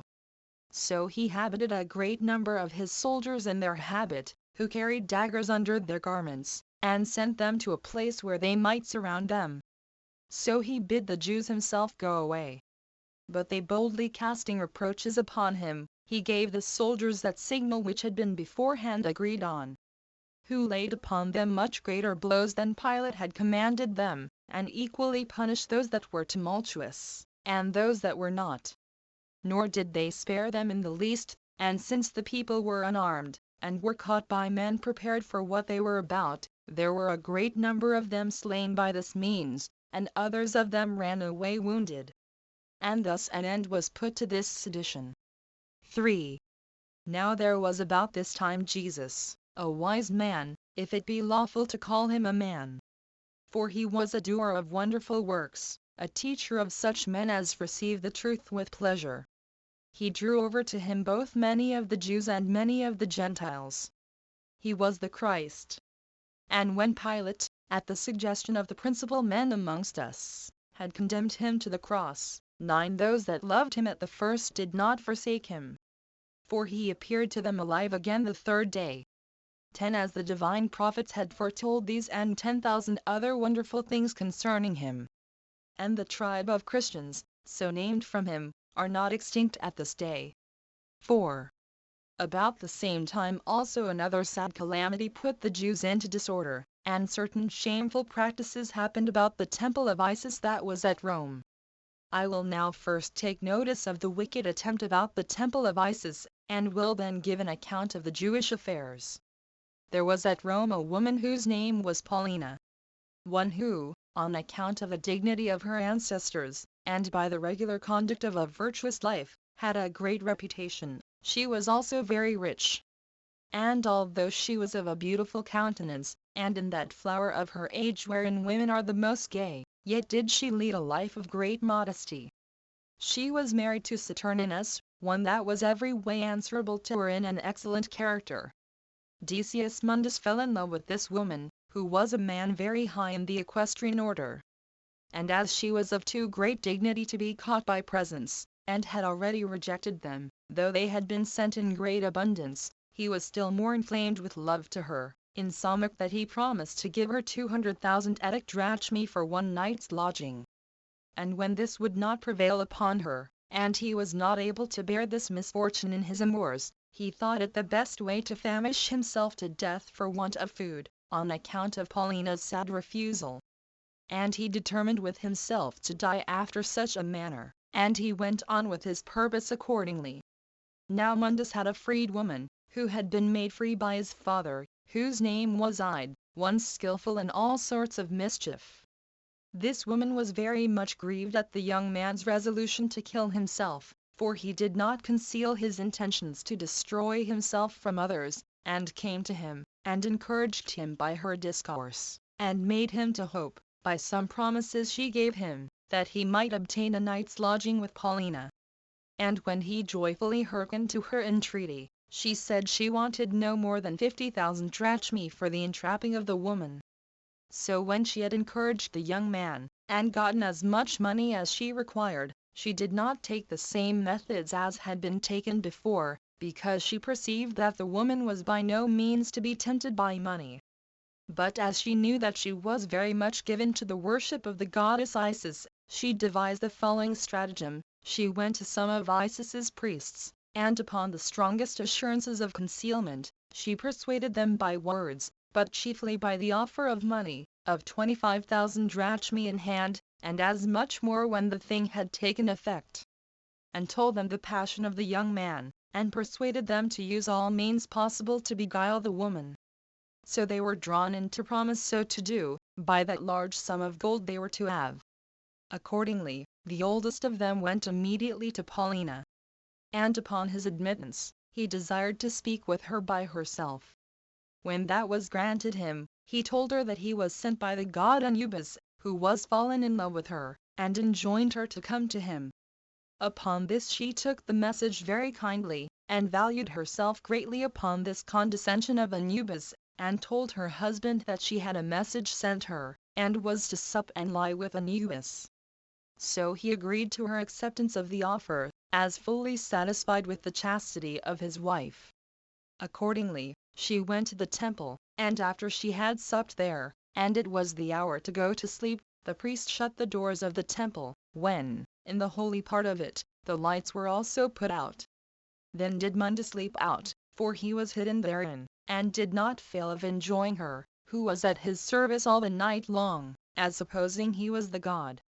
And when he was gone away, which was before those priests who knew nothing of this stratagem were stirring, Paulina came early to her husband, and told him how the god Anubis had appeared to her. Among her friends, also, she declared how great a value she put upon this favor, who partly disbelieved the thing, when they reflected on its nature, and partly were amazed at it, as having no pretense for not believing it, when they considered the modesty and the dignity of the person. But now, on the third day after what had been done, Mundus met Paulina, and said, "Nay, Paulina, thou hast saved me 200,000 drachmae, which sum thou mightest have added to thy own family. Yet hast thou not failed to be at my service in the manner I invited thee. As for the reproaches thou hast laid upon Mundus, I value not the business of names. But I rejoice in the pleasure I reaped by what I did, while I took to myself the name of Anubis." When he had said this, he went his way. But now she began to come to the sense of the grossness of what she had done, and rent her garments, and told her husband of the horrid nature of this wicked contrivance, and prayed him not to neglect to assist her in this case. So he discovered the fact to the emperor. Whereupon Tiberius inquired into the matter thoroughly by examining the priests about it, and ordered them to be crucified, as well as Ide, who was the occasion of their perdition, and who had contrived the whole matter, which was so injurious to the woman.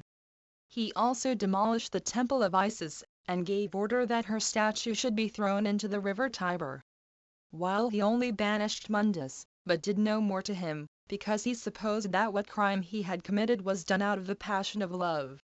And these were the circumstances which concerned the temple of Isis, and the injuries occasioned by her priests.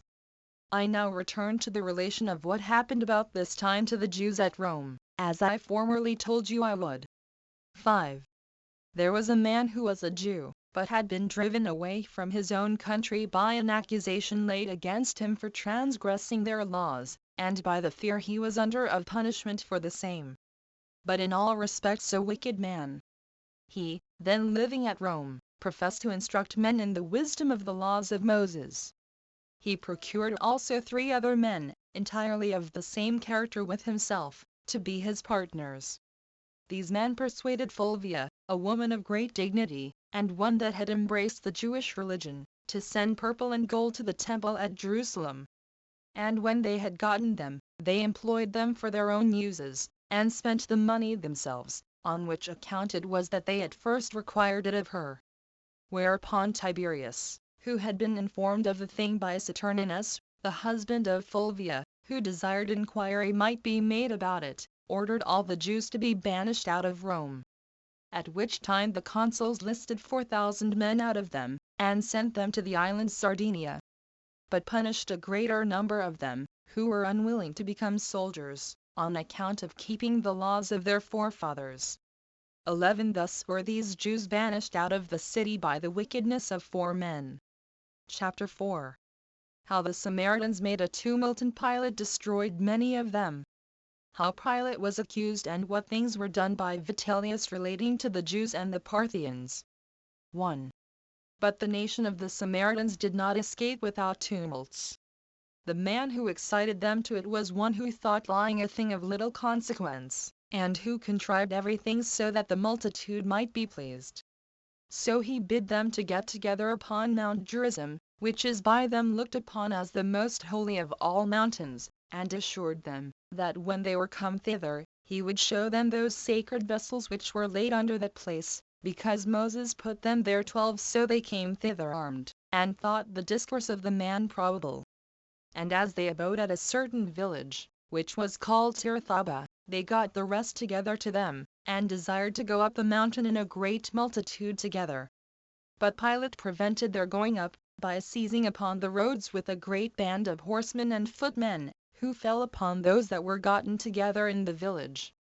And when it came to an action, some of them they slew, and others of them they put to flight, and took a great many alive, the principal of which, and also the most potent of those that fled away, Pilate ordered to be slain. 2. But when this tumult was appeased, the Samaritan Senate sent an embassy to Vitellius, a man that had been consul, and who was now president of Syria, and accused Pilate of the murder of those that were killed. For that they did not go to Tirathaba in order to revolt from the Romans, but to escape the violence of Pilate. So Vitellius sent Marcellus, a friend of his, to take care of the affairs of Judea, and ordered Pilate to go to Rome, to answer before the emperor to the accusations of the Jews. So Pilate, when he had tarried 10 years in Judea, made haste to Rome, and this in obedience to the orders of Vitellius, which he durst not contradict. But before he could get to Rome, Tiberius was dead. 3. But Vitellius came into Judea, and went up to Jerusalem. It was at the time of that festival which is called the Passover. Vitellius was there magnificently received, and released the inhabitants of Jerusalem from all the taxes upon the fruits that were bought and sold, and gave them leave to have the care of the high priest's vestments, with all their ornaments, and to have them under the custody of the priests in the temple, which power they used to have formerly, although at this time they were laid up in the tower of Antonia, the citadel so called, and that on the occasion following, there was one of the high priests, named Hyrcanus. And as there were many of that name, he was the first of them. This man built a tower near the temple, and when he had so done, he generally dwelt in it, and had these vestments with him, because it was lawful for him alone to put them on, and he had them there reposited when he went down into the city, and took his ordinary garments. The same things were continued to be done by his sons, and by their sons after them. But when Herod came to be king, he rebuilt this tower, which was very conveniently situated, in a magnificent manner. And because he was a friend to Antonius, he called it by the name of Antonia. And as he found these vestments lying there, he retained them in the same place, as believing, that while he had them in his custody, the people would make no innovations against him. The like to what Herod did was done by his son Archelaus, who was made king after him. After whom the Romans, when they entered on the government, took possession of these vestments of the high priest, and had them reposited in a stone chamber, under the seal of the priests, and of the keepers of the temple, the captain of the guard lighting a lamp there every day.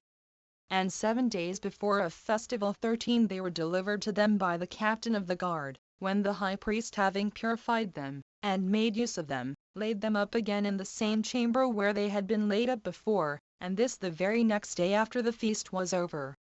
This was the practice at the 3 yearly festivals, and on the fast day. But Vitellius put those garments into our own power, as in the days of our forefathers, and ordered the captain of the guard not to trouble himself to inquire where they were laid, or when they were to be used. And this he did as an act of kindness, to oblige the nation to him. Besides which, he also deprived Joseph, who was also called Caiaphas, of the high priesthood, and appointed Jonathan the son of Ananus, the former high priest, to succeed him. After which, he took his journey back to Antioch. 4. Moreover, Tiberius sent a letter to Vitellius, and commanded him to make a league of friendship with Artabanus, the king of Parthia. For while he was his enemy, he terrified him, because he had taken Armenia away from him, lest he should proceed further, and told him he should no otherwise trust him than upon his giving him hostages, and especially his son Artabanus. Upon Tiberius's writing thus to Vitellius, by the offer of great presents of money, He persuaded both the king of Iberia and the king of Albania to make no delay, but to fight against Artabanus. And although they would not do it themselves, yet did they give the Scythians a passage through their country, and opened the Caspian gates to them, and brought them upon Artabanus. So Armenia was again taken from the Parthians, and the country of Parthia was filled with war, and the principal of their men were slain, and all things were in disorder among them. The king's son also himself fell in these wars, together with many 10,000s of his army. Vitellius had also sent such great sums of money to Artabanus's father's kinsmen and friends, that he had almost procured him to be slain by the means of those bribes which they had taken. And when Artabanus perceived that the plot laid against him was not to be avoided, because it was laid by the principal men, and those a great many in number, and that it would certainly take effect, and he had estimated the number of those that were truly faithful to him, as also of those who were already corrupted, but were deceitful in the kindness they professed to him, and were likely, upon trial, to go over to his enemies, he made his escape to the upper provinces, where he afterwards raised a great army out of the Dahe and Sacer, and fought with his enemies, and retained his principality. 5. When Tiberius had heard of these things, he desired to have a league of friendship made between him and Artabanus. And when, upon this invitation, he received the proposal kindly, Artabanus and Vitellius went to Euphrates, and as a bridge was laid over the river, they each of them came with their guards about them, and met one another on the midst of the bridge. And when they had agreed upon the terms of peace, Herod, the tetrarch, erected a rich tent on the midst of the passage, and made them a feast there. Artabanus also, not long afterward, sent his son Darius as an hostage, with many presents, among which there was a man 7 cubits tall, a Jew he was by birth, and his name was Eleazar, who, for his tallness, was called a giant. After which Vitellius went to Antioch, and Artabanus to Babylon. But Herod the tetrarch, being desirous to give Cr the first information that they had obtained hostages, sent posts with letters, wherein he had accurately described all the particulars, and had left nothing for the consular Vitellius to inform him of. But when Vitellius's letters were sent, and Cr had let him know that he was acquainted with the affairs already, because Herod had given him an account of them before, Vitellius was very much troubled at it. And supposing that he had been thereby a greater sufferer than he really was, he kept up a secret anger upon this occasion, till he could be revenged on him, which he was after Caius had taken the government. 6. About this time it was that Philip, Herod's brother, departed this life, in the 20th year of the reign of Tiberius, 14 after he had been tetrarch of Trachonitis and Gaulonitis, and of the nation of the Batanans also, 37 years. He had showed himself a person of moderation and quietness in the conduct of his life and government. He constantly lived in that country which was subject to him. He used to make his progress with a few chosen friends. His tribunal also, on which he sat in judgment, followed him in his progress. And when anyone met him who wanted his assistance, he made no delay, but had his tribunal set down immediately, wheresoever he happened to be, and sat down upon it, and heard his complaint. He there ordered the guilty that were convicted to be punished, and absolved those that had been accused unjustly. He died at Julia's. And when he was carried to that monument which he had already erected for himself beforehand, he was buried with great pomp. His principality Tiberius took, for he left no sons behind him, and added it to the province of Syria, but gave order that the tributes which arose from it should be collected, and laid up in his tetrarchy. Chapter 5. Herod the tetrarch makes war with Aretas, the king of Arabia, and is beaten by him, as also concerning the death of John the Baptist. How Vitellius went up to Jerusalem, together with some account of Agrippa and of the posterity of Herod the Great. 1. About this time Aretas the king of Arabia Peters and Herod had a quarrel on the account following. Herod the tetrarch had married the daughter of Aretas, and had lived with her a great while. But when he was once at Rome, he lodged with Herod, 15, who was his brother indeed, but not by the same mother. for this Herod was the son of the high priest Cyro's daughter. However, he fell in love with Herodias, this last Herod's wife, who was the daughter of Aristobulus their brother, and the sister of Agrippa the Great. This man ventured to talk to her about a marriage between them, which address, when she admitted, an agreement was made for her to change her habitation, and come to him as soon as he should return from Rome. One article of this marriage also was this, that he should divorce Aretas's daughter. So Antipas, when he had made this agreement, sailed to Rome. But when he had done there the business he went about, and was returned again, his wife having discovered the agreement he had made with Herodias, and having learned it before he had notice of her knowledge of the whole design, she desired him to send her to Macros, which is a place in the borders of the dominions of Aretas and Herod, without informing him of any of her intentions. Accordingly Herod sent her thither, as thinking his wife had not perceived anything. Now she had sent a good while before to Macros, which was subject to her father, and so all things necessary for her journey were made ready for her by the general of Aretas's army. And by that means she soon came into Arabia, under the conduct of the several generals, who carried her from one to another successively. And she soon came to her father, and told him of Herod's intentions. So Aretas made this the first occasion of his enmity between him and Herod, who had also some quarrel with him about their limits of the country of Gamalitis. So they raised armies on both sides, and prepared for war, and sent their generals to fight instead of themselves. And when they had joined battle, all Herod's army was destroyed by the treachery of some fugitives, who, though they were of the tetrarchy of Philip, joined with Aretas's army. So Herod wrote about these affairs to Tiberius, who being very angry at the attempt made by Aretas, wrote to Vitellius to make war upon him, and either to take him alive, and bring him to him in bonds, or to kill him, and send him his head. This was the charge that Tiberius gave to the president of Syria. 2. Now some of the Jews thought that the destruction of Herod's army came from God, and that very justly, as a punishment of what he did against John, that was called the Baptist, for Herod slew him, who was a good man, and commanded the Jews to exercise virtue, both as to righteousness towards one another, and piety towards God, and so to come to baptism. For that the washing with water would be acceptable to him, if they made use of it, not in order to the putting away or the remission of some sins only, but for the purification of the body. Supposing still that the soul was thoroughly purified beforehand by righteousness. Now when many others came in crowds about him, for they were very greatly moved or pleased by hearing his words, Herod, who feared lest the great influence John had over the people might put it into his power and inclination to raise a rebellion, for they seemed ready to do anything he should advise, thought it best, by putting him to death, to prevent any mischief he might cause, and not bring himself into difficulties, by sparing a man who might make him repent of it when it would be too late. Accordingly he was sent a prisoner, out of Herod's suspicious temper, to Macros, the castle I before mentioned, and was there put to death. Now the Jews had an opinion that the destruction of this army was sent as a punishment upon Herod, and a mark of God's displeasure to him. 3.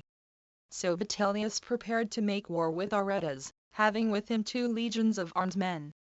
He also took with him all those of light armature, and of the horsemen which belonged to them, and were drawn out of those kingdoms which were under the Romans, and made haste for Petra, and came to Ptolemais.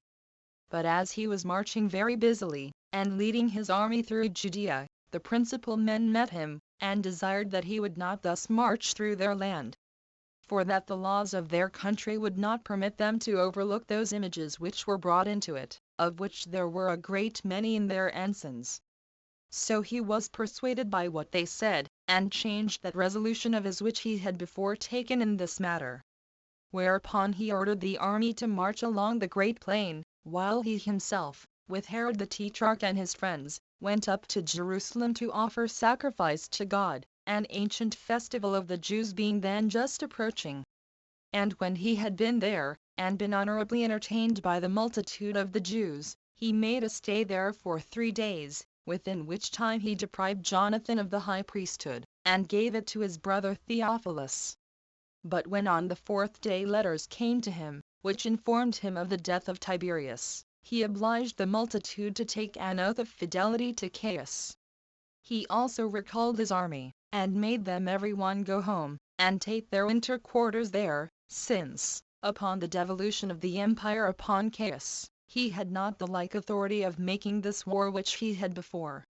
It was also reported, that when Aretas heard of the coming of Vitellius to fight him, he said, upon his consulting the diviners, that it was impossible that this army of Vitellius's could enter Petra. For that one of the rulers would die, either he that gave orders for the war, or he that was marching at the other's desire, in order to be subservient to his will, or else he against whom this army is prepared. So Vitellius truly retired to Antioch. But Agrippa, the son of Aristobulus, went up to Rome, a year before the death of Tiberius, in order to treat of some affairs with the emperor, if he might be permitted so to do. I have now a mind to describe Herod and his family, how it fared with them, partly because it is suitable to this history to speak of that matter, and partly because this thing is a demonstration of the interposition of Providence, how a multitude of children is of no advantage, no more than any other strength that mankind set their hearts upon, besides those acts of piety which are done towards God. For it happened, that, within the revolution of 100 years, the posterity of Herod, which were a great many in number, were, excepting a few, utterly destroyed. 16 One may well apply this for the instruction of mankind, and learn thence how unhappy they were. It will also show us the history of Agrippa, who, as he was a person most worthy of admiration, so was he from a private man, beyond all the expectation of those that knew him, advanced to great power and authority. I have said something of them formerly, but I shall now also speak accurately about them. 4. Herod the Great had 2 daughters by Mariamne, the granddaughter of Hyrcanus. The one was Salamcio, who was married to Phasaelus, her first cousin, who was himself the son of Phasaelus, Herod's brother, her father making the match. The other was Cypros, who was herself married also to her first cousin Antipater, the son of Salome, Herod's sister. Phasaelus had 5 children by Salamcio: Antipater, Herod, and Alexander, and 2 daughters, Alexandra and Cypros. Which last Agrippa, the son of Aristobulus, married. Antimaeus of Cyprus married Alexandra. He was a man of note, but had by her no children. Agrippa had by Cypros 2 sons and 3 daughters, which daughters were named Bernice, Mariamne, and Drusius. But the names of the sons were Agrippa and Drusus, of which Drusus died before he came to the years of puberty. But their father, Agrippa, was brought up with his other brethren, Herod and Aristobulus, for these were also the sons of the son of Herod the Great by Bernice. But Bernice was the daughter of Gustavus and of Salome, who was Herod's sister. Aristobulus left these infants when he was slain by his father, together with his brother Alexander, as we have already related. But when they were arrived at the years of puberty, this Herod, the brother of Agrippa, married Mariamne, the daughter of Olympias, who was the daughter of Herod the king, and of Joseph, the son of Joseph, who was brother to Herod the king, and had by her a son, Aristobulus. But Aristobulus, the third brother of Agrippa, married Jotape, the daughter of Sampsidramus, king of Emesa. They had a daughter who was deaf, whose name also was Jotape. And these hitherto were the children of the male line. But Herodias, their sister, was married to Herod Philip, the son of Herod the Great, who was born of Mariamne, the daughter of Simon the high priest, who had a daughter, Salome. After whose birth Herodias took upon her to confound the laws of our country, and divorced herself from her husband while he was alive, and was married to Herod Antipas, her husband's brother by the father's side. He was tetrarch of Galilee. But her daughter Salome was married to Philip, the son of Herod, and tetrarch of Trachonitis. And as he died childless, Aristobulus, the son of Herod, the brother of Agrippa, married her. They had 3 sons, Herod, Agrippa, and Aristobulus. And this was the posterity of Phasaelus and Salamcio. But the daughter of Antipater by Cypros was Cypros, whom Alexis Seleucus, the son of Alexis, married. They had a daughter, Cypros. But Herod and Alexander, who, as we told you, were the brothers of Antipater, died childless. As to Alexander, the son of Herod the king, who was slain by his father, he had two sons, Alexander and Tigranes, by the daughter of Archelaus, king of Cappadocia. Tigranes, who was king of Armenia, was accused at Rome, and died childless. Alexander had a son of the same name with his brother Tigranes, and was sent to take possession of the kingdom of Armenia by Nero. He had a son, Alexander, who married Jotape, 17, the daughter of Antiochus, the king of Commagena. Vespasian made him king of an island in Cilicia. But these descendants of Alexander, soon after their birth, deserted the Jewish religion, and went over to that of the Greeks. But for the rest of the daughters of Herod the king, it happened that they died childless. And as these descendants of Herod, whom we have enumerated, were in being at the same time that Agrippa the Great took the kingdom, and I have now given an account of them, it now remains that I relate the several hard fortunes which befell Agrippa, and how he got clear of them, and was advanced to the greatest height of dignity and power. Chapter 6. Of the navigation of King Agrippa to Rome, to Tiberias Cr. And now upon his being accused by his own freedman, he was bound. How also he was set at liberty by Caius, after Tiberius's death, and was made king of the tetrarchy of Philip. 1. A little before the death of Herod the king, Agrippa lived at Rome, and was generally brought up and conversed with Drusus, the emperor Tiberius's son, and contracted a friendship with Antonia, the wife of Drusus the Great, who had his mother Bernice in great esteem, and was very desirous of advancing her son. Now as Agrippa was by nature magnanimous and generous in the presents he made, while his mother was alive, this inclination of his mind did not appear, that he might be able to avoid her anger for such his extravagance. But when Bernice was dead, and he was left to his own conduct, he spent a great deal extravagantly in his daily way of living, and a great deal in the immoderate presents he made, and those chiefly among Cr's freedmen, in order to gain their assistance, insomuch that he was, in a little time, reduced to poverty, and could not live at Rome any longer. Tiberius also forbade the friends of his deceased son to come into his sight, because on seeing them he should be put in mind of his son, and his grief would thereby be revived. 2. For these reasons he went away from Rome, and sailed to Judea, but in evil circumstances, being dejected with the loss of that money which he once had, and because he had not wherewithal to pay his creditors, who were many in number, and such as gave him no room for escaping them. Whereupon he knew not what to do. So, for shame of his present condition, he retired to a certain tower, at Malatha, in Idumea, and had thoughts of killing himself. But his wife Cypros perceived his intentions, and tried all sorts of methods to divert him from his taking such a course. So she sent a letter to his sister Herodias, who was now the wife of Herod the Tetrarch, and let her know Agrippa's present design, and what necessity it was which drove him thereto, and desired her, as a kinswoman of his, to give him her help, and to engage her husband to do the same, since she saw how she alleviated these her husband's troubles all she could, although she had not the like wealth to do it withal. So they sent for him, and allotted him Tiberias for his habitation, and appointed him some income of money for his maintenance, and made him a magistrate of that city, by way of honor to him.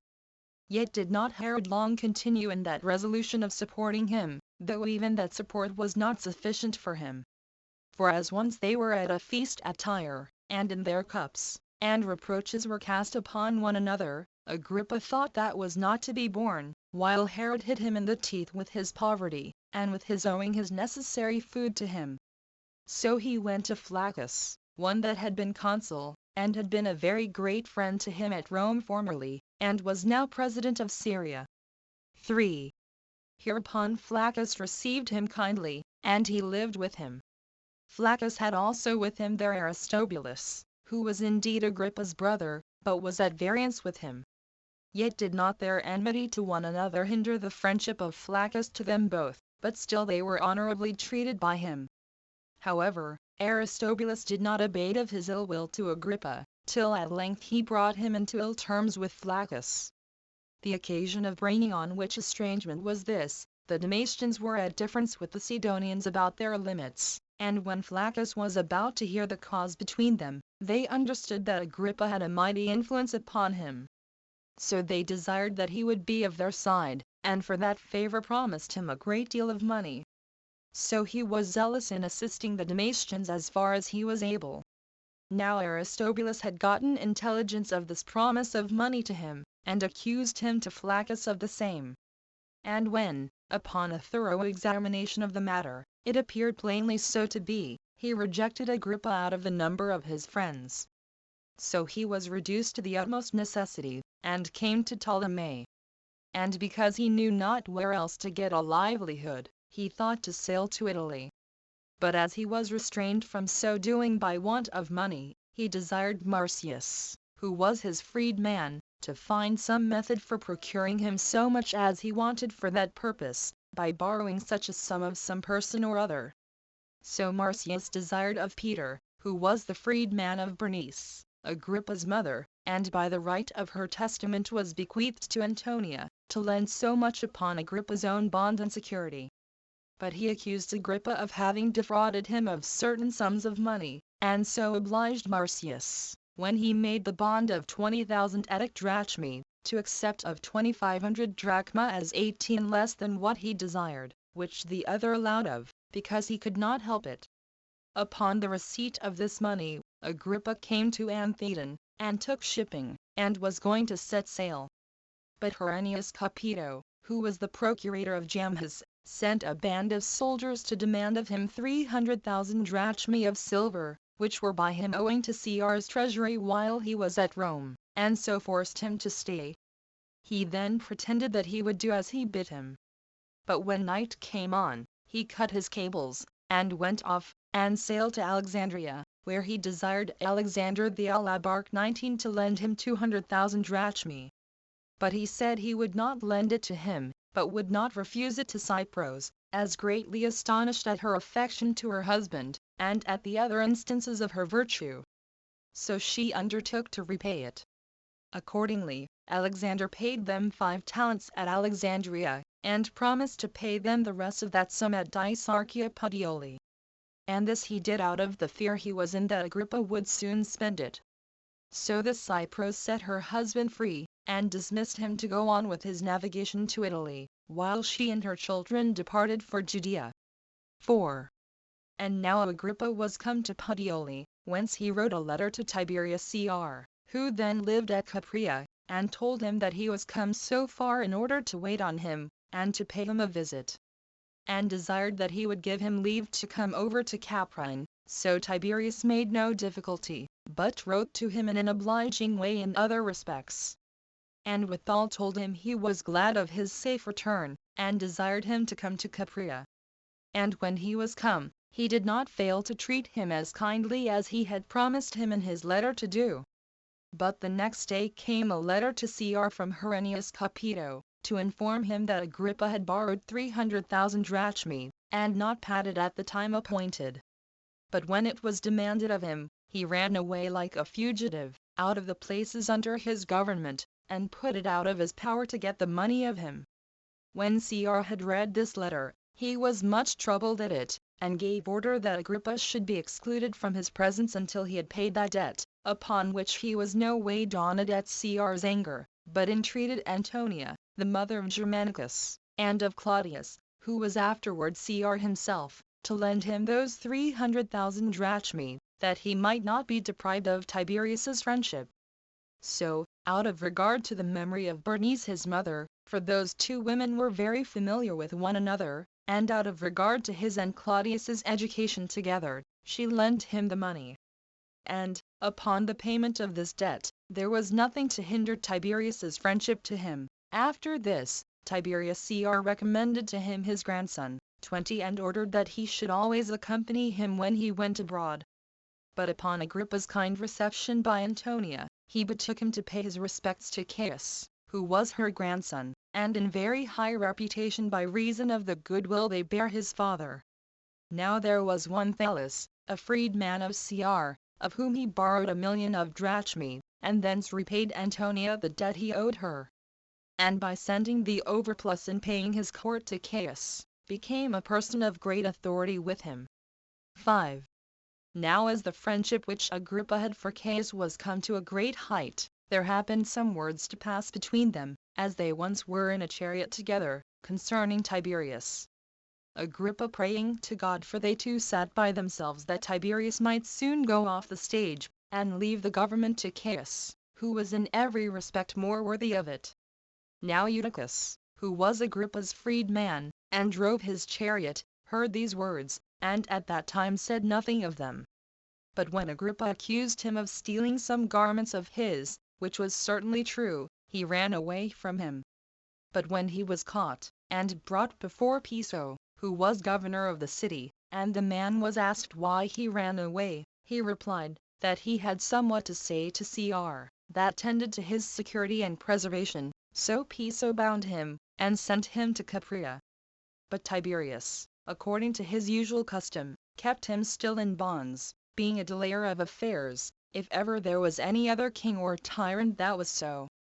For he did not admit ambassadors quickly, and no successors were dispatched away to governors or procurators of the provinces that had been formerly sent, unless they were dead.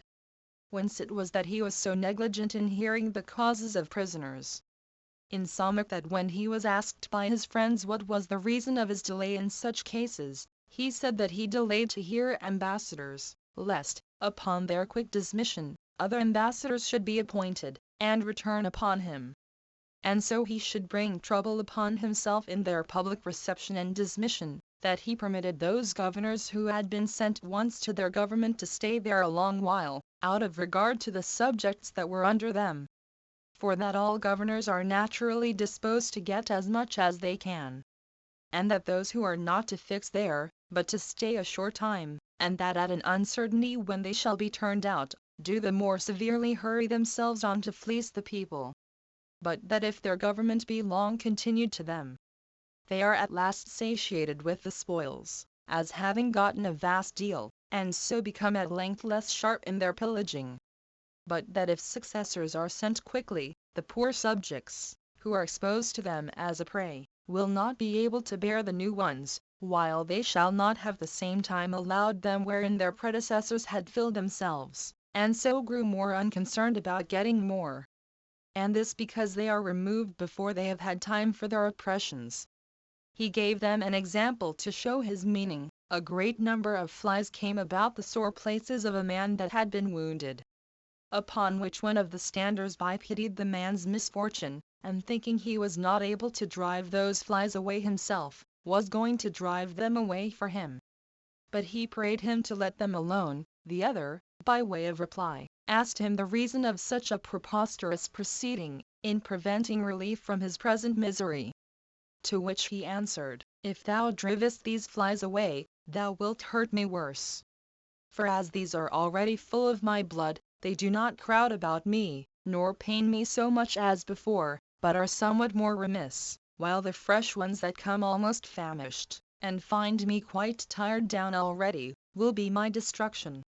For this cause, therefore, it is that I am myself careful not to send such new governors perpetually to those my subjects, who are already sufficiently harassed by many oppressions, as may, like these flies, further distress them. And so, besides their natural desire of gain, may have this additional incitement to it, that they expect to be suddenly deprived of that pleasure which they take in it. And, as a further attestation to what I say of the dilatory nature of Tiberius, I appeal to this his practice itself. For although he was emperor 22 years, he sent in all but 2 procurators to govern the nation of the Jews, Gratus, and his successor in the government, Pilate. Nor was he in one way of acting with respect to the Jews, and in another with respect to the rest of his subjects. He further informed them, that even in the hearing of the causes of prisoners, he made such delays, because immediate death to those that must be condemned to die would be an alleviation of their present miseries, while those wicked wretches have not deserved any such favor. But I do it, that, by being harassed with the present calamity, they may undergo greater misery. 6. On this account it was that Eutychus could not obtain a bearing, but was kept still in prison.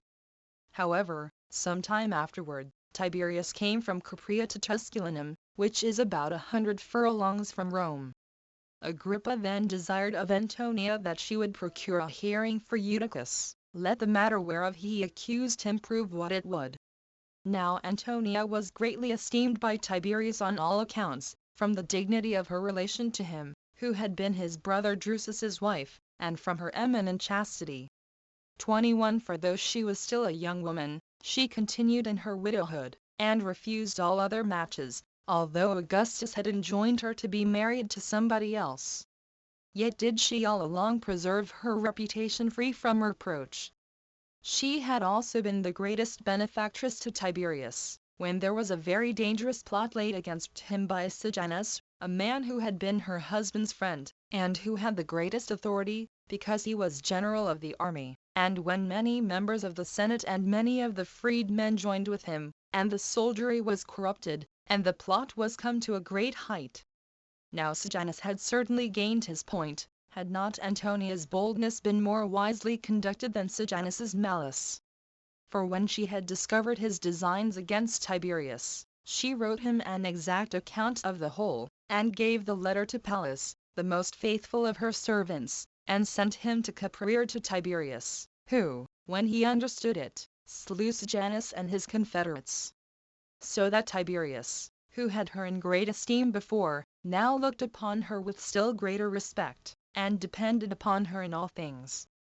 So when Tiberius was desired by this Antonia to examine Eutychus, he answered, If indeed Eutychus hath falsely accused Agrippa in what he hath said of him, he hath had sufficient punishment by what I have done to him already.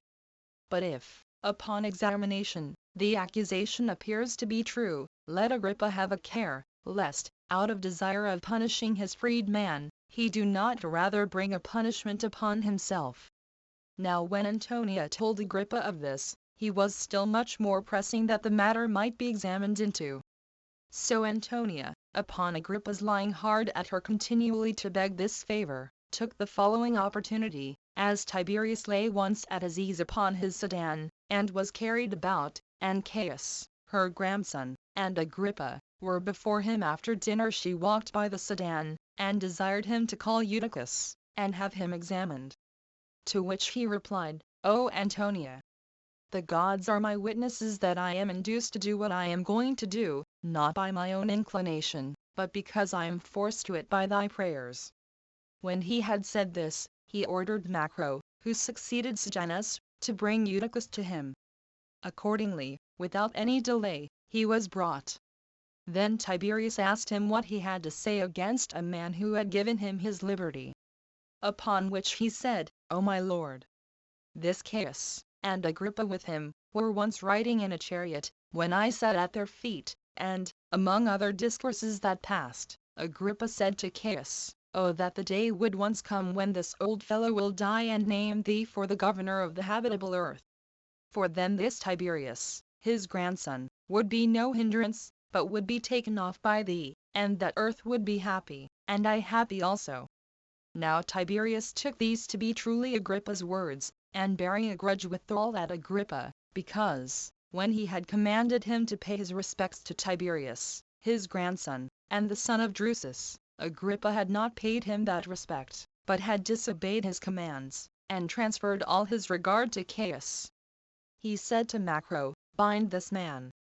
But Macro, not distinctly knowing which of them it was whom he bid him bind, and not expecting that he would have any such thing done to Agrippa, he forbore, and came to ask more distinctly what it was that he said. But when Cr had gone round the hippodrome, he found Agrippa standing. For certain, said he, Macro, this is the man I meant to have bound. And when he still asked, which of these is to be bound, he said Agrippa. Upon which Agrippa betook himself to make supplication for himself, putting him in mind of his son, with whom he was brought up, and of Tiberius his grandson whom he had educated. But all to no purpose, for they led him about bound even in his purple garments. It was also very hot weather, and they had but little wine to their meal, so that he was very thirsty. He was also in a sort of agony, and took this treatment of him heinously, as he therefore saw one of Caius's slaves, whose name was Damascus, carrying some water in a vessel. He desired that he would let him drink. So the servant gave him some water to drink, and he drank heartily, and said, O thou boy, this service of thine to me will be for thy advantage. For if I once get clear of these my bonds, I will soon procure thee thy freedom. Of Caius, who has not been wanting to minister to me now I am in bonds, in the same manner as when I was in my former state and dignity.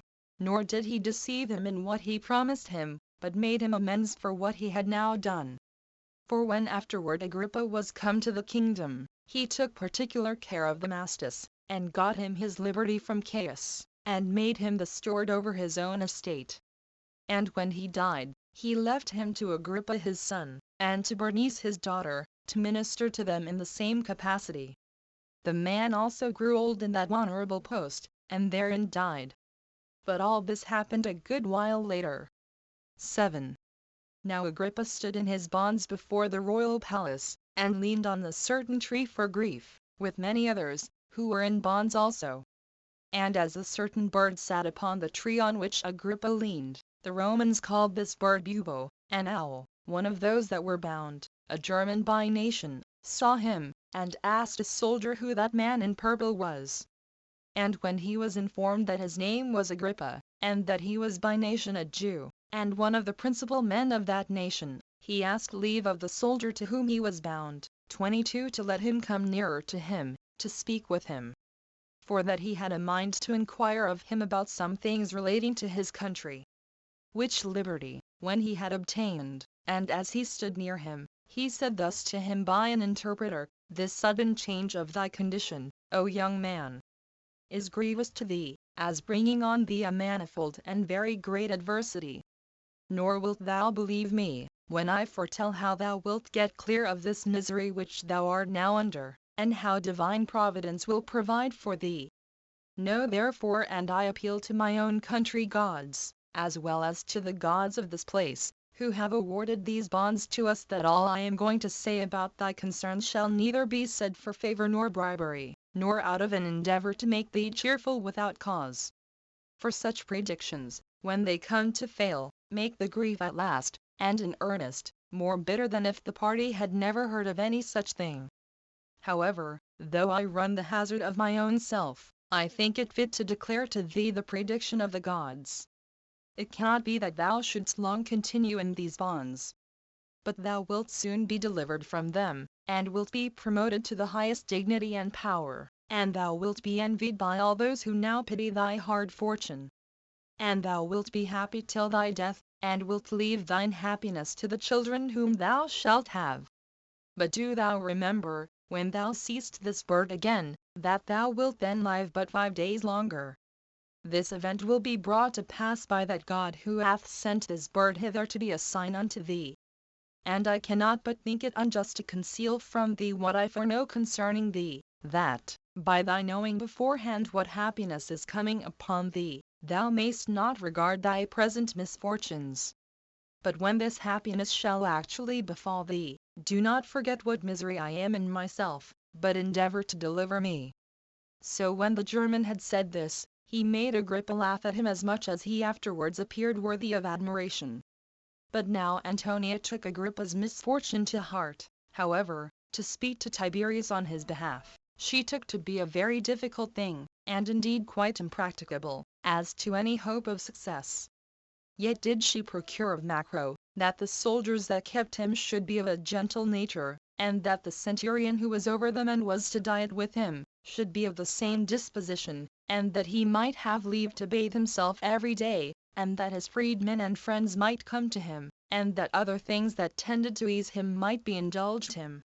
So his friend Silas came in to him, and 2 of his freedmen, Marcius and Stechus, brought him such sorts of food as he was fond of, and indeed took great care of him. They also brought him garments, under pretense of selling them. And when night came on, they laid them under him. And the soldiers assisted them, as Macro had given them order to do beforehand. And this was Agrippa's condition for 6 months' time, and in this case were his affairs. 8. But for Tiberius, upon his return to Caprine, he fell sick. At first his distemper was but gentle. But as that distemper increased upon him, he had small or no hopes of recovery. Hereupon he bid Eotus, who was that freedman whom he most of all respected, to bring the children 23 to him, for that he wanted to talk to them before he died. Now he had at present no sons of his own alive, for Drusus, who was his only son, was dead. But Drusus's son Tiberius was still living, whose additional name was Gemellus. There was also living Caius, the son of Germanicus, who was the son 24 of his brother Drusus. He was now grown up, and had a liberal education, and was well improved by it, and was in esteem and favor with the people, on account of the excellent character of his father Germanicus, who had attained the highest honor among the multitude, by the firmness of his virtuous behavior, by the easiness and agreeableness of his conversing with the multitude, and because the dignity he was in did not hinder his familiarity with them all, as if they were his equals. By which behavior he was not only greatly esteemed by the people and the Senate, but by every one of those nations that were subject to the Romans. Some of which were affected when they came to him with the gracefulness of their reception by him, and others were affected in the same manner by the report of the others that had been with him. And, upon his death, there was a lamentation made by all men. Not such a one as was to be made in way of flattery to their rulers, while they did but counterfeit sorrow, but such as was real. While everybody grieved at his death, as if they had lost one that was near to them. And truly such had been his easy conversation with men, that it turned greatly to the advantage of his son among all. And, among others, the soldiery were so peculiarly affected to him, that they reckoned it an eligible thing, if need were, to die themselves, if he might but attain to the government. 9. But when Tiberius had given order to Eotus to bring the children to him the next day in the morning, he prayed to his country gods to show him a manifest signal which of those children should come to the government. Being very desirous to leave it to his son's son, but still depending upon what God should foreshow concerning them more than upon his own opinion and inclination. So he made this to be the omen, that the government should be left to him who should come to him first the next day. When he had thus resolved within himself, he sent to his grandson's tutor, and ordered him to bring the child to him early in the morning, as supposing that God would permit him to be made emperor. But God proved opposite to his designation. For while Tiberius was thus contriving matters, and as soon as it was at all day, he bid Eotus to call in that child which should be there ready. So he went out, and found Caius before the door, for Tiberius was not yet come, but stayed waiting for his breakfast. For Eotus knew nothing of what his lord intended. So he said to Caius, "Thy father calls thee," and then brought him in. As soon as Tiberius saw Caius, and not before, he reflected on the power of God, and how the ability of bestowing the government on whom he would was entirely taken from him. And thence he was not able to establish what he had intended. So he greatly lamented that his power of establishing what he had before contrived was taken from him, and that his grandson Tiberius was not only to lose the Roman Empire by his fatality, but his own safety also, because his preservation would now depend upon such as would be more potent than himself, who would think it a thing not to be borne, that a kinsman should live with them, and so his relation would not be able to protect him. But he would be feared and hated by him who had the supreme authority, partly on account of his being next to the empire, and partly on account of his perpetually contriving to get the government, both in order to preserve himself, and to be at the head of affairs also. Now Tiberius had been very much given to astrology, 25, and the calculation of nativities, and had spent his life in the esteem of what predictions had proved true, more than those whose profession it was. Accordingly, when he once saw Galba coming in to him, he said to his most intimate friends, that there came in a man that would one day have the dignity of the Roman Empire. so that this Tiberius was more addicted to all such sorts of diviners than any other of the Roman emperors, because he had found them to have told him truth in his own affairs. And indeed he was now in great distress upon this accident that had befallen him, and was very much grieved at the destruction of his son's son, which he foresaw, and complained of himself, that he should have made use of such a method of divination beforehand, while it was in his power to have died without grief by this knowledge of futurity. Whereas he was now tormented by his foreknowledge of the misfortune of such as were dearest to him, and must die under the torment. Now although he was disordered at this unexpected revolution of the government to those for whom he did not intend it, he spake thus to Caius, though unwillingly, and against his own inclination: O child, although Tiberius be nearer related to me than thou art, I, by my own determination, and the conspiring suffrage of the gods, do give and put into thy hand the Roman Empire. And I desire thee never to be unmindful when thou comest to it, either of my kindness to thee, who set thee in so high a dignity, or of thy relation to Tiberius. But as thou knowest that I am, together with and after the gods, the procurer of so great happiness to thee, so I desire that thou wilt make me a return for my readiness to assist thee, and wilt take care of Tiberius because of his near relation to thee. Besides which, thou art to know, that while Tiberius is alive, he will be a security to thee, both as to empire and as to thy own preservation. But if he die, that will be but a prelude to thy own misfortunes. For to be alone under the weight of such vast affairs is very dangerous. Nor will the gods suffer those actions which are unjustly done, contrary to that law which directs men to act otherwise, to go off unpunished. This was the speech which Tiberius made, which did not persuade Caius to act accordingly, although he promised so to do. But when he was settled in the government, he took off this Tiberius, as was predicted by the other Tiberius. As he was also himself, in no long time afterward, slain by a secret plot laid against him. 10. So when Tiberius had at this time appointed Caius to be his successor, he outlived but a few days, and then died, after he had held the government 22 years 5 months and 3 days. Now Caius was the 4th emperor. But when the Romans understood that Tiberius was dead, they rejoiced at the good news, but had not courage to believe it. Not because they were unwilling it should be true, for they would have given huge sums of money that it might be so, but because they were afraid, that if they had showed their joy when the news proved false, their joy should be openly known, and they should be accused for it, and be thereby undone. For this Tiberius had brought a vast number of miseries on the best families of the Romans, since he was easily inflamed with passion in all cases, and was of such a temper as rendered his anger irrevocable, till he had executed the same, although he had taken a hatred against men without reason.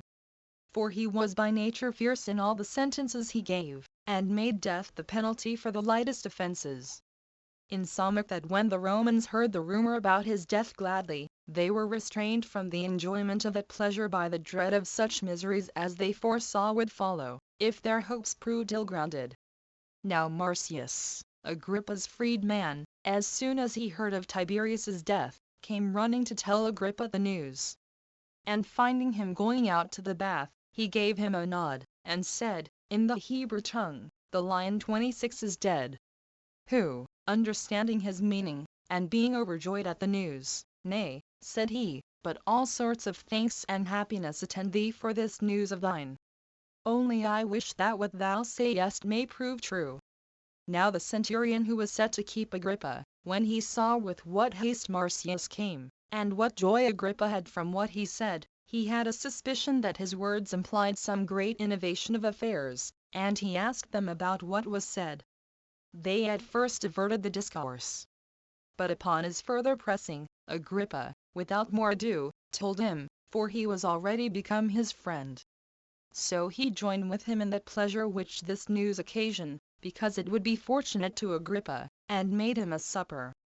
But as they were feasting, and the cups went about, there came one who said that Tiberius was still alive, and would return to the city in a few days. At which news the centurion was exceedingly troubled, because he had done what might cost him his life, to have treated so joyfully a prisoner, and this upon the news of the death of Cr. So he thrust Agrippa from the couch whereon he lay, and said, "Dost thou think to cheat me by a lie about the emperor without punishment? And shalt not thou pay for this thy malicious report at the price of thine head?" When he had so said, he ordered Agrippa to be bound again, for he had loosed him before, and kept a severer guard over him than formerly, and in that evil condition was Agrippa that night. But the next day the rumor increased in the city, and confirmed the news that Tiberius was certainly dead, insomuch that men durst now openly and freely talk about it. Nay, some offered sacrifices on that account. Several letters also came from Caius, one of them to the Senate, which informed them of the death of Tiberius, and of his own entrance on the government. Another to Piso, the governor of the city, which told him the same thing. He also gave order that Agrippa should be removed out of the camp, and go to that house where he lived before he was put in prison. So that he was now out of fear as to his own affairs. For although he was still in custody, yet it was now with ease to his own affairs. Now, as soon as Caius was come to Rome, and had brought Tiberius's dead body with him, and had made a sumptuous funeral for him, according to the laws of his country, he was much disposed to set Agrippa at liberty that very day. But Antonia hindered him, not out of any ill will to the prisoner, but out of regard to decency in Caius, lest that should make men believe that he received the death of Tiberius with pleasure, when he loosed one whom he had bound immediately. However, there did not many days pass ere he sent for him to his house, and had him shaved, and made him change his raiment.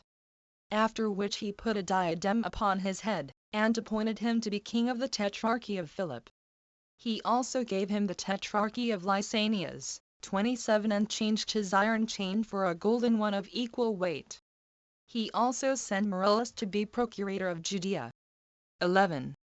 Now, in the 2nd year of the reign of Caius Cr., Agrippa desired leave to be given him to sail home, and settle the affairs of his government.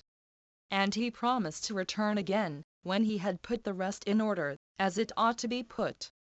So, upon the emperor's permission, he came into his own country, and appeared to them all unexpectedly as asking, and thereby demonstrated to the men that saw him the power of fortune, when they compared his former poverty with his present happy affluence. So some called him a happy man, and others could not well believe that things were so much changed with him for the better. Chapter 7. How Herod the Tetrarch was banished. 1. But Herodias, Agrippa's sister, who now lived as wife to that Herod who was Tetrarch of Galilee and Perez, took this authority of her brother in an envious manner, particularly when she saw that he had a greater dignity bestowed on him than her husband had. Since, when he ran away, it was because he was not able to pay his debts. And now he was come back, he was in a way of dignity, and of great good fortune.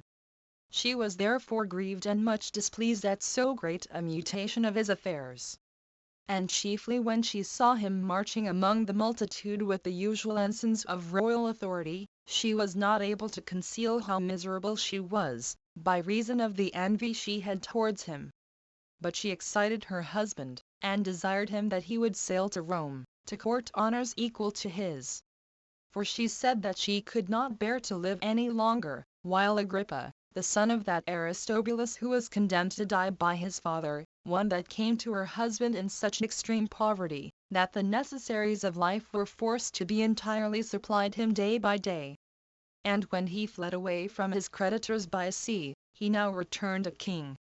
While he was himself the son of a king, and while the near relation he bare to royal authority called upon him to gain the like dignity, he sat still, and was contented with a privater life. But then, Herod, although thou wast formerly not concerned to be in a lower condition than thy father from whom thou wast derived had been, yet do thou now seek after the dignity which thy kinsman hath attained to. And do not thou bear this contempt, that a man who admired thy riches should be in greater honor than thyself, nor suffer his poverty to show itself able to purchase greater things than our abundance. Nor do thou esteem it other than a shameful thing to be inferior to one who, the other day, lived upon thy charity. But let us go to Rome, and let us spare no pains nor expenses, either of silver or gold, since they cannot be kept for any better use than for the obtaining of a kingdom. 2. But for Herod, he opposed her request at this time, out of the love of ease, and having a suspicion of the trouble he should have at Rome. So he tried to instruct her better. But the more she saw him draw back, the more she pressed him to it, and desired him to leave no stone unturned in order to be king. And at last she left not off till she engaged him, whether he would or not, to be of her sentiments, because he could no otherwise avoid her importunity. So he got all things ready, after as sumptuous a manner as he was able, and spared for nothing, and went up to Rome, and took Herodias along with him. But Agrippa, when he was made sensible of their intentions and preparations, he also prepared to go thither. And as soon as he heard they set sail, he sent Fortunatus, one of his freedmen, to Rome, to carry presents to the emperor, and letters against Herod, and to give Caius a particular account of those matters, if he should have any opportunity. This man followed Herod so quick, and had so prosperous a voyage, and came so little after Herod, that while Herod was with Caius, he came himself, and delivered his letters. For they both sailed to Dicearchia, and found Caius at Berne, which is itself a little city of Campania, at the distance of about 5 furlongs from Dicearchia. There are in that place royal palaces, with sumptuous apartments, every emperor still endeavoring to outdo his predecessor's magnificence.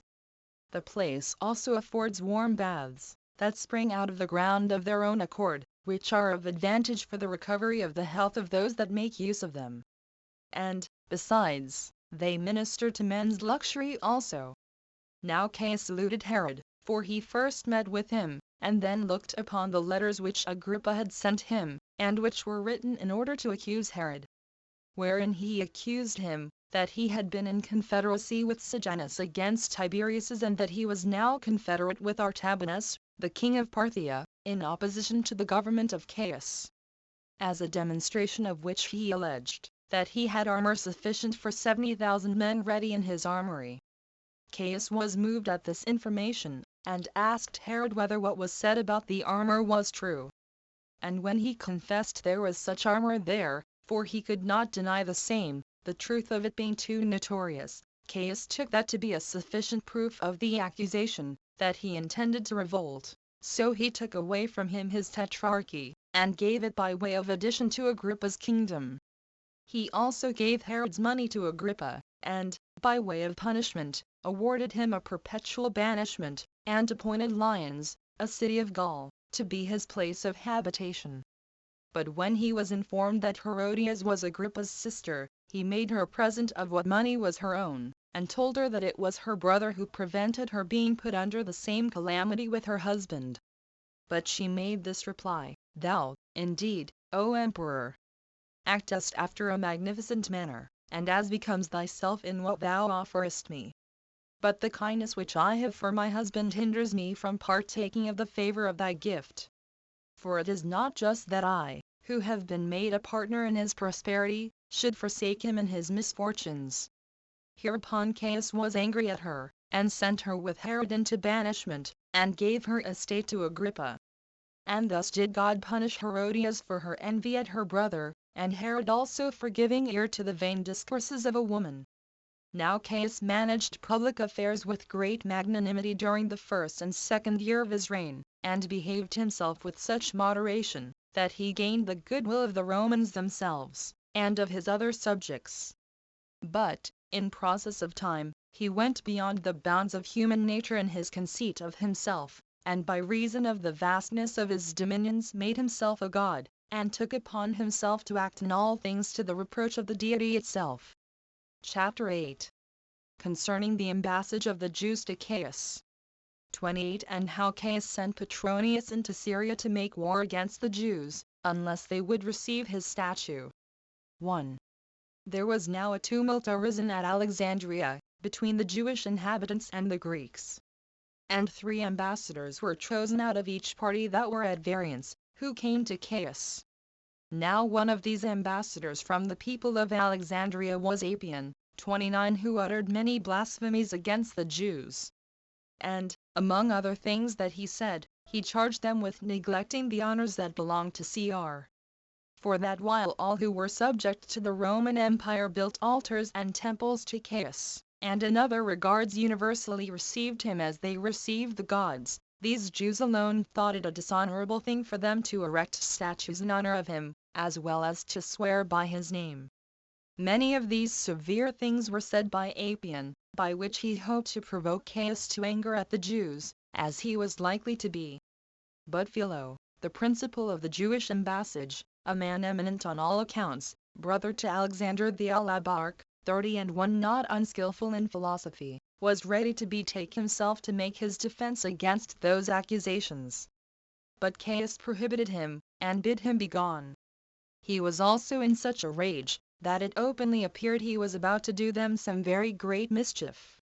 So Philo, being thus affronted, went out, and said to those Jews who were about him, that they should be of good courage, since Caius's words indeed showed anger at them, but in reality had already set God against himself. 2. Hereupon Caius, taking it very heinously that he should be thus despised by the Jews alone, sent Petronius to be president of Syria, and successor in the government of Vitellius, and gave him order to make an invasion into Judea, with a great body of troops.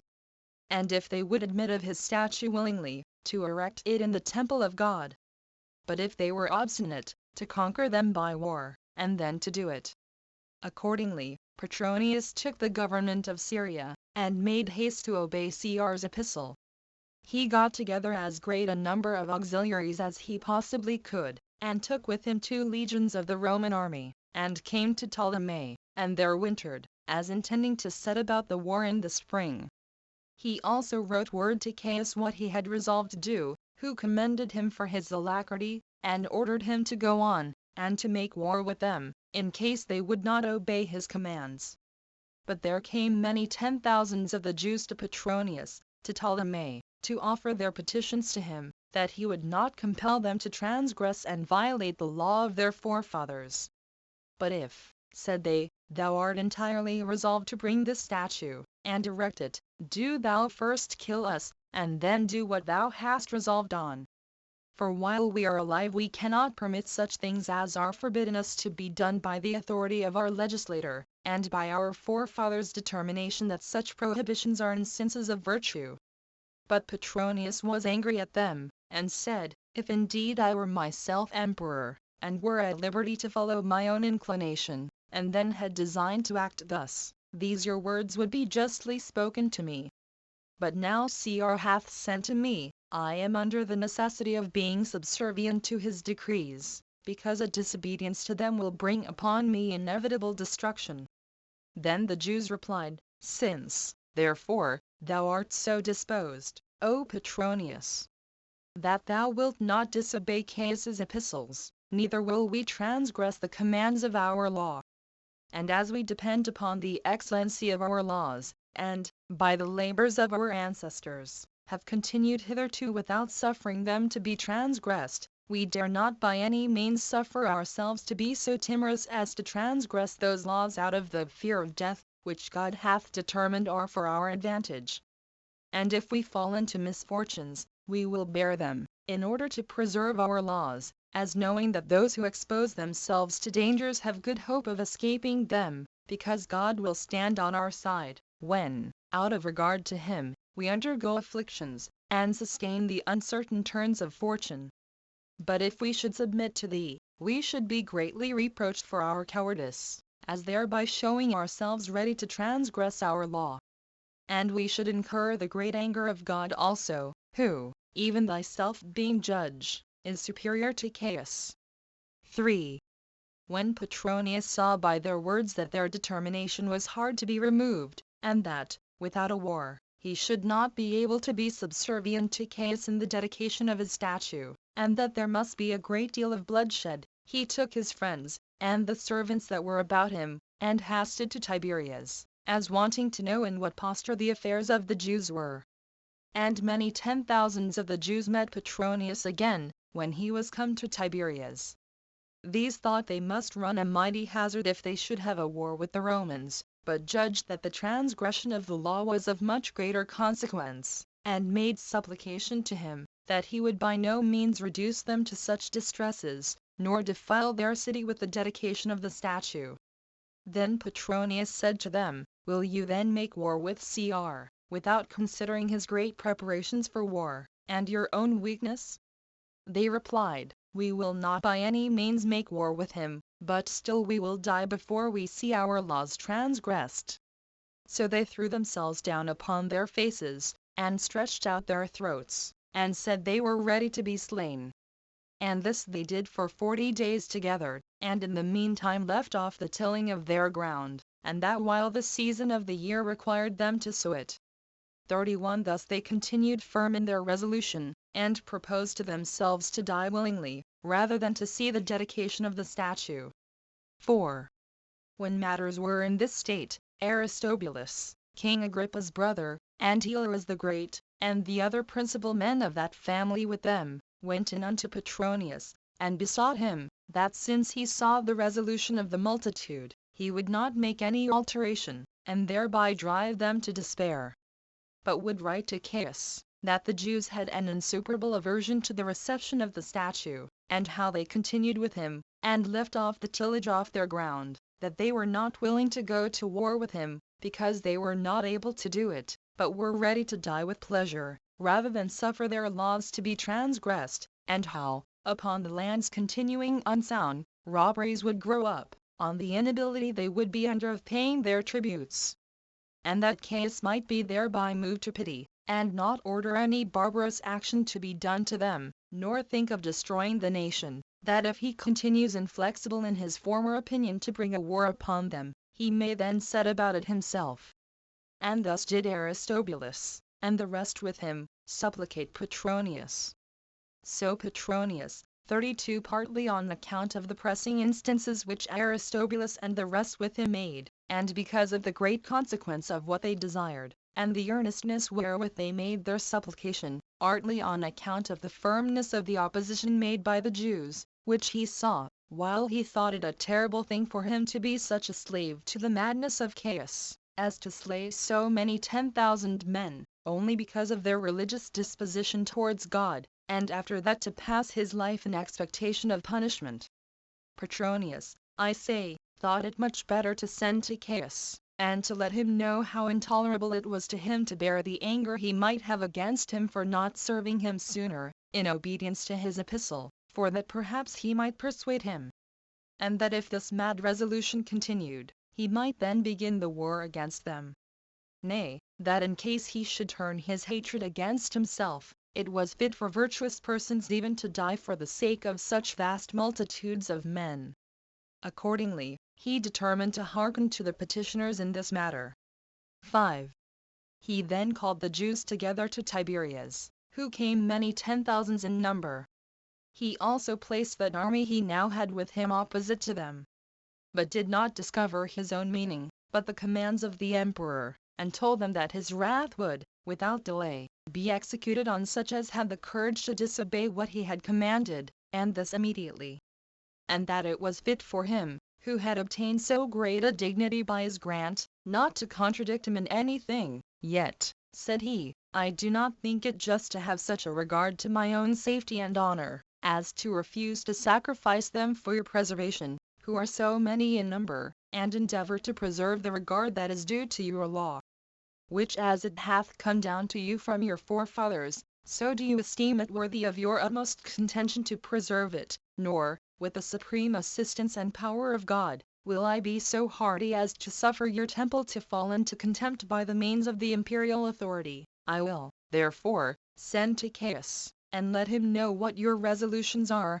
and will assist your suit as far as I am able, that you may not be exposed to suffer on account of the honest designs you have proposed to yourselves. And may God be your assistant, for his authority is beyond all the contrivance and power of men. And may he procure you the preservation of your ancient laws, and may not he be deprived, though without your consent, of his accustomed honors. But if Caius be irritated, and turn the violence of his rage upon me, I will rather undergo all that danger and that affliction that may come either on my body or my soul, than see so many of you to perish, while you are acting in so excellent a manner. Do you, therefore, every one of you, go your way about your own occupations, and fall to the cultivation of your ground. I will myself send to Rome, and will not refuse to serve you in all things, both by myself and by my friends. 6. When Petronius had said this, and had dismissed the assembly of the Jews, he desired the principal of them to take care of their husbandry, and to speak kindly to the people, and encourage them to have good hope of their affairs. Thus did he readily bring the multitude to be cheerful again. And now did God show his presence to Petronius, and signify to him that he would afford him his assistance in his whole design. For he had no sooner finished the speech that he made to the Jews, but God sent down great showers of rain, contrary to human expectation. 33 For that day was a clear day, and gave no sign, by the appearance of the sky, of any rain. Nay, the whole year had been subject to a great drought, and made men despair of any water from above, even when at any time they saw the heavens overcast with clouds. Insomuch that when such a great quantity of rain came, and that in an unusual manner, and without any other expectation of it, the Jews hoped that Petronius would by no means fail in his petition for them. But as to Petronius, he was mightily surprised when he perceived that God evidently took care of the Jews, and gave very plain signs of his appearance, and this to such a degree, that those that were in earnest much inclined to the contrary had no power left to contradict it. This was also among those other particulars which he wrote to Caius, which all tended to dissuade him, and by all means to entreat him not to make so many 10,000s of these men go distracted, whom, if he should slay, for without war they would by no means suffer the laws of their worship to be set aside, he would lose the revenue they paid him, and would be publicly cursed by them for all future ages. Moreover, that God, who was their governor, had shown his power most evidently on their account, and that such a power of his has left no room for doubt about it. And this was the business that Petronius was now engaged in. 7. But King Agrippa, who now lived at Rome, was more and more in the favor of Caius. And when he had once made him a supper, and was careful to exceed all others, both in expenses and in such preparations as might contribute most to his pleasure. Nay, it was so far from the ability of others, that Caius himself could never equal, much less exceed it. Such care had he taken beforehand to exceed all men, and particularly to make all agreeable to Cr. Hereupon Caius admired his understanding and magnificence, that he should force himself to do all to please him, even beyond such expenses as he could bear, and was desirous not to be behind Agrippa in the generosity which he exerted in order to please him. So Caius, when he had drank wine plentifully, and was merrier than ordinary, said thus during the feast, when Agrippa had drunk to him, I knew before now how great a respect thou hast had for me, and how great kindness thou hast shown me, though with those hazards to thyself, which thou underwentest under Tiberius on that account. Nor hast thou omitted anything to show thy goodwill towards us, even beyond thy ability. Whence it would be a base thing for me to be conquered by thy affection. I am therefore desirous to make thee amends for everything in which I have been formerly deficient. For all that I have bestowed on thee, that may be called my gifts, is but little. Everything that may contribute to thy happiness shall be at thy service, and that cheerfully, and so far as my ability will reach. 34 And this was what Caius said to Agrippa, thinking he would ask for some large country, or the revenues of certain cities. But although he had prepared beforehand what he would ask, yet had he not discovered his intentions, but made this answer to Caius immediately, that it was not out of any expectation of gain that he formerly paid his respects to him, contrary to the commands of Tiberius, nor did he now do anything relating to him out of regard to his own advantage, and in order to receive anything from him. That the gifts he had already bestowed upon him were great, and beyond the hopes of even a craving man. For although they may be beneath thy power, who art the donor, yet are they greater than my inclination and dignity, who am the receiver." And as Caius was astonished at Agrippa's inclinations, and still the more pressed him to make his request for somewhat which he might gratify him with, Agrippa replied, "Since thou, O my lord, declarest such is thy readiness to grant, that I am worthy of thy gifts, I will ask nothing relating to my own felicity. For what thou hast already bestowed on me has made me excel therein. But I desire somewhat which may make thee glorious for piety, and render the divinity assistant to thy designs, and may be for an honor to me among those that inquire about it, as showing that I never once fail of obtaining what I desire of thee. For my petition is this, that thou wilt no longer think of the dedication of that statue which thou hast ordered to be set up in the Jewish temple by Petronius." 8. And thus did Agrippa venture to cast the die upon this occasion, so great was the affair in his opinion, and in reality, though he knew how dangerous a thing it was so to speak. For had not Caius approved of it, it had tended to no less than the loss of his life. So Caius, who was mightily taken with Agrippa's obliging behavior, and on other accounts thinking it a dishonorable thing to be guilty of falsehood before so many witnesses, in points wherein he had with such alacrity forced Agrippa to become a petitioner, and that it would look as if he had already repented of what he had said, and because he greatly admired Agrippa's virtue, in not desiring him at all to augment his own dominions, either with larger revenues, or other authority, but took care of the public tranquillity, of the laws, and of the divinity itself, he granted him what he had requested. He also wrote thus to Petronius, commending him for his assembling his army, and then consulting him about these affairs. "If therefore," said he, "thou hast already erected my statue, let it stand. But if thou hast not yet dedicated it, do not trouble thyself further about it, but dismiss thy army, go back, and take care of those affairs which I sent thee about at first, for I have now no occasion for the erection of that statue." This I have granted as a favor to Agrippa, a man whom I honor so very greatly, that I am not able to contradict what he would have, or what he desired me to do for him. And this was what Caius wrote to Petronius, which was before he received his letter, informing him that the Jews were very ready to revolt about the statue, and that they seemed resolved to threaten war against the Romans, and nothing else.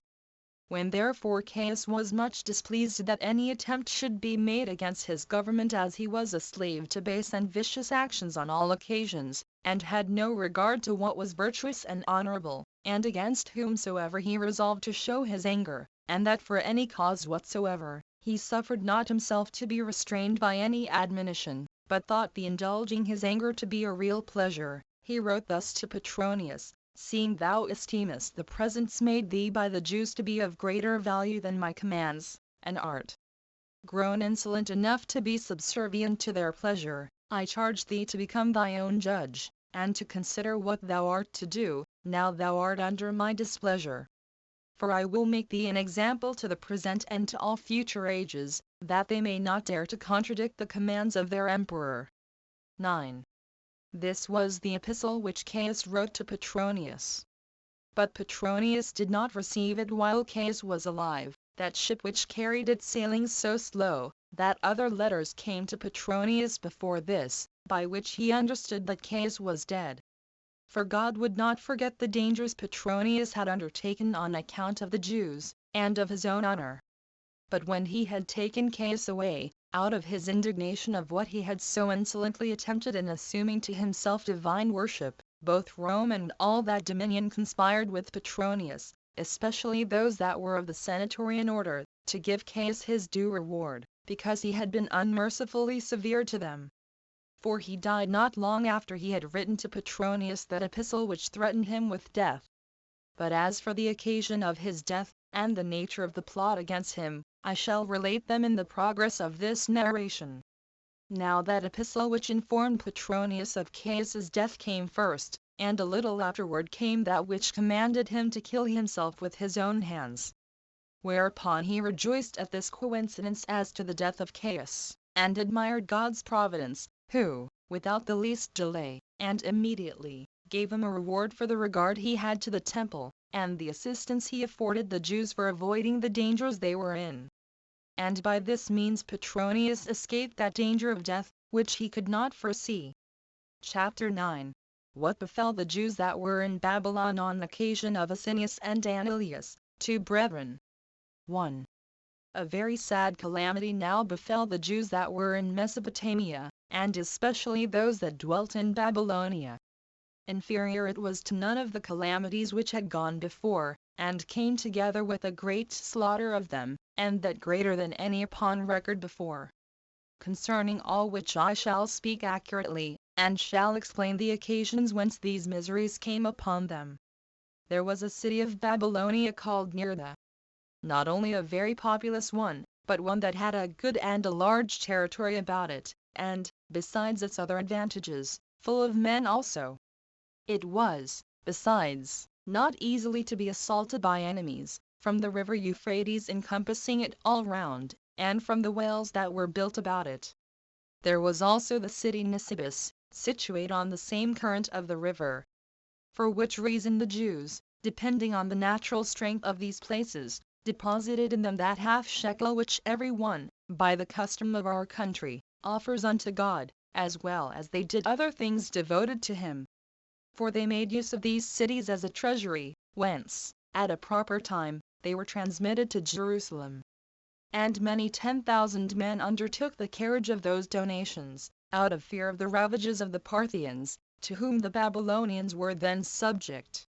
Now there were two men, Asinius and Ananias, of the city Nineveh by birth, and brethren to one another.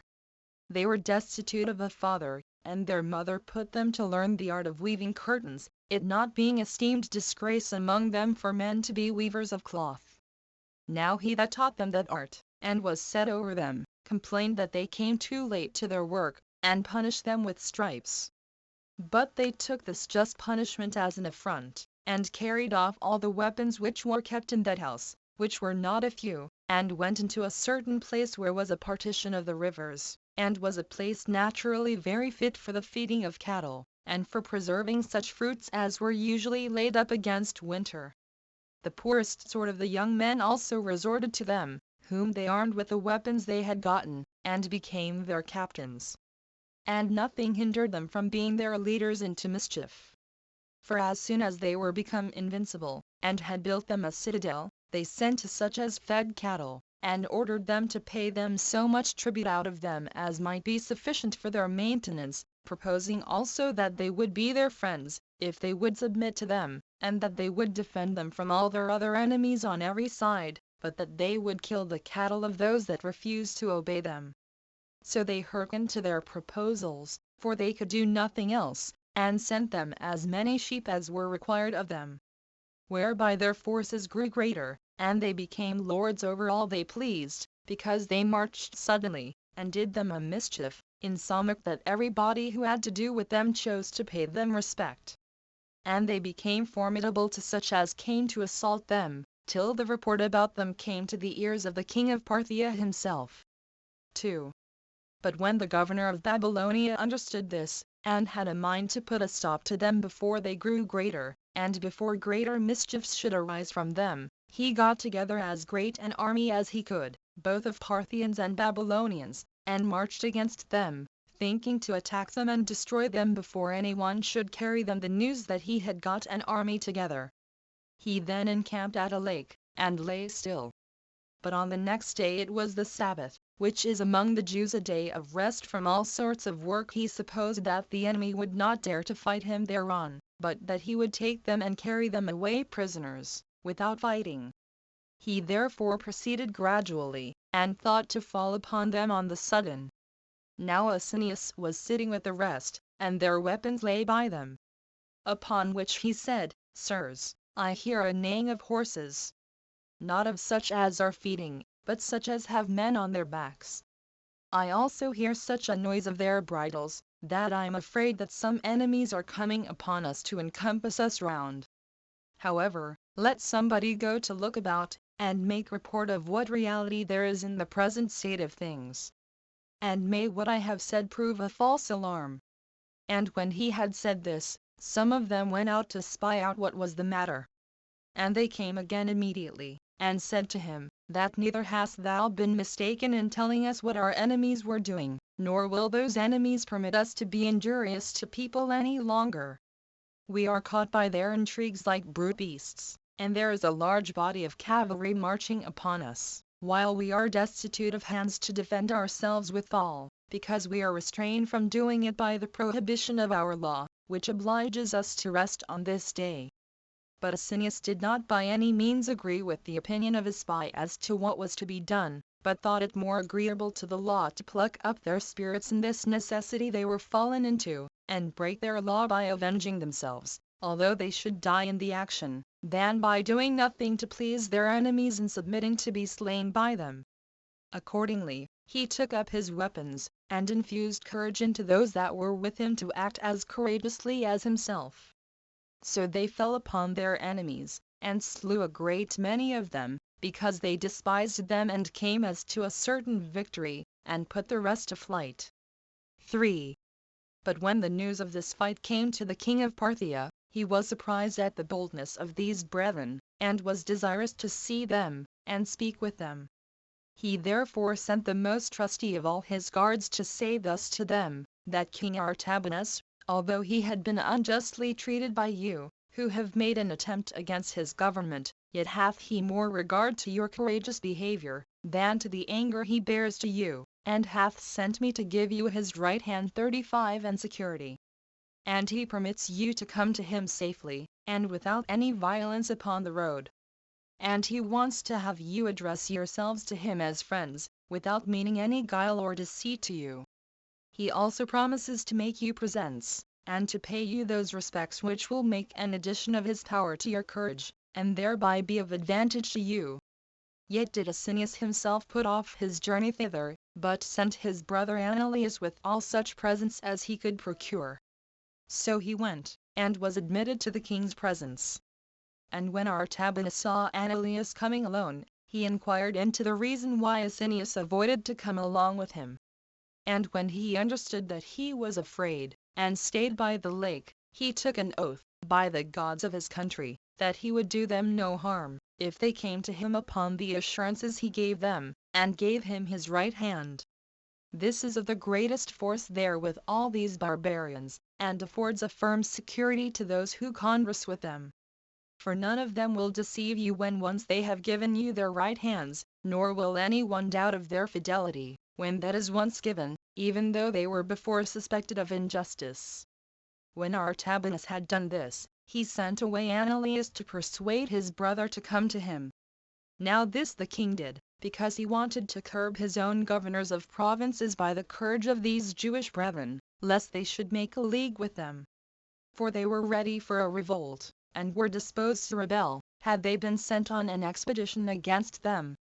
He was also afraid, lest when he was engaged in a war, in order to subdue those governors of provinces that had revolted, the party of Asinius, and those in Babylonia, should be augmented, and either make war upon him, when they should hear of that revolt, or if they should be disappointed in that case, they would not fail of doing further mischief to him.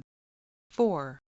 When the king had these intentions, he sent away Ananias, and Ananias prevailed on his brother to come to the king, when he had related to him the king's goodwill, and the oath that he had taken.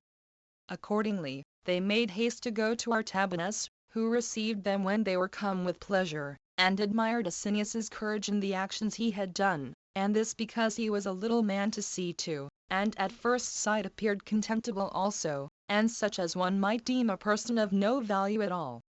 He also said to his friends, how, upon the comparison, he showed his soul to be in all respects superior to his body.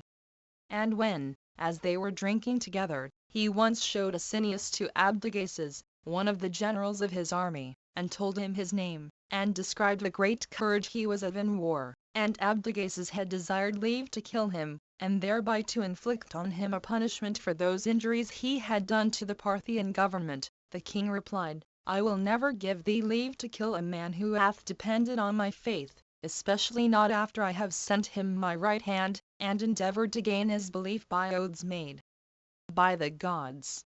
But if thou be a truly warlike man, thou standest not in need of my perjury. Go thou then, and avenge the Parthian government. Attack this man, when he is returned back, and conquer him by the forces that are under thy command, without my privity." Hereupon the king called for Asinius, and said to him, "It is time for thee, O thou young man, to return home, and not provoke the indignation of my generals in this place any further, lest they attempt to murder thee, and that without my approbation. I commit to thee the country of Babylonia in trust, that it may, by thy care, be preserved free from robbers, and from other mischiefs. I have kept my faith inviolable to thee, and that not in trifling affairs, but in those that concern thy safety, and do therefore deserve thou shouldst be kind to me." When he had said this, and given Asinius some presents, he sent him away immediately.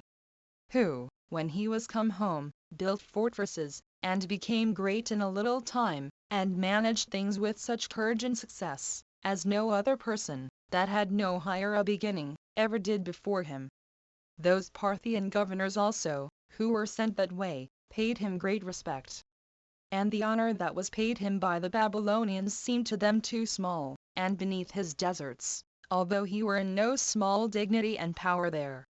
Nay, indeed, all the affairs of Mesopotamia depended upon him, and he more and more flourished in this happy condition of his for 15 years. 5. But as their affairs were in so flourishing a state, there sprang up a calamity among them on the following occasion. When once they had deviated from that course of virtue whereby they had gained so great power, they affronted and transgressed the laws of their forefathers, and fell under the dominion of their lusts and pleasures. A certain Parthian, who came as general of an army into those parts, had a wife following him, who had a vast reputation for other accomplishments, and particularly was admired above all other women for her beauty. Ananias, the brother of Asinius, either heard of that her beauty from others, or perhaps saw her himself also, and so became at once her lover and her enemy. Partly because he could not hope to enjoy this woman but by obtaining power over her as a captive, and partly because he thought he could not conquer his inclinations for her. As soon therefore as her husband had been declared an enemy to them, and was fallen in the battle, the widow of the deceased was married to this her lover. However, this woman did not come into their house without producing great misfortunes, both to Ananias himself, and to Asinius also, but brought great mischiefs upon them on the occasion following. Since she was led away captive, upon the death of her husband, she concealed the images of those gods which were their country gods, common to her husband and to herself. Now it was the custom 36 of that country for all to have the idols they worship in their own houses, and to carry them along with them when they go into a foreign land. Agreeable to which custom of theirs she carried her idols with her. Now at first she performed her worship to them privately. But when she was become Ananias's married wife, she worshipped them in her accustomed manner, and with the same appointed ceremonies which she used in her former husband's days. Upon which their most esteemed friends blamed him at first, that he did not act after the manner of the Hebrews, nor perform what was agreeable to their laws, in marrying a foreign wife, and one that transgressed the accurate appointments of their sacrifices and religious ceremonies. That he ought to consider, lest, by allowing himself in many pleasures of the body, he might lose his principality, on account of the beauty of a wife, and that high authority which, by God's blessing, he had arrived at. But when they prevailed not at all upon him, he slew one of them for whom he had the greatest respect, because of the liberty he took with him. Who, when he was dying, out of regard to the laws, imprecated a punishment upon his murderer Ananias, and upon Asinius also, and that all their companions might come to a like end from their enemies. Upon the two first as the principal actors of this wickedness, and upon the rest as those that would not assist him when he suffered in the defense of their laws. Now these latter were sorely grieved, yet did they tolerate these doings, because they remembered that they had arrived at their present happy state by no other means than their fortitude.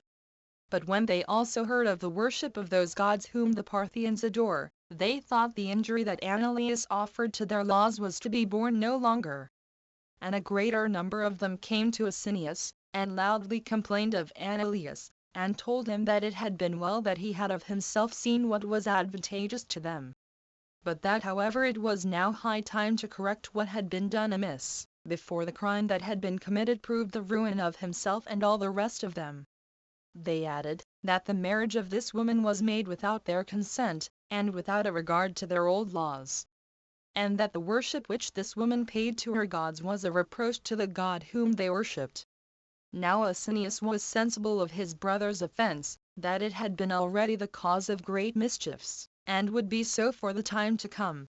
Yet did he tolerate the same from the goodwill he had to so near a relation, and forgiving it to him, on account that his brother was quite overborne by his wicked inclinations. But as more and more still came about him every day, and the clamours about it became greater, he at length spake to Ananias about these clamours, reproving him for his former actions, and desiring him for the future to leave them off, and send the woman back to her relations. But nothing was gained by these reproofs. For as the woman perceived what a tumult was made among the people on her account, and was afraid for Ananias, lest he should come to any harm for his love to her, she infused poison into Asinius's food, and thereby took him off, and was now secure of prevailing, when her lover was to be judge of what should be done about her. 6.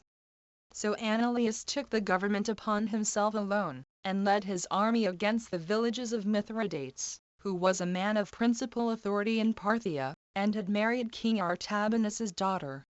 He also plundered them, and among that prey was found much money, and many slaves, as also a great number of sheep, and many other things, which, when gained, make men's condition happy. Now when Mithridates, who was there at this time, heard that his villages were taken, he was very much displeased to find that Ananias had first begun to injure him, and to affront him in his present dignity, when he had not offered any injury to him beforehand. And he got together the greatest body of horsemen he was able, and those out of that number which were of an age fit for war, and came to fight Ananias. And when he was arrived at a certain village of his own, he lay still there, as intending to fight him on the day following, because it was the Sabbath, the day on which the Jews rest. And when Ananias was informed of this by a Syrian stranger of another village, who not only gave him an exact account of other circumstances, but told him where Mithridates would have a feast, he took his supper at a proper time, and marched by night, with an intent of falling upon the Parthians while they were unapprised what they should do. So he fell upon them about the 4th watch of the night, and some of them he slew while they were asleep, and others he put to flight, and took Mithridates alive, and set him naked upon an ass 37, which, among the Parthians, is esteemed the greatest reproach possible. And when he had brought him into a wood with such a resolution, and his friends desired him to kill Mithridates, he soon told them his own mind to the contrary, and said that it was not right to kill a man who was of one of the principal families among the Parthians, and greatly honored with matching into the royal family. That so far as they had hitherto gone was tolerable. For although they had injured Mithridates, yet if they preserved his life, this benefit would be remembered by him to the advantage of those that gave it him.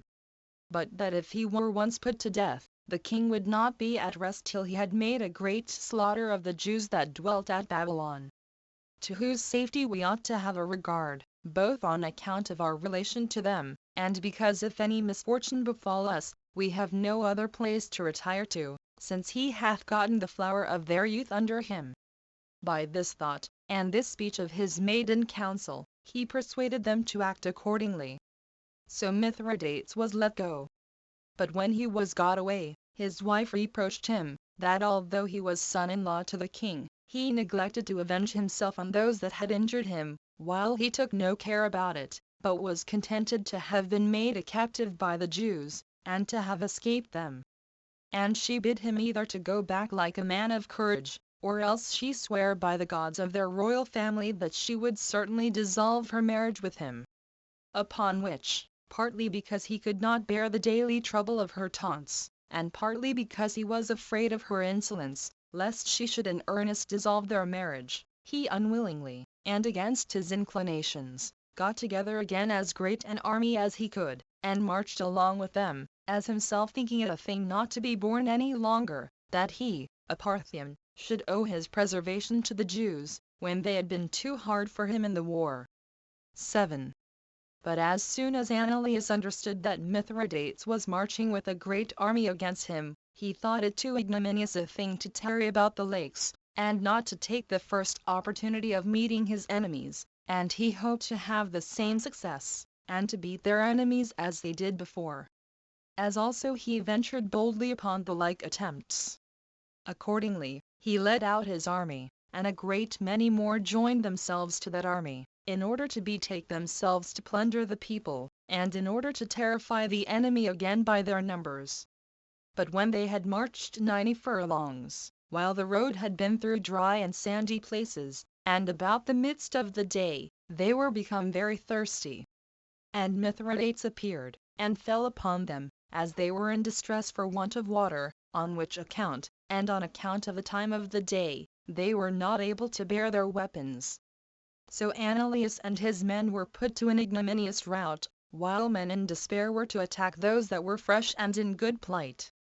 So a great slaughter was made, and many 10,000 men fell.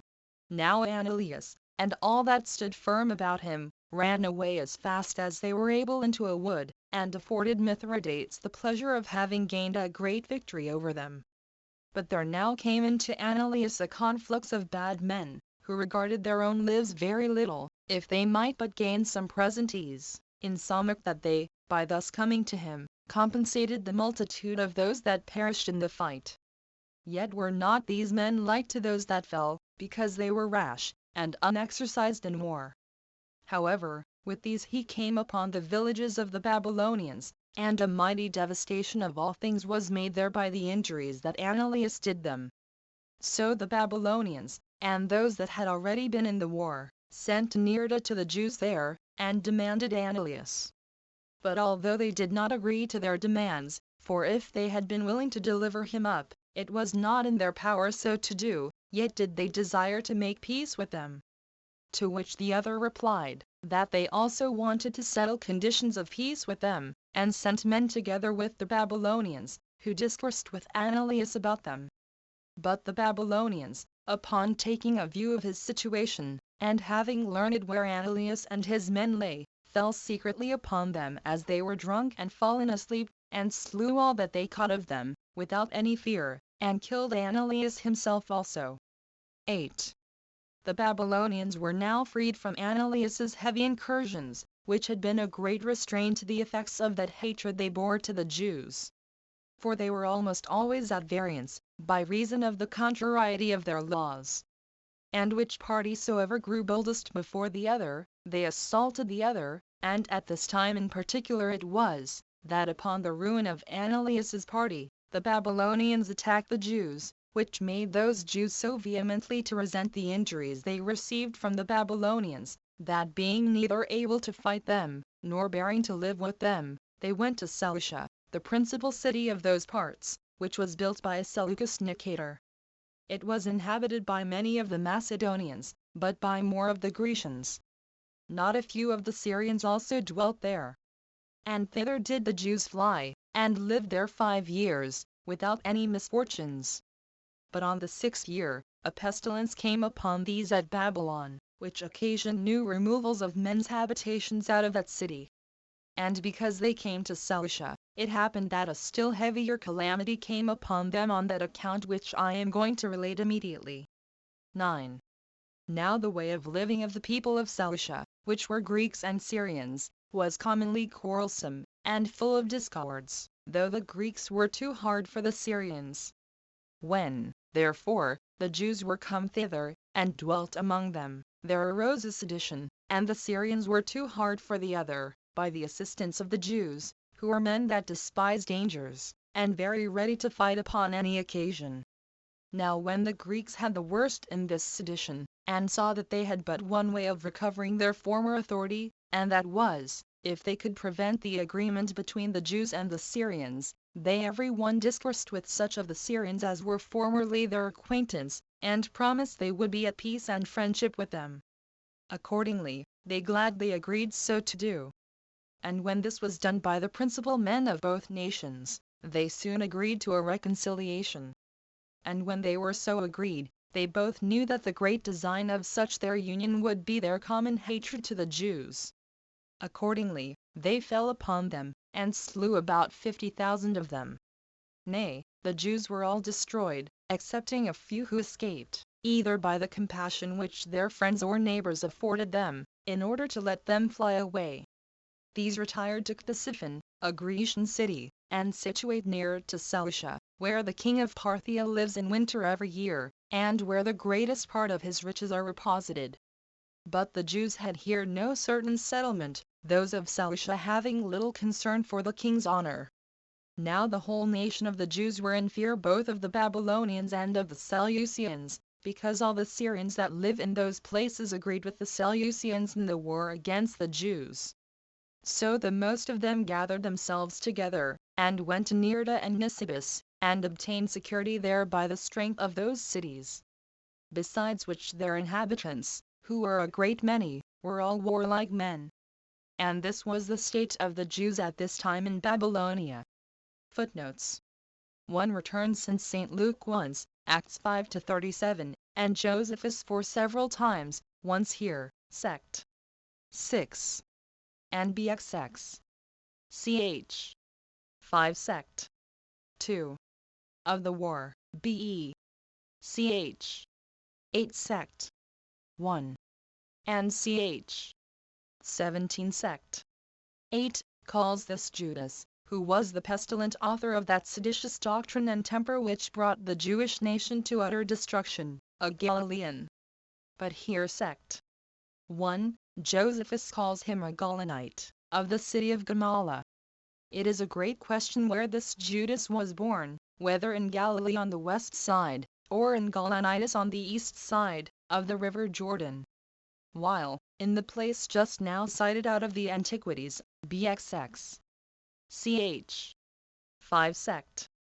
2, he is not only called a Galilean, but it is added to his story, as I have signified in the books that go before these, as if he had still called him a Galilean in those Antiquities before, as well as in that particular place, as Dean Aldrich observes, of the war, be. Ch. 8 sect. 1. Nor can one well imagine why he should here call him a Gaulonite, when in the 6th sect, following here, as well as twice of the war, he still calls him a Galilean. As for the city of Gamala, whence this Judas was derived, it determines nothing, since there were two of that name, the one in Gaulonitis, the other in Galilee. See Reland on the city or town of that name. To return, it seems not very improbable to me that this Sadduc, the Pharisee, was the very same man of whom the rabbins speak, as the unhappy, but undesigning, occasion of the impiety or infidelity of the Sadducees. Nor perhaps had the men this name of Sadducees till this very time, though they were a distinct sect long before. See the note on bxii. Ch. 10 sect 5. And Dean Prideaux, as there quoted. Nor do we, that I know of, find the least footsteps of such impiety or infidelity of these Sadducees before this time, the recognitions assuring us that they began about the days of John the Baptist. B1 ch. 54. See note above. 3 return it seems by what Josephus says here, and Philo himself elsewhere, op. pages 679, that these Essenes did not use to go to the Jewish festivals at Jerusalem, or to offer sacrifices there, which may be one great occasion why they are never mentioned in the ordinary books of the New Testament. Though, in the apostolical constitutions, they are mentioned as those that observed the customs of their forefathers, and that without any such ill character laid upon them as is there laid upon the other sects among that people. For return who these Paulus stay in Josephus, or in Strabo, among the Pythagorean Daci, were, it is not easy to determine. Scaliger offers no improbable conjecture, that some of these Daci lived alone, like monks, in tents or caves. But that others of them lived together in built cities, and thence were called by such names as implied the same. 5 return we may here take notice, as well as in the parallel parts of the books of the war, b.e. ch. 9 sect. 1. That after the death of Herod the Great, and the succession of Archelaus, Josephus is very brief in his accounts of Judea, till near his own time. I suppose the reason is, that after the large history of Nicolaus of Damascus, including the life of Herod, and probably the succession and first actions of his sons, he had but few good histories of those times before him. 6. Return Numbers 19, 11-14. 7. Return This citation is now wanting. 8. Return These Jews, as they are here called, whose blood Pilate shed on this occasion, may very well be those very Galilean Jews, whose blood Pilate had mingled with their sacrifices. Luke 13:1, 2. These tumults being usually excited at some of the Jews' great festivals, when they slew abundance of sacrifices, and the Galileans being commonly much more busy in such tumults than those of Judea and Jerusalem, as we learn from the history of Archelaus, Antiquities. ch. 9 sect. 3 and ch. 10 sect. 2, 9. Though, indeed, Josephus's present copies say not one word of those 18 upon whom the tower in Siloam fell, and slew them, which the 4th verse of the same 13th chapter of St. Luke informs us of. But since our Gospel teaches us, Luke 23:6, 7, that, when Pilate heard of Galilee, he asked whether Jesus were a Galilean. And as soon as he knew that he belonged to Herod's jurisdiction, he sent him to Herod. And ver. 12. The same day Pilate and Herod were made friends together, for before they had been at enmity between themselves. Take the very probable key of this matter in the words of the learned Noldius, to Herod. Number 219. The cause of the enmity between Herod and Pilate, says he, seems to have been this, that Pilate had intermeddled with the tetrarch's jurisdiction, and had slain some of his Galilean subjects. Luke 13:1. And, as he was willing to correct that error, he sent Christ to Herod at this time. 9. Return AD 33, April 3. 10. Return April 5. 11. Return of the banishment of these 4,000 Jews into Sardinia by Tiberius. See Suetonius in Tiber. Sect. 36. But as for Mr. Relland's note here, which supposes that Jews could not, consistently with their laws, be soldiers, it is contradicted by one branch of the history before us, and contrary to innumerable instances of their fighting, and proving excellent soldiers in war. And indeed many of the best of them, and even under heathen kings themselves, did so. Those, I mean, who allowed them their rest on the Sabbath day, and other solemn festivals, and let them live according to their own laws, as Alexander the Great and the Ptolemies of Egypt did. It is true, they could not always obtain those privileges, and then they got executed as well as they could, or sometimes absolutely refused to fight, which seems to have been the case here, as to the major part of the Jews now banished, but nothing more. See several of the Roman decrees in their favor as to such matters, bxiv. ch. 10. 12. Return Since Moses never came himself beyond Jordan, nor particularly to Mount Gerizim, and since these Samaritans have a tradition among them, related here by Dr. Hudson, from Relland, who was very skillful in Jewish and Samaritan learning, that in the days of Uzziah or Ozzias the high priest, 1 Chronicles 6:6, the ark and other sacred vessels were, by God's command, laid up or hidden in Mount Gerizim. It is highly probable that this was the foolish foundation the present Samaritans went upon, in the sedition here described. 13. Return This mention of the high priest's sacred garments received 7 days before a festival, and purified in those days against a festival, as having been polluted by being in the custody of heathens, in Josephus, agrees well with the traditions of the Talmudists, as Relland here observes. Nor is there any question but the 3 feasts here mentioned were the Passover, Pentecost, and Feast of Tabernacles. And the fast so called by way of distinction, as Acts 27:9, was the great day of expiation. 14. Return This calculation, from all Josephus's Greek copies, is exactly right.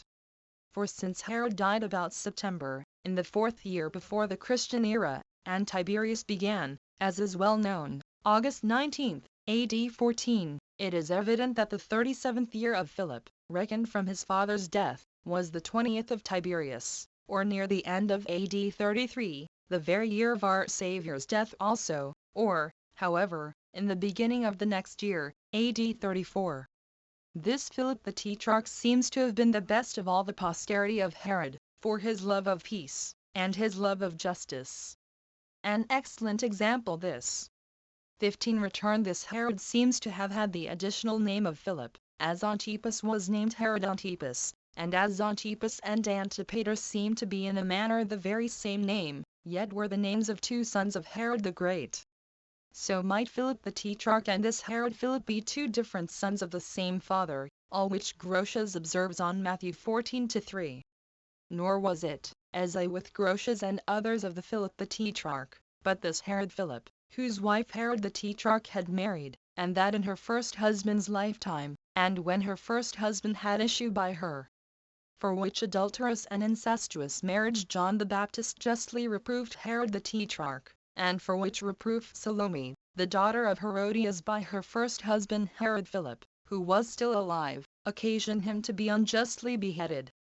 16 Return Whether this sudden extinction of almost the entire lineage of Herod the Great, which was very numerous, as we are both here and in the next section informed, was not in part as a punishment for the gross incests they were frequently guilty of, in marrying their own nephews and nieces, well deserves to be considered. See Leviticus 18:6, 7. 21-10. And Noldius, to Herod, number 269, 270. 17 Return There are coins still extant of this heiress, as Spanheim informs us. Spanheim also informs us of a coin still extant of this Jotape, daughter of the king of Commagius. 18 Return Spanheim observes, that we have here an instance of the Attic quantity of use money, which was the 8th part of the original sum, or 12%, for such is the proportion of 2,500 to 20,000. 19 Return the governor of the Jews there. 20 Return Tiberius, junior of Germanicus. 21 Return this high commendation of Antonia for marrying but once, given here, and supported elsewhere. Antic. Bxvii. Ch. 13 Sect. 4. And this, notwithstanding the strongest temptations, shows how honorable single marriages were both among the Jews and Romans, in the days of Josephus and of the Apostles, and takes away much of that surprise which the modern Protestants have at those laws of the Apostles, where no widows, but those who had been the wives of one husband only, are taken into the church list. And no bishops, priests, or deacons are allowed to marry more than once, without leaving off to officiate as clergymen any longer. See Luke 2:36. 1 Timothy 5:11, 12. 3-2, 12. Titus 1-10. Constit. A post. B.E. Sect. 1, 2. B.Vi. Sect. 17. Can. Bxvii. Grot. In Luke E. 36. And Resports ad consult. Cassand. Pages 44. And Colit in Constit. B.Vi. Sect. 17. And note, that Tertullian owns this law against second marriages of the clergy had been once at least executed in his time. And heavily complains elsewhere, that the breach thereof had not been always punished by the Catholics, as it ought to have been. Jerome, speaking of the ill reputation of marrying twice, says, that no such person could be chosen into the clergy in his days. Which Augustine testifies also. And for Epiphanius, rather earlier, he is clear and full to the same purpose, and says that law obtained over the whole Catholic Church in his days, as the places in the Pharisaic authors inform us. 22 Return Dr. Hudson here takes notice, out of Seneca, Epistle 5 that this was the custom of Tiberius, to couple the prisoner and the soldier that guarded him together in the same chain. 23 Return Tiberius his own grandson, and Caius his brother Drusus's grandson. 24 returns. So I correct Josephus's copy, which calls Germanicus his brother, who was his brother's son. 25 return. This is a known thing among the Roman historians and poets, that Tiberius was greatly given to astrology and divination. 26 return. This name of a lion is often given to tyrants, especially by the such Agrippa, and probably his freedman Marcius, in effect were, Ezekiel 19:1, 9. Esther 4:9, 2 Timothy 4:17. They are also sometimes compared to or represented by wild beasts, of which the lion is the principal, Daniel 7:3, 8. Apoc 13:1, 2. 27 return. Although Caius now promised to give Agrippa the tetrarchy of Lysanias, yet was it not actually conferred upon him till the reign of Claudius, as we learn, Antiquities. Ch. 5 sect. 1. 28 return. Regarding instances of the interpositions of Providence, as have been always very rare among the other idolatrous nations, but of old very many among the posterity of Abraham, the worshippers of the true God. Nor do these seem much inferior to those in the Old Testament, which are the more remarkable, because, among all their other follies and vices, the Jews were not at this time idolaters. And the deliverances here mentioned were done in order to prevent their relapse into that idolatry. 29 return. Josephus here assures us that the ambassadors from Alexandria to Caius were on each part no more than 3 in number, for the Jews, and for the Gentiles, which are but 6 in all. Whereas Philo, who was the principal ambassador from the Jews, as Josephus here confesses, as was Apion for the Gentiles, says, the Jews' ambassadors were themselves no fewer than live, towards the end of his legation to Caius. Which, if there be no mistake in the copies, must be supposed the truth.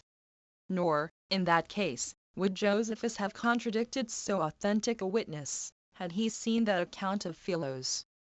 Which that he ever did does not appear. 30 return. This Alexander, the alabarch, or governor of the Jews, at Alexandria, and brother to Philo, is supposed by Bishop Pearson, in Act. A Post. Pages 41, 42, to be the same with that Alexander who is mentioned by St. Luke, as of the kindred of the high priests, Acts 4-6. 31 return. What Josephus here, and sect. 6, relates as done by the Jews seed time, is in Philo, not far off the time when the corn was ripe, who, as Leclerc notes, differ here one from the other.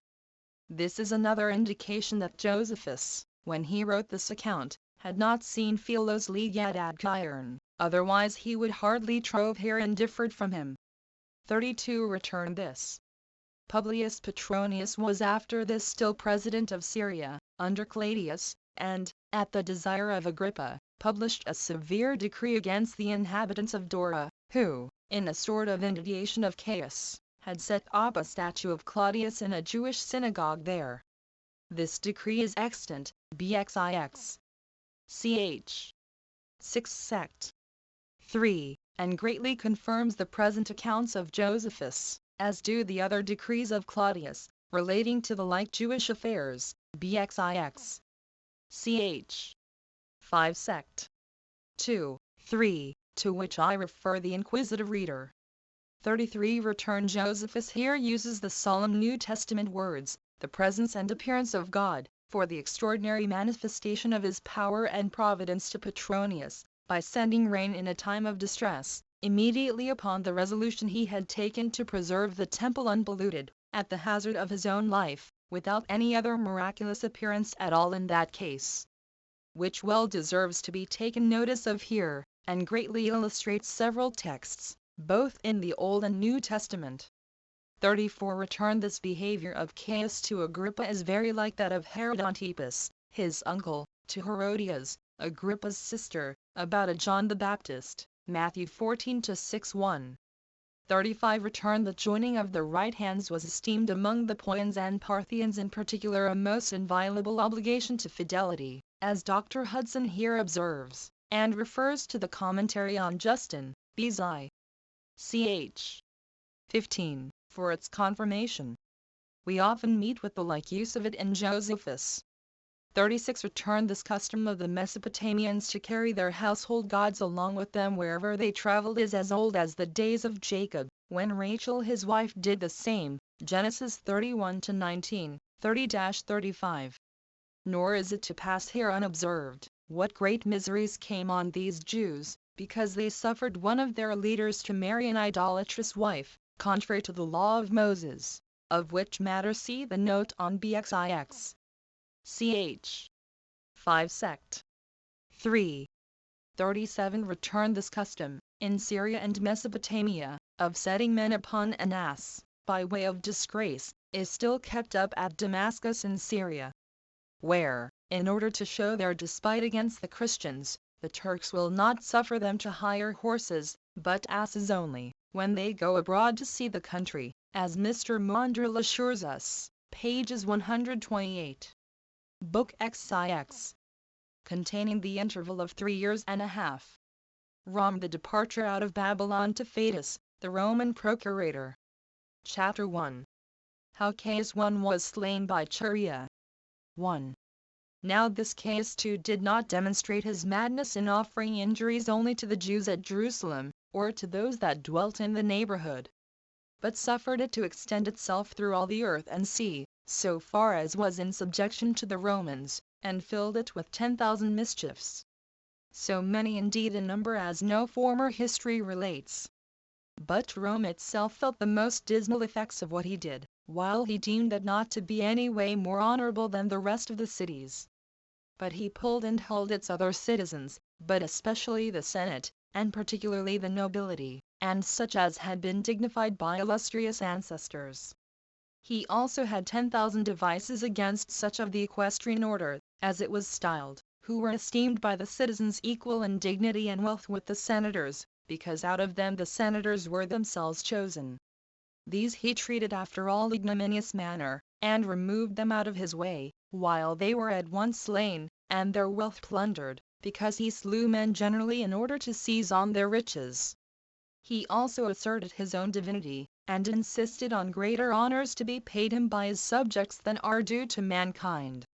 He also frequented the temple of Jupiter which they style the Capitol, which is with them the most holy of all their temples, and had boldness enough to call himself the brother of Jupiter. And other pranks he did like a madman. As when he laid a bridge from the city Dicearchia, which belongs to Campania, to Misenum, another city upon the seaside, from one promontory to another, of the length of 30 furlongs, as measured over the sea. And this was done because he esteemed it to be a most tedious thing to row over it in a small ship, and thought withal that it became him to make that bridge, since he was lord of the sea, and might oblige it to give marks of obedience as well as the earth. So he enclosed the whole bay within his bridge, and drove his chariot over it, and thought that, as he was a god, it was fit for him to travel over such roads as this was. Nor did he abstain from the plunder of any of the Grecian temples, and gave order that all the engravings and sculptures, and the rest of the ornaments of the statues and donations therein dedicated, should be brought to him, saying that the best things ought to be set nowhere but in the best place, and that the city of Rome was that best place. He also adorned his own house and his gardens with the curiosities brought from those temples, together with the houses he lay at when he travelled all over Italy. Whence he did not scruple to give a command that the statue of Jupiter Olympius, so called because he was honored at the Olympian games by the Greeks, which was the work of Phidias the Athenian, should be brought to Rome. Yet did not he compass his end, because the architects told Memmius Regulus, who was commanded to remove that statue of Jupiter, that the workmanship was such as would be spoiled, and would not bear the removal. It was also reported that Memmius, both on that account, and on account of some such mighty prodigies as are of an incredible nature, put off the taking it down, and wrote to Caius those accounts, as his apology for not having done what his epistle required of him. And that when he was thence in danger of perishing, he was saved by Caius being dead himself, before he had put him to death. 2. Nay, Caius's madness came to this height, that when he had a daughter born, he carried her into the Capitol, and put her upon the knees of the statue, and said that the child was common to him and to Jupiter, and determined that she had two fathers, but which of these fathers were the greatest he left undetermined. And yet mankind bore him in such his pranks. He also gave leave to slaves to accuse their masters of any crimes whatsoever they pleased. For all such accusations were terrible, because they were in great part made to please him, and at his suggestion, insomuch that Pollux, Claudius's slave, had the boldness to lay an accusation against Claudius himself. And Caius was not ashamed to be present at his trial of life and death, to hear that trial of his own uncle, in hopes of being able to take him off, although he did not succeed to his mind. But when he had filled the whole habitable world which he governed with false accusations and miseries, and had occasioned the greatest insults of slaves against their masters, who indeed in a great measure ruled them, there were many secret plots now laid against him. Some in anger, and in order for men to revenge themselves, on account of the miseries they had already undergone from him. And others made attempts upon him, in order to take him off before they should fall into such great miseries, while his death came very fortunately for the preservation of the laws of all men, and had a great influence upon the public welfare. And this happened most happily for our nation in particular, which had almost utterly perished if he had not been suddenly slain.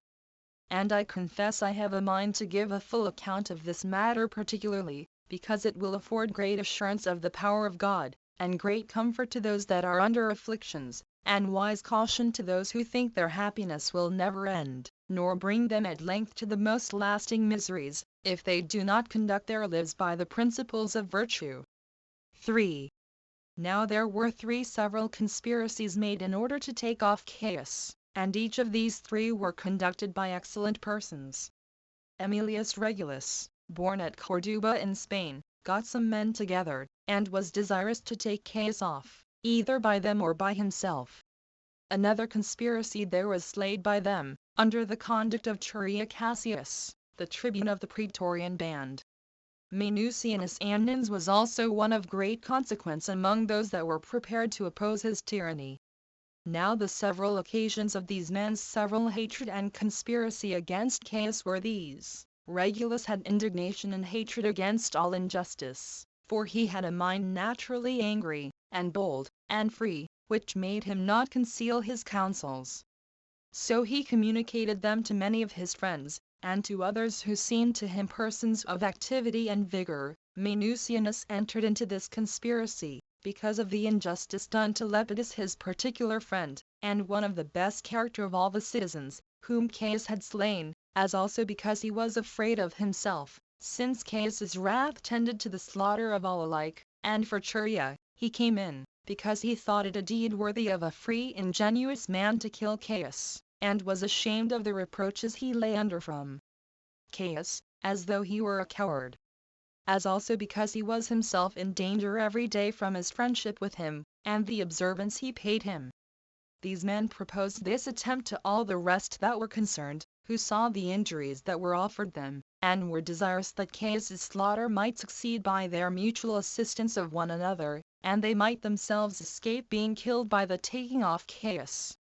That perhaps they should gain their point, and that it would be a happy thing, if they should gain it, to prove themselves to so many excellent persons, as earnestly wished to be partakers with them in their design for the delivery of the city and of the government, even at the hazard of their own lives. But still Churia was the most zealous of them all, both out of a desire of getting himself the greatest name, and also by reason of his access to Caius's presence with less danger, because he was tribune, and could therefore the more easily kill him. 4. Now at this time came on the horse races Circensian games, the view of which games was eagerly desired by the people of Rome, for they come with great alacrity into the hippodrome circus at such times, and petition their emperors, in great multitudes, for what they stand in need of, who usually did not think fit to deny them their requests, but readily and gratefully granted them. Accordingly, they most importunately desired that Caius would now ease them in their tributes, and abate somewhat of the rigor of their taxes imposed upon them. But he would not hear their petition. And when their clamors increased, he sent soldiers some one way and some another, and gave order that they should lay hold on those that made the clamors, and without any more ado bring them out, and put them to death. These were Caius's commands, and those who were commanded executed the same. And the number of those who were slain on this occasion was very great. Now the people saw this, and bore it so far, that they left off clamoring, because they saw with their own eyes that this petition to be relieved, as to the payment of their money, brought immediate death upon them. These things made Churia more resolute to go on with his plot, in order to put an end to this barbarity of Caius against men. He then at several times thought to fall upon Caius, even as he was feasting. Yet did he restrain himself by some considerations. Not that he had any doubt on him about killing him, but as watching for a proper season, that the attempt might not be frustrated, but that he might give the blow so as might certainly gain his purpose. 5. Churia had been in the army a long time, yet was he not pleased with conversing so much with Caius, but Caius had set him to require the tributes, and other dues, which, when not paid in due time, were forfeited to Caesar's treasury. And he had made some delays in requiring them, because those burdens had been doubled, and had rather indulged his own mild disposition than performed Caius's command. Nay, indeed, he provoked Caius to anger by sparing men, and pitying the hard fortunes of those from whom he demanded the taxes. And Caius upbraided him with his sloth and effeminacy in being so long about collecting the taxes. And indeed he did not only affront him in other respects, but when he gave him the watchword of the day, to whom it was to be given by his place, he gave him feminine words, and those of a nature very reproachful. And these watchwords he gave out, as having been initiated in the secrets of certain mysteries, which he had been himself the author of. Now although he had sometimes put on women's clothes, and had been wrapped in some embroidered garments to them belonging, and done a great many other things, in order to make the company mistake him for a woman, yet did he, by way of reproach, object the like womanish behavior to Churia. But when Churia received the watchword from him, he had indignation at it, but had greater indignation at the delivery of it to others, as being laughed at by those that received it, insomuch that his fellow tribunes made him the subject of their drollery. For they would foretell that he would bring them some of his usual watchwords when he was about to take the watchword from Caesar, and would thereby make him ridiculous. On which accounts he took the courage of assuming certain partners to him, as having just reasons for his indignation against Caius. Now there was one Pompedius, a senator, and one who had gone through almost all posts in the government, but otherwise an Epicurean, and for that reason loved to lead an inactive life. Now Timidius, an enemy of his, had informed Caius that he had used indecent reproaches against him, and he made use of Quintilia for a witness to them. A woman, she was much beloved by many that frequented the theatre, and particularly by Pompedius, on account of her great beauty. Now this woman thought it a horrible thing to attest to an accusation that touched the life of her lover, which was also a lie. Timidius, however, wanted to have her brought to the torture. Caius was irritated at this reproach upon him, and commanded Churia, without any delay, to torture Quintilia, as he used to employ Churia in such bloody matters, and those that required the torture, because he thought he would do it the more barbarously, in order to avoid that imputation of effeminacy which he had laid upon him. But Quintilia, when she was brought to the rack, trod upon the foot of one of her associates, and let him know that he might be of good courage, and not be afraid of the consequence of her tortures, for that she would bear them with magnanimity. Churia tortured this woman after a cruel manner. Unwillingly indeed, but because he could not help it.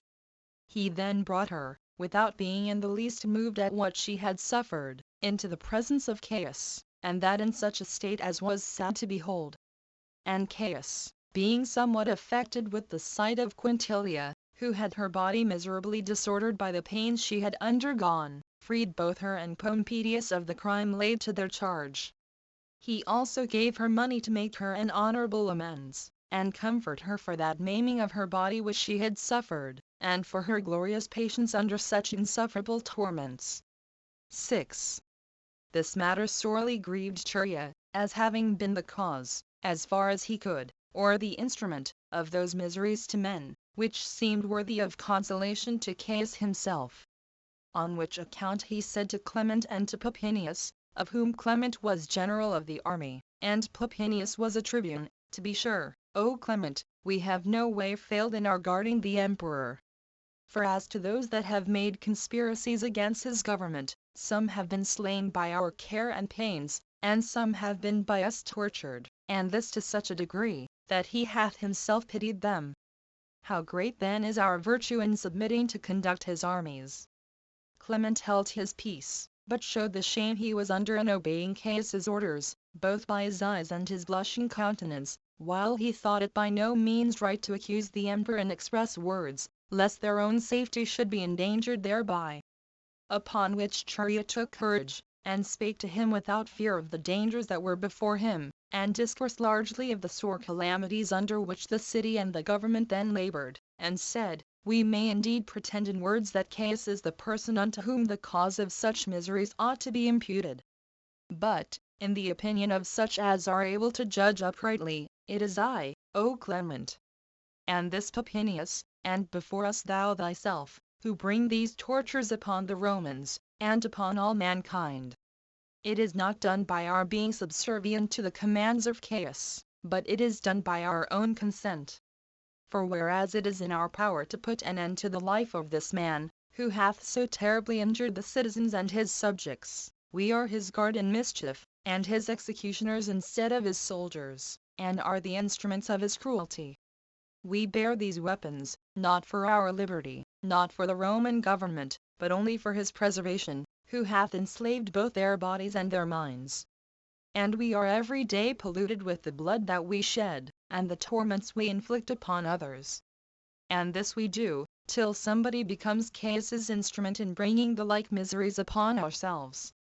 Nor does he thus employ us because he hath a kindness for us, but rather because he hath a suspicion of us, as also because when abundance more have been killed, for Caius will set no bounds to his wrath, since he aims to do all, not out of regard to justice, but to his own pleasure, we shall also ourselves be exposed to his cruelty.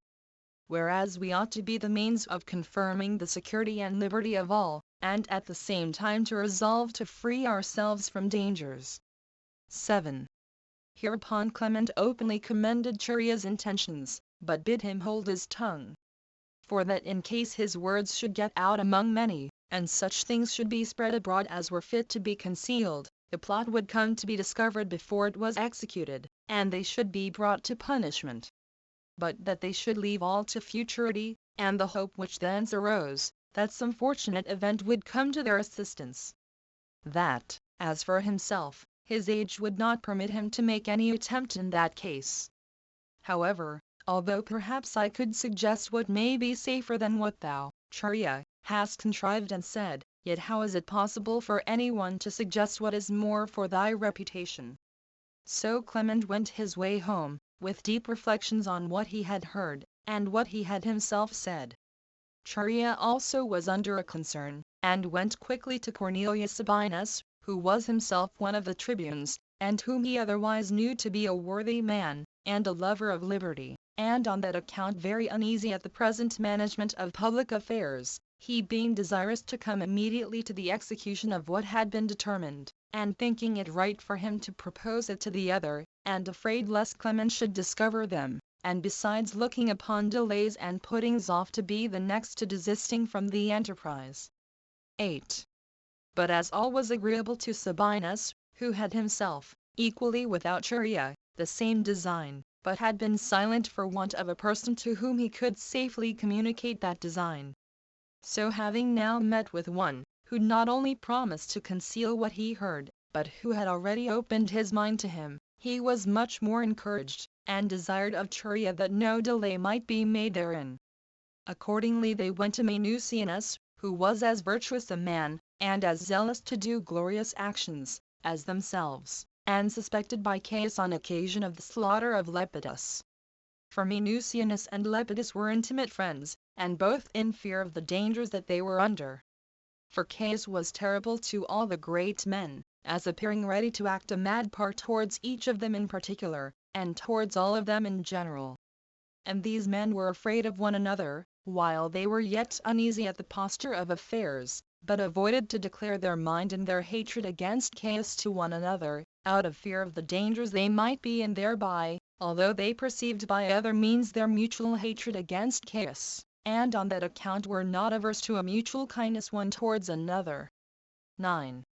When Minucianus and Chaerea had met together, and saluted one another, as they had been used on former conversations to give the upper hand to Minucianus, both on account of his eminent dignity, for he was the noblest of all the citizens, and highly commended by all men, especially when he made speeches to them, Minucianus began first, and asked Chaerea, what was the watchword he had received that day from Caius.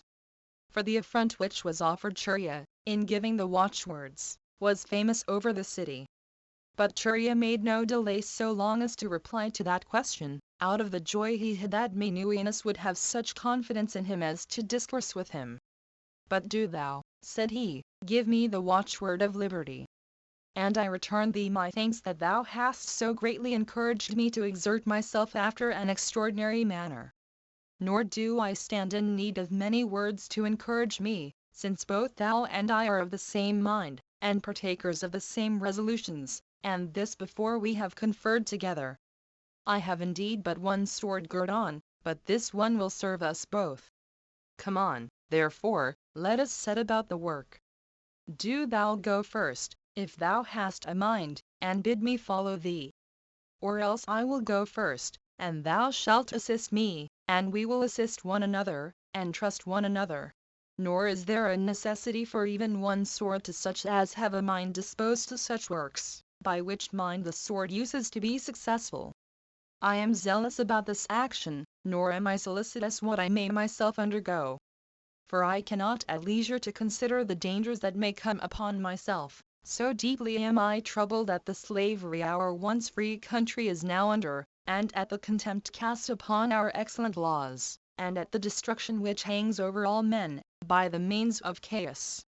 I wish that I may be judged by thee, and that thou mayst esteem me worthy of credit in these matters, seeing we are both of the same opinion, and there is herein no difference between us. 10. When Minucianus saw the vehemency with which Chaerea delivered himself, he gladly embraced him, and encouraged him in his bold attempt, commending him, and embracing him. So he let him go with his good wishes. And some affirm that he thereby confirmed Minucianus in the prosecution of what had been agreed among them. For as Chaerea entered into the court, the report runs, that a voice came from among the multitude to encourage him, which bid him finish what he was about, and take the opportunity that Providence afforded. And that Chaerea at first suspected that some one of the conspirators had betrayed him, and he was caught, but at length perceived that it was by way of exhortation. Whether somebody that was conscious of what he was about, gave a signal for his encouragement, or whether it was God himself, who looks upon the actions of men, that encouraged him to go on boldly in his design, is uncertain. The plot was now communicated to a great many, and they were all in their armor.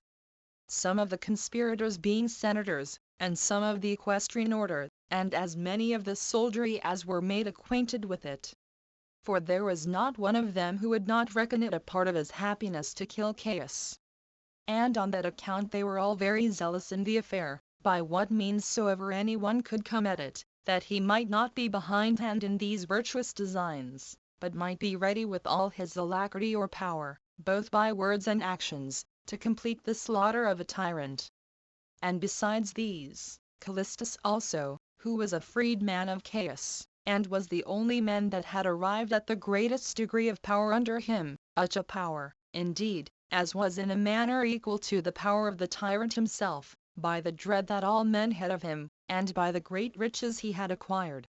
For he took bribes most plenteously, and committed injuries without bounds, and was more extravagant in the use of his power and unjust proceedings than any other.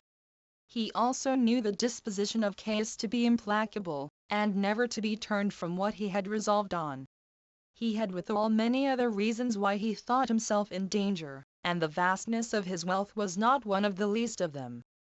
On which account he privately ingratiated himself with Claudius, and transferred his courtship to him, out of this hope, that in case, upon the removal of Caius, the government should come to him, his interest in such changes should lay a foundation for his preserving his dignity under him, since he laid in beforehand a stock of merit, and did Claudius good offices in his promotion. He had also the boldness to pretend that he had been persuaded to make away with Claudius, by poisoning him, but had still invented 10,000 excuses for delaying to do it. But it seems probable to me that Callistus only counterfeited this, in order to ingratiate himself with Claudius. For if Caius had been in earnest resolved to take off Claudius, he would not have admitted of Callistus's excuses. Nor would Callistus, if he had been enjoined to do such an act as was desired by Caius, have put it off. Nor if he had disobeyed those injunctions of his master, had he escaped immediate punishment. While Claudius was preserved from the madness of Caius by a certain divine providence, and Callistus pretended to such a piece of merit as he no way deserved. 11. However, the execution of Turia's designs was put off from day to day, by the sloth of many therein concerned. For as to Turia himself, he would not willingly make any delay in that execution, thinking every time a fit time for it. For frequent opportunities offered themselves. As when Caius went up to the Capitol to sacrifice for his daughter, or when he stood upon his royal palace, and threw gold and silver pieces of money among the people, he might be pushed down headlong, because the top of the palace, that looks towards the market-place, was very high. And also when he celebrated the mysteries, which he had appointed at that time. For he was then no way secluded from the people, but solicitous to do everything carefully and decently, and was free from all suspicion that he should be then assaulted by anybody. And although the gods should afford him no divine assistance to enable him to take away his life, yet had he strength himself sufficient to dispatch Caius, even without a sword. Thus was Quaria angry at his fellow conspirators, for fear they should suffer a proper opportunity to pass by. And they were themselves sensible that he had just cause to be angry at them, and that his eagerness was for their advantage. Yet did they desire he would have a little longer patience, lest, upon any disappointment they might meet with, they should put the city into disorder, and an inquisition should be made after the conspiracy, and should render the courage of those that were to attack Caius without success, while he would then secure himself more carefully than ever against them. That it would therefore be the best to set about the work when the shows were exhibited in the palace. These shows were acted in honor of that CR4 who first of all changed the popular government, and transferred it to himself.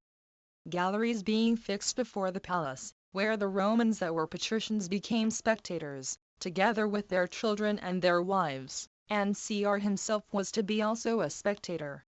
And they reckoned, among those many 10,000s who would there be crowded into a narrow compass, they should have a favorable opportunity to make their attempt upon him as he came in, because his guards that should protect him, if any of them should have a mind to do it, would not here be able to give him any assistance. 12. Turia consented to this delay. And when the shows were exhibited, it was resolved to do the work the first day. But fortune, which allowed a further delay to his slaughter, was too hard for their foregoing resolution. And as 3 days of the regular times for these shows were now over, they had much ado to get the business done on the last day. Then Turia called the conspirators together, and spake thus to them: So much time passed away without effort is a reproach to us, as delaying to go through such a virtuous design as we are engaged in. But more fatal will this delay prove if we be discovered, and the design be frustrated. For Caius will then become more cruel in his unjust proceedings. Do we not see how long we deprive all our friends of their liberty, and give Caius leave still to tyrannize over them? While we ought to have procured them security for the future, and, by laying a foundation for the happiness of others, gained to ourselves great admiration and honor for all time to come. Now while the conspirators had nothing tolerable to say by way of contradiction, and yet did not quite relish what they were doing, but stood silent and astonished, he said further: O my brave comrades! Why do we make such delays? Do not you see that this is the last day of these shows, and that Caius is about to go to sea? For he is preparing to sail to Alexandria, in order to see Egypt. Is it therefore for your honor to let a man go out of your hands who is a reproach to mankind, and to permit him to go, after a pompous manner, triumphing both at land and sea? Shall not we be justly ashamed of ourselves, if we give leave to some Egyptian or other, who shall think his injuries insufferable to free men, to kill him? As for myself, I will no longer bear your slow proceedings, but will expose myself to the dangers of the enterprise this very day, and bear cheerfully whatsoever shall be the consequence of the attempt. Nor, let them be ever so great, will I put them off any longer, for, to a wise and courageous man, what can be more miserable than that, while I am alive, any one else should kill Caius, and deprive me of the honor of so virtuous an action? 13. When Churia had spoken thus, he zealously set about the work, and inspired courage into the rest to go on with it, and they were all eager to fall to it without further delay. So he was at the palace in the morning, with his equestrian sword girt on him. For it was the custom that the tribunes should ask for the watchword with their swords on, and this was the day on which Churia was, by custom, to receive the watchword. And the multitude were already come to the palace, to be soon enough for seeing the shows, and that in great crowds, and one tumultuously crushing another, while Caius was delighted with this eagerness of the multitude. For which reason there was no order observed in the seating men, nor was any peculiar place appointed for the senators, or for the equestrian order. But they sat at random, men and women together, and free men were mixed with the slaves. So Caius came out in a solemn manner, and offered sacrifice to Augustus Cr., in whose honor indeed these shows were celebrated. Now it happened, upon the fall of a certain priest, that the garment of Asprenas, a senator, was filled with blood, which made Caius laugh, although this was an evident omen to Asprenas, for he was slain at the same time with Caius. It is also related that Caius was that day, contrary to his usual custom, so very affable and good-natured in his conversation, that every one of those that were present were astonished at it. After the sacrifice was over, Caius betook himself to see the shows, and sat down for that purpose, as did also the principal of his friends sit near him. Now the parts of the theatre were so fastened together, as it used to be every year, in the manner following: it had 2 doors, the one door led to the open air, the other was for going into, or going out of, the cloisters, that those within the theatre might not be thereby disturbed. But out of one gallery there went an inward passage, parted into partitions also, which led into another gallery, to give room to the combatants and to the musicians to go out as occasion served. When the multitude were set down, and Churia, with the other tribunes, were set down also, and the right corner of the theatre was allotted to Cr. One Vatinius, a senator, commander of the praetorian band, asked of Cluvius, one that sat by him, and was of consular dignity also, whether he had heard anything of news, or not? But took care that nobody should hear what he said. And when Cluvius replied, that he had heard no news, "Know then," said Vatinius, "that the game of the slaughter of tyrants is to be played this day." But Cluvius replied, "O brave comrade, hold thy peace, lest some other of the Achaeans hear thy tale." And as there was abundance of autumnal fruit thrown among the spectators, and a great number of birds, that were of great value to such as possessed them, on account of their rareness, Caius was pleased with the birds fighting for the fruits, and with the violence wherewith the spectators seized upon them, and here he perceived 2 prodigies that happened there. For an actor was introduced, by whom a leader of robbers was crucified, and the pantomime brought in a play called Cinyras, wherein he himself was to be slain, as well as his daughter Mira, and wherein a great deal of fictitious blood was shed, both about him that was crucified, and also about Cinyras. It was also confessed that this was the same day wherein Pausanias, a friend of Philip, the son of Amyntas, who was king of Macedonia, slew him, as he was entering into the theatre. And now Caius was in doubt whether he should tarry to the end of the shows, because it was the last day, or whether he should not go first to the bath, and to dinner, and then return and sit down as before. Hereupon Minucianus, who sat over Caius, and was afraid that the opportunity should fail them, got up, because he saw Churia was already gone out, and made haste out, to confirm him in his resolution. But Caius took hold of his garment, in an obliging way, and said to him, O brave man, whither art thou going?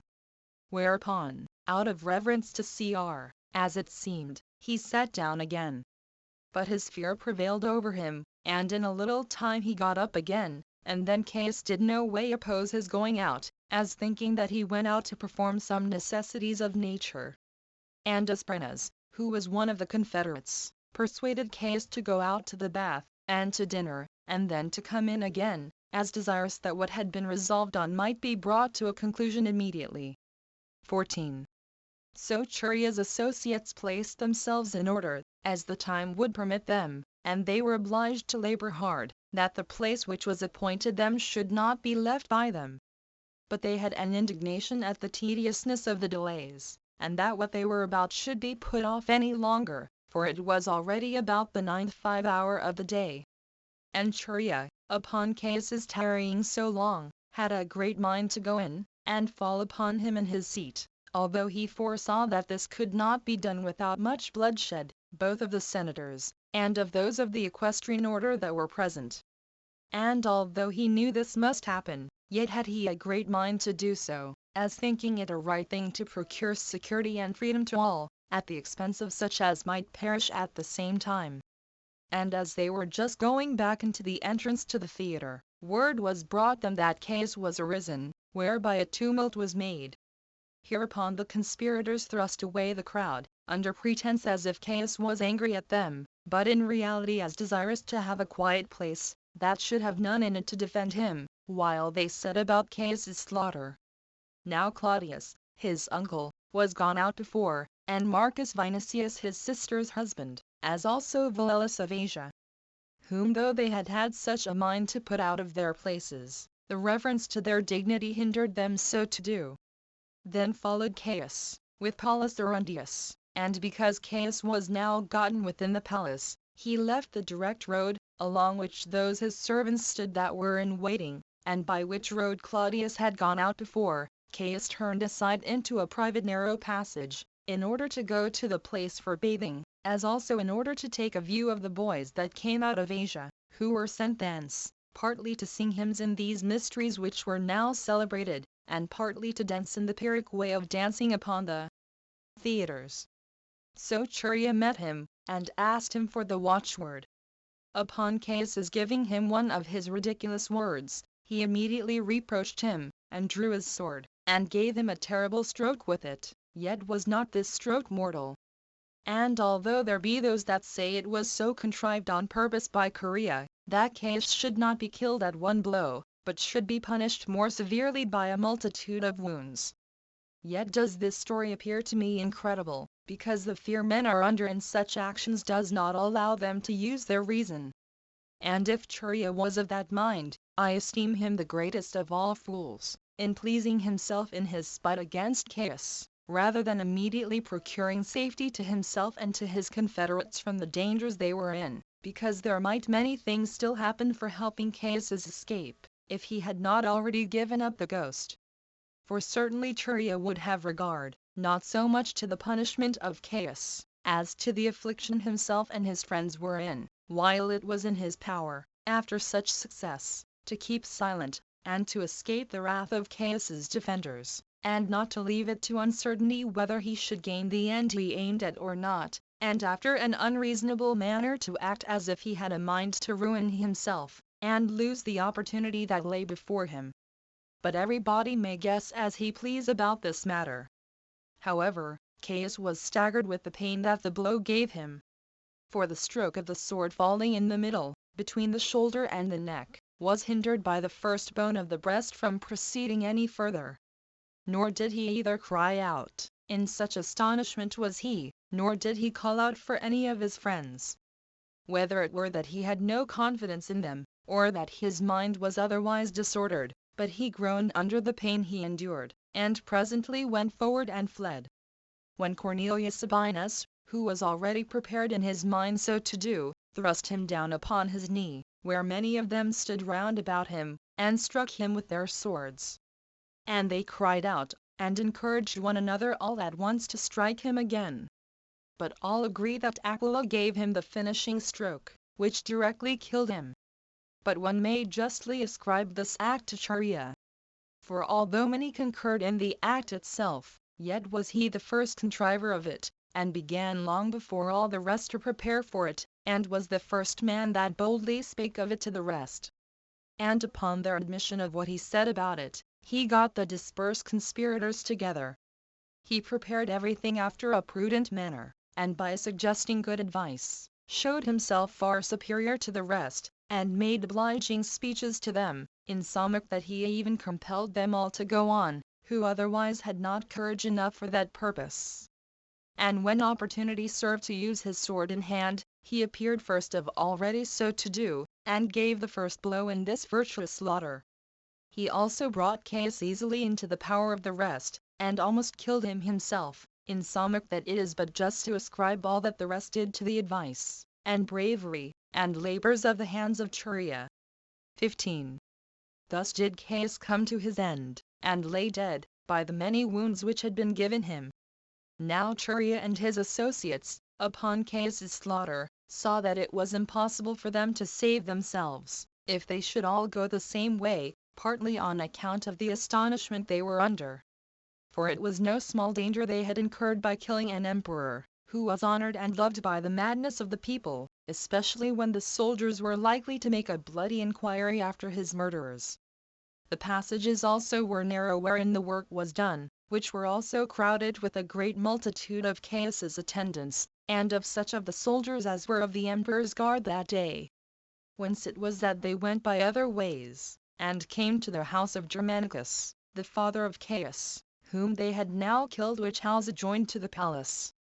For while the edifice was one, it was built in its several parts by those particular persons who had been emperors, and those parts bear the names of those that built them or the name of him who had begun to build its parts. So they got away from the insults of the multitude, and then were for the present out of danger, that is, so long as the misfortune which had overtaken the emperor was not known. The Germans were the first who perceived that Caius was slain. These Germans were Caius's guard, and carried the name of the country whence they were chosen, and composed the Celtic legion. The men of that country are naturally passionate, which is commonly the temper of some other of the barbarous nations also, as being not used to consider much about what they do. They are of robust bodies and fall upon their enemies as soon as ever they are attacked by them. And which way soever they go, they perform great exploits. When, therefore, these German guards understood that Caius was slain, they were very sorry for it, because they did not use their reason in judging about public affairs, but measured all by the advantages themselves received, Caius being beloved by them because of the money he gave them, by which he had purchased their kindness to him. So they drew their swords, and Sabinus led them on. He was one of the tribunes, not by the means of the virtuous actions of his progenitors, for he had been a gladiator, but he had obtained that post in the army by his having a robust body. So these Germans marched along the houses in quest of Cr's murderers, and cut Asprenas to pieces, because he was the first man they fell upon, and whose garment it was that the blood of the sacrifices stained, as I have said already, and which foretold that this his meeting the soldiers would not be for his good. Then did Norbanus meet them, who was one of the principal nobility of and could show many generals of armies among his ancestors. But they paid no regard to his dignity. Yet was he of such great strength, that he wrested the sword of the first of those that assaulted him out of his hands, and appeared plainly not to be willing to die without a struggle for his life, until he was surrounded by a great number of assailants, and died by the multitude of the wounds which they gave him. The third man was Antiochus, a senator, and a few others with him. He did not meet with these Germans by chance, as the rest did before, but came to show his hatred to Caius, and because he loved to see Caius lie dead with his own eyes, and took a pleasure in that sight. For Caius had banished Antiochus's father, who was of the same name with himself, and being not satisfied with that, he sent out his soldiers, and slew him. so he was come to rejoice at the sight of him, now he was dead. But as the house was now all in a tumult, when he was aiming to hide himself, he could not escape that accurate search which the Germans made, while they barbarously slew those that were guilty, and those that were not guilty, and this equally also. And thus were these 3 persons slain. 16. But when the rumor that Caius was slain reached the theatre, they were astonished at it, and could not believe it. Even some that entertained his destruction with great pleasure, and were more desirous of its happening than almost any other faction that could come to them, were under such a fear, that they could not believe it. There were also those who greatly distrusted it, because they were unwilling that any such thing should come to Caius, nor could believe it, though it were ever so true, because they thought no man could possibly so much power as to kill Caius. These were the women, and the children, and the slaves, and some of the soldiery. This last sort had taken his pay, and in a manner tyrannized with him, and had abused the best of the citizens, in being subservient to his unjust commands, in order to gain honors and advantages to themselves. But for the women and the youth, they had been inveigled with shows, and the fighting of the gladiators, and certain distributions of flesh meat among them, which things them pretence were designed for the pleasing of multitude, but in reality to satiate the barbarous cruelty and madness of Caius. The slaves also were sorry, because they were by Caius allowed to accuse and to despise their masters, and they could have recourse to his assistance when they had unjustly affronted them. For he was very easy in believing them against their masters, even when they the city accused them falsely. And if they would discover what money their masters had, they might soon obtain both riches and liberty, as the rewards of their accusations, because the reward of these informers was the 1/8 part of the criminal's substance. As to the nobles, although the report appeared credible to some of them, either because they knew of the plot beforehand, or because they wished it might be true. However, they concealed not only the joy they had at the relation of it, but that they had heard anything at all about it. These last acted so out of the fear they had, that if the report proved false, they should be punished, for having so soon let men know their minds. But those that knew Caius was dead, because they were partners with the conspirators, they concealed all still more cautiously, as not knowing one another's minds, and fearing lest they should speak of it to some of those to whom the continuance of tyranny was advantageous. And if Caius should prove to be alive, they might be informed against, and punished. And another report went about, that although Caius had been wounded indeed, yet was not he dead, but alive still, and under the physician's hands. Nor was any one looked upon by another as faithful enough to be trusted, and to whom any one would open his mind.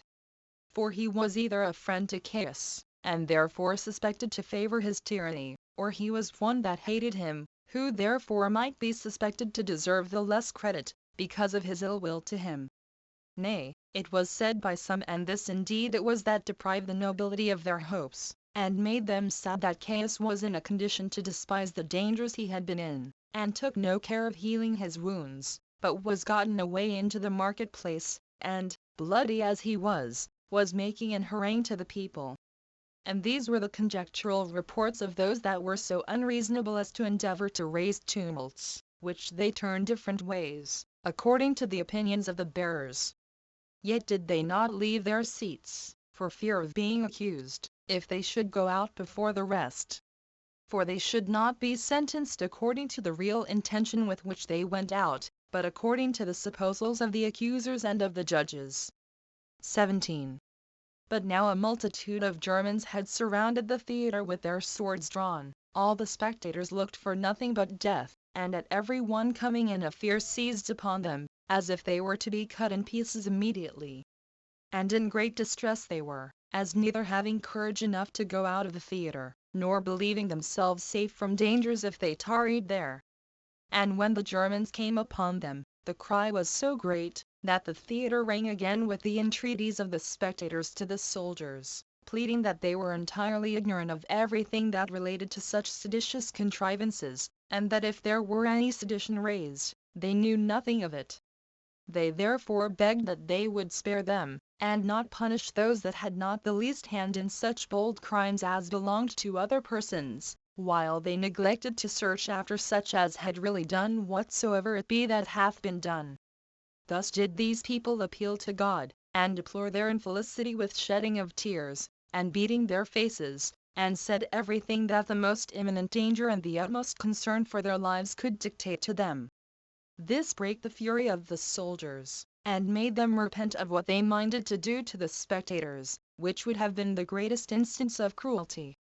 And so it appeared to even these savages, when they had once fixed the heads of those that were slain with the spears upon the altar. At which sight the spectators were sorely afflicted, both upon the consideration of the dignity of the persons, and out of a commiseration of their sufferings. Nay, indeed, they were almost in as great disorder at the prospect of the danger themselves were in, seeing it was still uncertain whether they should entirely escape the like calamity. Whence it was that such as thoroughly and justly hated Caius could yet no way enjoy the pleasure of his death, because they were themselves in jeopardy of perishing together with him. Nor had they hitherto any firm assurance of surviving. 18. There was at this time one Euristus Arundius, a public crier in the market, and therefore of a strong and audible voice, who vied in wealth with the richest of the Romans, and was able to do what he pleased in the city, both then and afterward. This man put himself into the most mournful habit he could, although he had a greater hatred against Caius than any one else. His fear and his wise contrivance to gain his safety taught him so to do, and prevailed over his present pleasure. So he put on such a mournful dress as he would have done had he lost his dearest friends in the world. This man came into the theatre, and informed them of the death of Caius, and by this means put an end to that state of ignorance the men had been in. Arundius also went round about the pillars, and called out to the Germans, as did the tribunes with him, bidding them put up their swords, and telling them that Caius was dead. And this proclamation it was plainly which saved those that were collected together in the theatre, and all the rest who any way met the Germans. For while they had hopes that Caius had still any breath in him, they abstained from no sort of mischief. And such an abundant kindness they still had for Caius, that they would willingly have prevented the plot against him, and procured his escape from so sad a misfortune, at the expense of their own lives.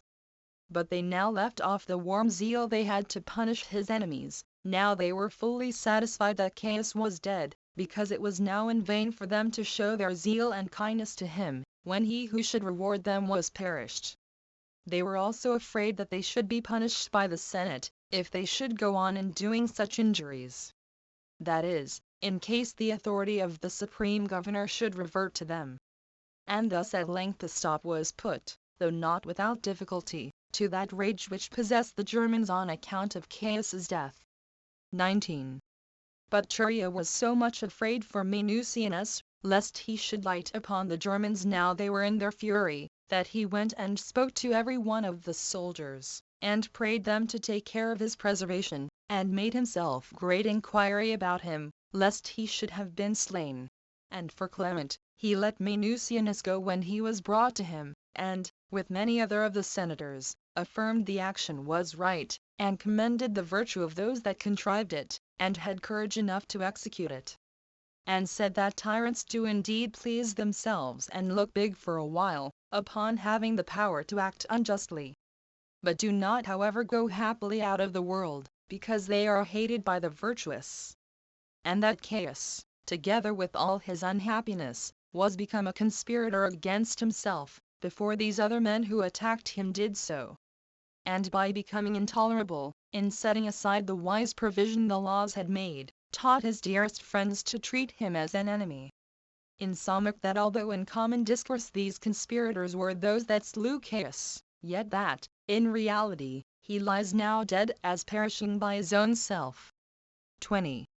Now by this time the people in the theatre were arisen from their seats, and those that were within made a very great disturbance. The cause of which was this, that the spectators were too hasty in getting away. There was also one Elaean, a physician, who hurried away, as if to cure those that were wounded, and under that pretence he sent those that were with him to fetch what things were necessary for the healing of those wounded persons, but in reality to get them clear of the present dangers they were in. Now the Senate, during this interval, had met, and the people also assembled together in the accustomed form, and were both employed in searching after the murderers of Caius. The people did it very zealously, but the Senate in appearance only. For there was present Valerius of Asia, one that had been consul. This man went to the people, as they were in disorder, and very uneasy that they could not yet discover who they were that had murdered the emperor. He was then earnestly asked by them all who it was that had done it.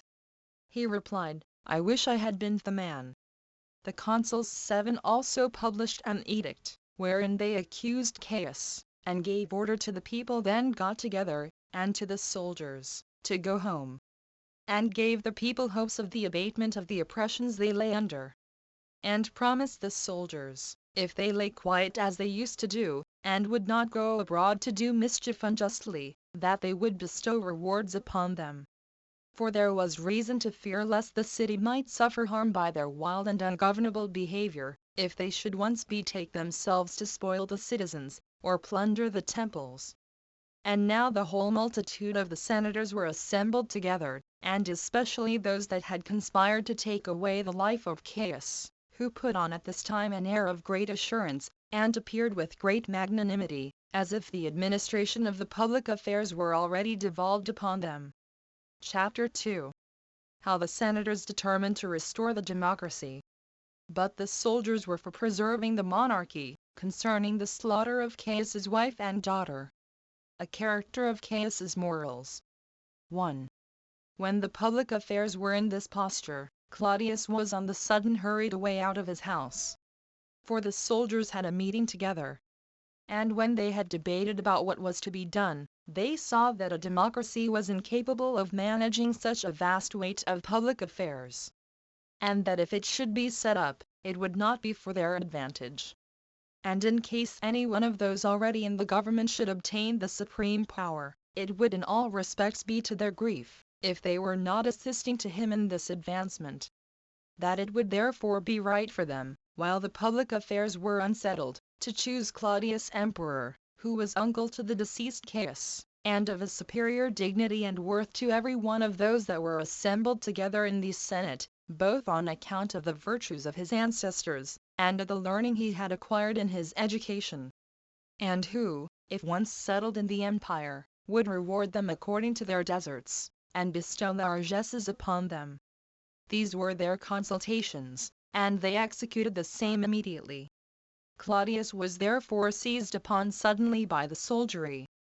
But Cneius sent in Saturninus, although he understood that Claudius was seized, and that he intended to claim the government, unwillingly indeed in appearance, but in reality by his own free consent, stood up in the Senate, and, without being dismayed, made an exhortatory oration to them, and such a one indeed as was fit for men of freedom and generosity, and spake thus. 2. Although it be a thing incredible, O Romans, because of the great length of time, that so unexpected an event hath happened, yet are we now in possession of liberty. How long indeed this will last is uncertain, and lies at the disposal of the gods, whose grant it is. Yet such it is as is sufficient to make us rejoice, and be happy for the present, although we may soon be deprived of it. For 1 hour is sufficient to those that are exercised in virtue, wherein we may live with the mind accountable only to ourselves, in our own country, now free, and governed by such laws as this country once flourished under. As for myself, I cannot remember our former time of liberty, as being born after it was gone. But I am beyond measure filled with joy at the thoughts of our present freedom. I also esteem those that were born and bred up in that our former liberty happy men, and that those men are worthy of no less esteem than the gods themselves who have given us a taste of it in this age. And I heartily wish that this quiet enjoyment of it, which we have at present, might continue to all ages. However, this single day may suffice for our youth, as well as for us that are in years. It will seem an age to our old men, if they might die during its happy duration. It may also be for the instruction of the younger sort, what kind of virtue those men, from whose loins we are derived, were exercised in. As for ourselves, our business is, during the space of time, to live virtuously, than which nothing can be more to our advantage. Which course of virtue it is alone that can preserve our liberty. For as to our ancient state, I have heard of it by the relations of others. But as to our later state, during my lifetime, I have known it by experience, and learned thereby what mischiefs tyrannies have brought upon this commonwealth, discouraging all virtue, and depriving persons of magnanimity of their liberty, and proving the teachers of flattery and slavish fear, because it leaves the public administration not to be governed by wise laws, but by the humor of those that govern.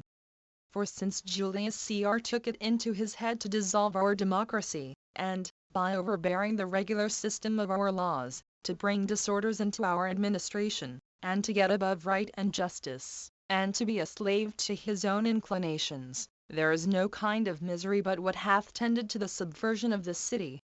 While all those that have succeeded him have striven one with another to overthrow the ancient laws of their country, and have left it destitute of such citizens as were of generous principles, because they thought it tended to their safety to have vicious men to converse withal, and not only to break the spirits of those that were best esteemed for their virtue, but to resolve upon their utter destruction. Of all which emperors, who have been many in number, and who laid upon us insufferable hardships during the times of their government, this Caius, who hath been slain today, hath brought more terrible calamities upon us than did all the rest, not only by exercising his ungoverned rage upon his fellow citizens, but also upon his kindred and friends, and alike upon all others, and by inflicting still greater miseries upon them, as punishments, which they never deserved, he being equally furious against men and against the gods. For tyrants are not content to gain their sweet pleasure, and this by acting injuriously, and in the vexation they bring both upon men's estates and their wives. But they look upon that to be their principal advantage, when they can utterly overthrow the entire families of their enemies. While all lovers of liberty are the enemies of tyranny. Nor can those that patiently endure what miseries they bring on them gain their friendship. For as they are conscious of the abundant mischiefs they have brought on these men, and how magnanimously they have borne their hard fortunes, they cannot but be sensible what evils they have done, and thence only depend on security from what they are suspicious of, if it may be in their power to take them quite out of the world. Since, then, we are now gotten clear of such great misfortunes, and are only accountable to one another, which form of government affords us the best assurance of our present concord, and promises us the best security from evil designs, and will be most for our own glory in settling the city in good order, you ought, every one of you in particular, to make provision for his own, and in general for the public utility, or, on the contrary, they may declare their dissent to such things as have been proposed, and this without any hazard of danger to come upon them, because they have now no lord set over them, who, without fear of punishment, could do mischief to the city, and had an uncontrollable power to take off those that freely declared their opinions. Nor has anything so much contributed to this increase of tyranny of late as sloth, and a timorous forbearance of contradicting the emperor's will. While men had an over great inclination to the sweetness of peace, and had learned to live like slaves. And as many of us as either heard of intolerable calamities that happened at a distance from us, or saw the miseries that were near us, out of the dread of dying virtuously, endured a death joined with the utmost infamy. We ought, then, in the first place, to decree the greatest honors we are able to those that have taken off the tyrant, especially to Churia Cassius. For this one man, with the assistance of the gods, hath, by his counsel and by his actions, been the procurer of our liberty. Nor ought we to forget him now we have recovered our liberty, who, under the foregoing tyranny, took counsel beforehand, and beforehand hazarded himself for our liberties. But ought to decree him proper honors, and thereby freely declare that he from the beginning acted with our approbation. And certainly it is a very excellent thing, and what becomes free men, to requite their benefactors, as this man hath been a benefactor to us all, though not at all like Cassius and Brutus, who slew Caius Julius Caesar. for those men laid the foundations of sedition and civil wars in our city. But this man, together with his slaughter of the tyrant, hath set our city free from all those sad miseries which arose from the tyranny. 8. 3.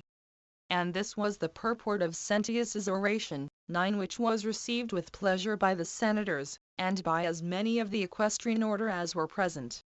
And now one Trebellius Maximus rose up hastily, and took off Sentius's finger a ring, which had a stone, with the image of Caius engraven upon it, and which, in his zeal in speaking, and his earnestness in doing what he was about, as it was supposed, he had forgotten to take off himself. This sculpture was broken immediately. But as it was now far in the night, Churia demanded of the consuls the watchword, who gave him this word, liberty. These facts were the subjects of admiration to themselves, and almost incredible. For it was 100 years since the democracy had been laid aside, when this giving the watchword returned to the consuls. For before the city was subject to tyrants, they were the commanders of the soldiers. But when Churia had received that watchword, he delivered it to those who were on the Senate side, which were 4 regiments, who esteemed the government without emperors to be preferable to tyranny. So these went away with their tribunes. The people also now departed very joyful, full of hope and of courage, as having recovered their former democracy, and were no longer under an emperor. And Churia was in very great esteem with them. 4. And now Churia was very uneasy that Caius's daughter and wife were still alive, and that all his family did not perish with him, since whosoever was left of them must be left for the ruin of the city and of the laws.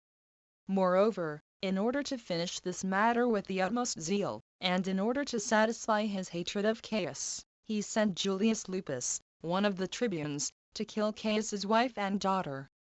They proposed this office to Lupus as to a kinsman of Clement, that he might be so far a partaker of this murder of the tyrant, and might rejoice in the virtue of having assisted his fellow citizens, and that he might appear to have been a partaker with those that were first in their designs against him. Yet did this action appear to some of the conspirators to be too cruel, as to this using such severity to a woman, because Caius did more indulge his own ill nature than use her advice in all that he did. From which ill nature it was that the city was in so desperate a condition with the miseries that were brought on it, and the flower of the city was destroyed. But others accused her of giving her consent to these things. Nay, they ascribed all that Caius had done to her as the cause of it, and said she had given a potion to Caius, which had made him obnoxious to her, and had tied him down to love her by such evil methods. Insomuch that she, having rendered him distracted, was become the author of all the mischiefs that had befallen the Romans, and that habitable world which was subject to them. So that at length it was determined that she must die. Nor could those of the contrary opinion at all prevail to have her saved. And Lupus was sent accordingly. Nor was there any delay made in executing what he went about, but he was subservient to those that sent him on the first opportunity, as desirous to be no way blamable in what might be done for the advantage of the people.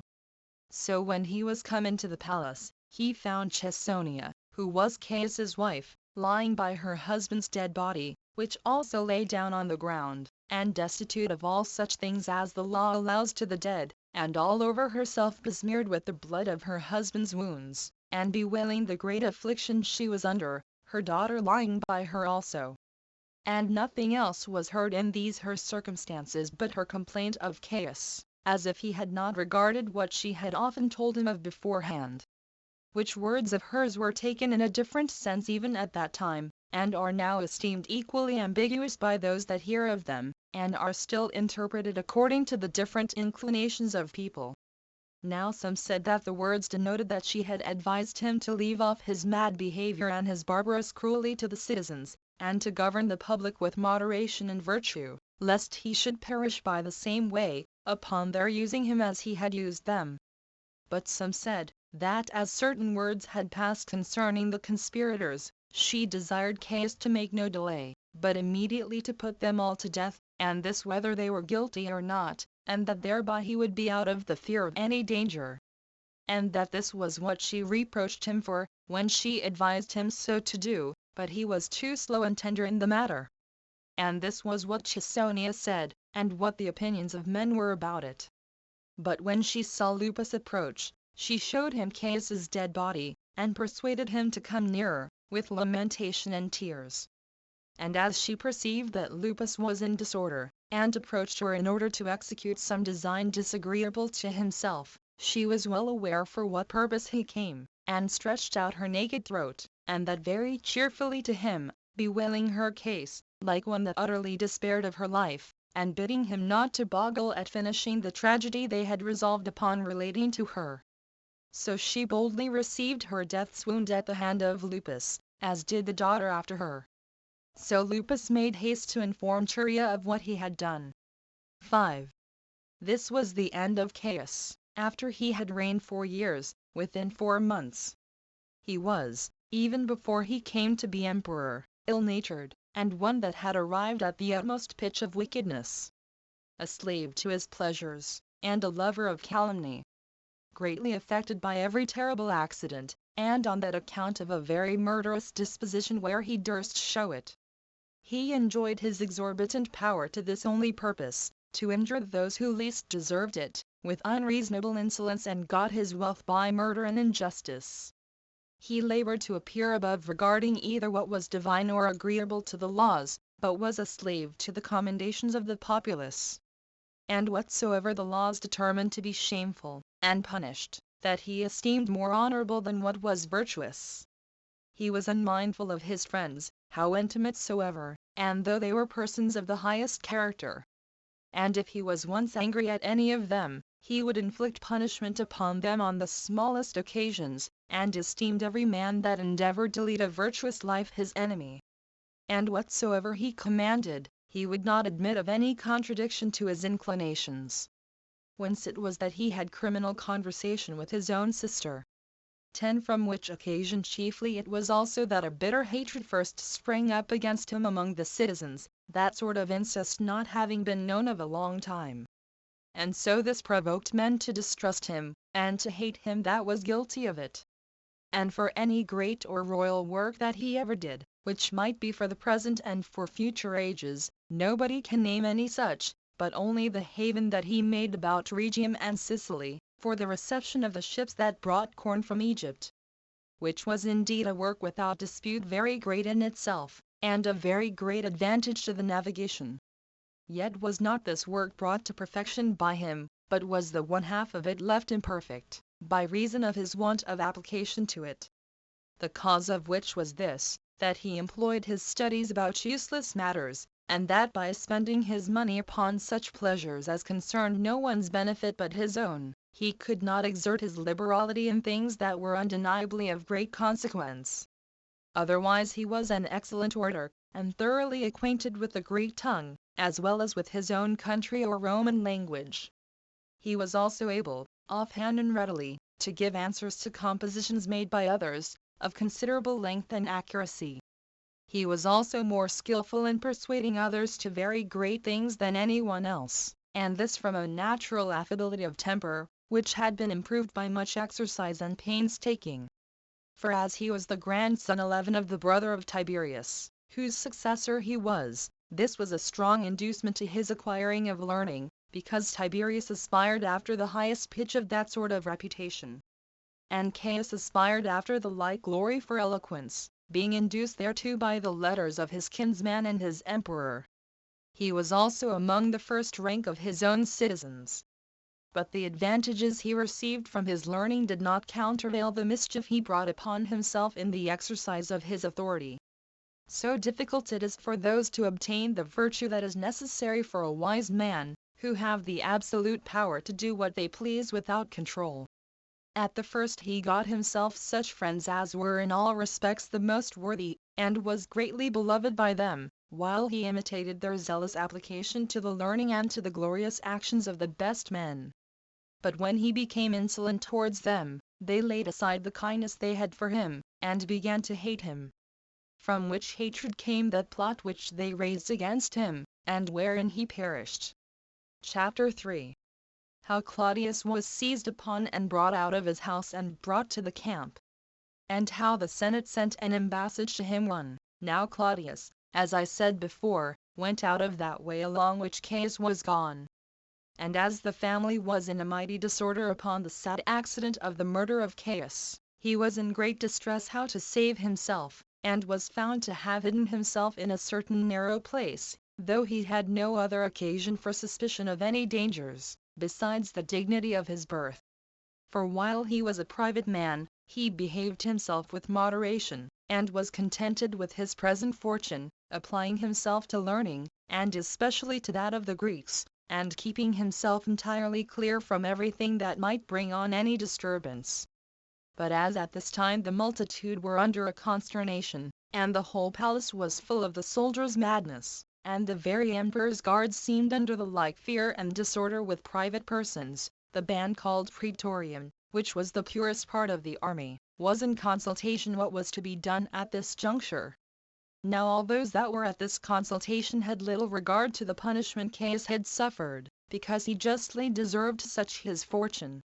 But they were rather considering their own circumstances, how they might take the best care of themselves, especially while the Germans were busy in punishing the murderers of Caius, which yet was rather done to gratify their own savage temper, than for the good of the public.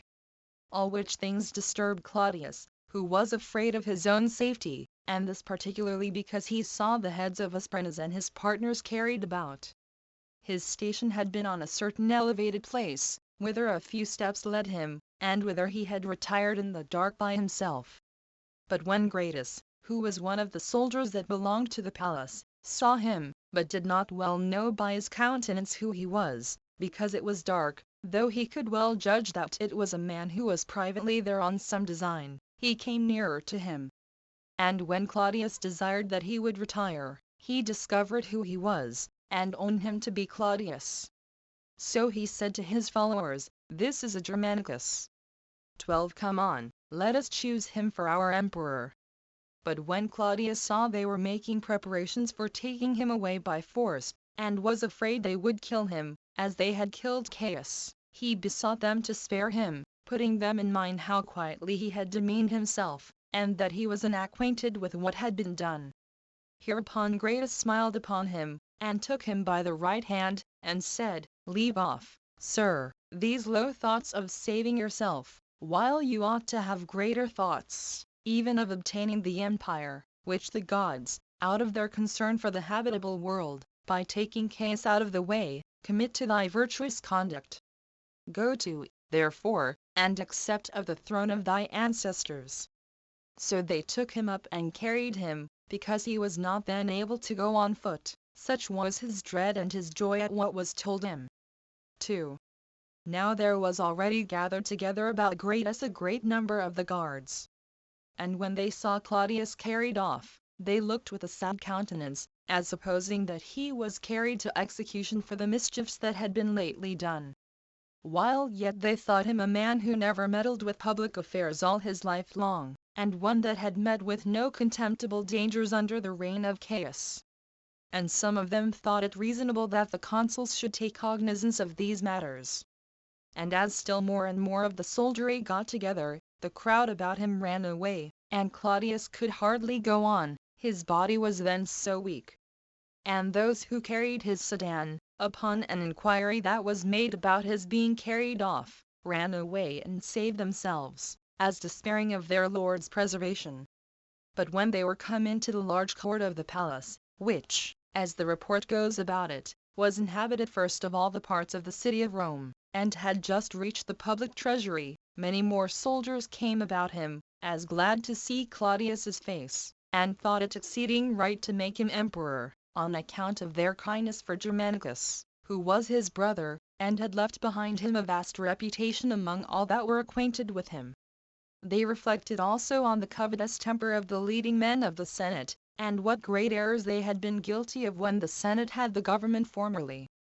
They also considered the impossibility of such an undertaking, as also what dangers they should be in, if the government should come to a single person, and that such a one should possess it as they had no hand in advancing, and not to Claudius, who would take it as their grant, and as gained by their goodwill to him, and would remember the favors they had done him, and would make them a sufficient recompense for the same.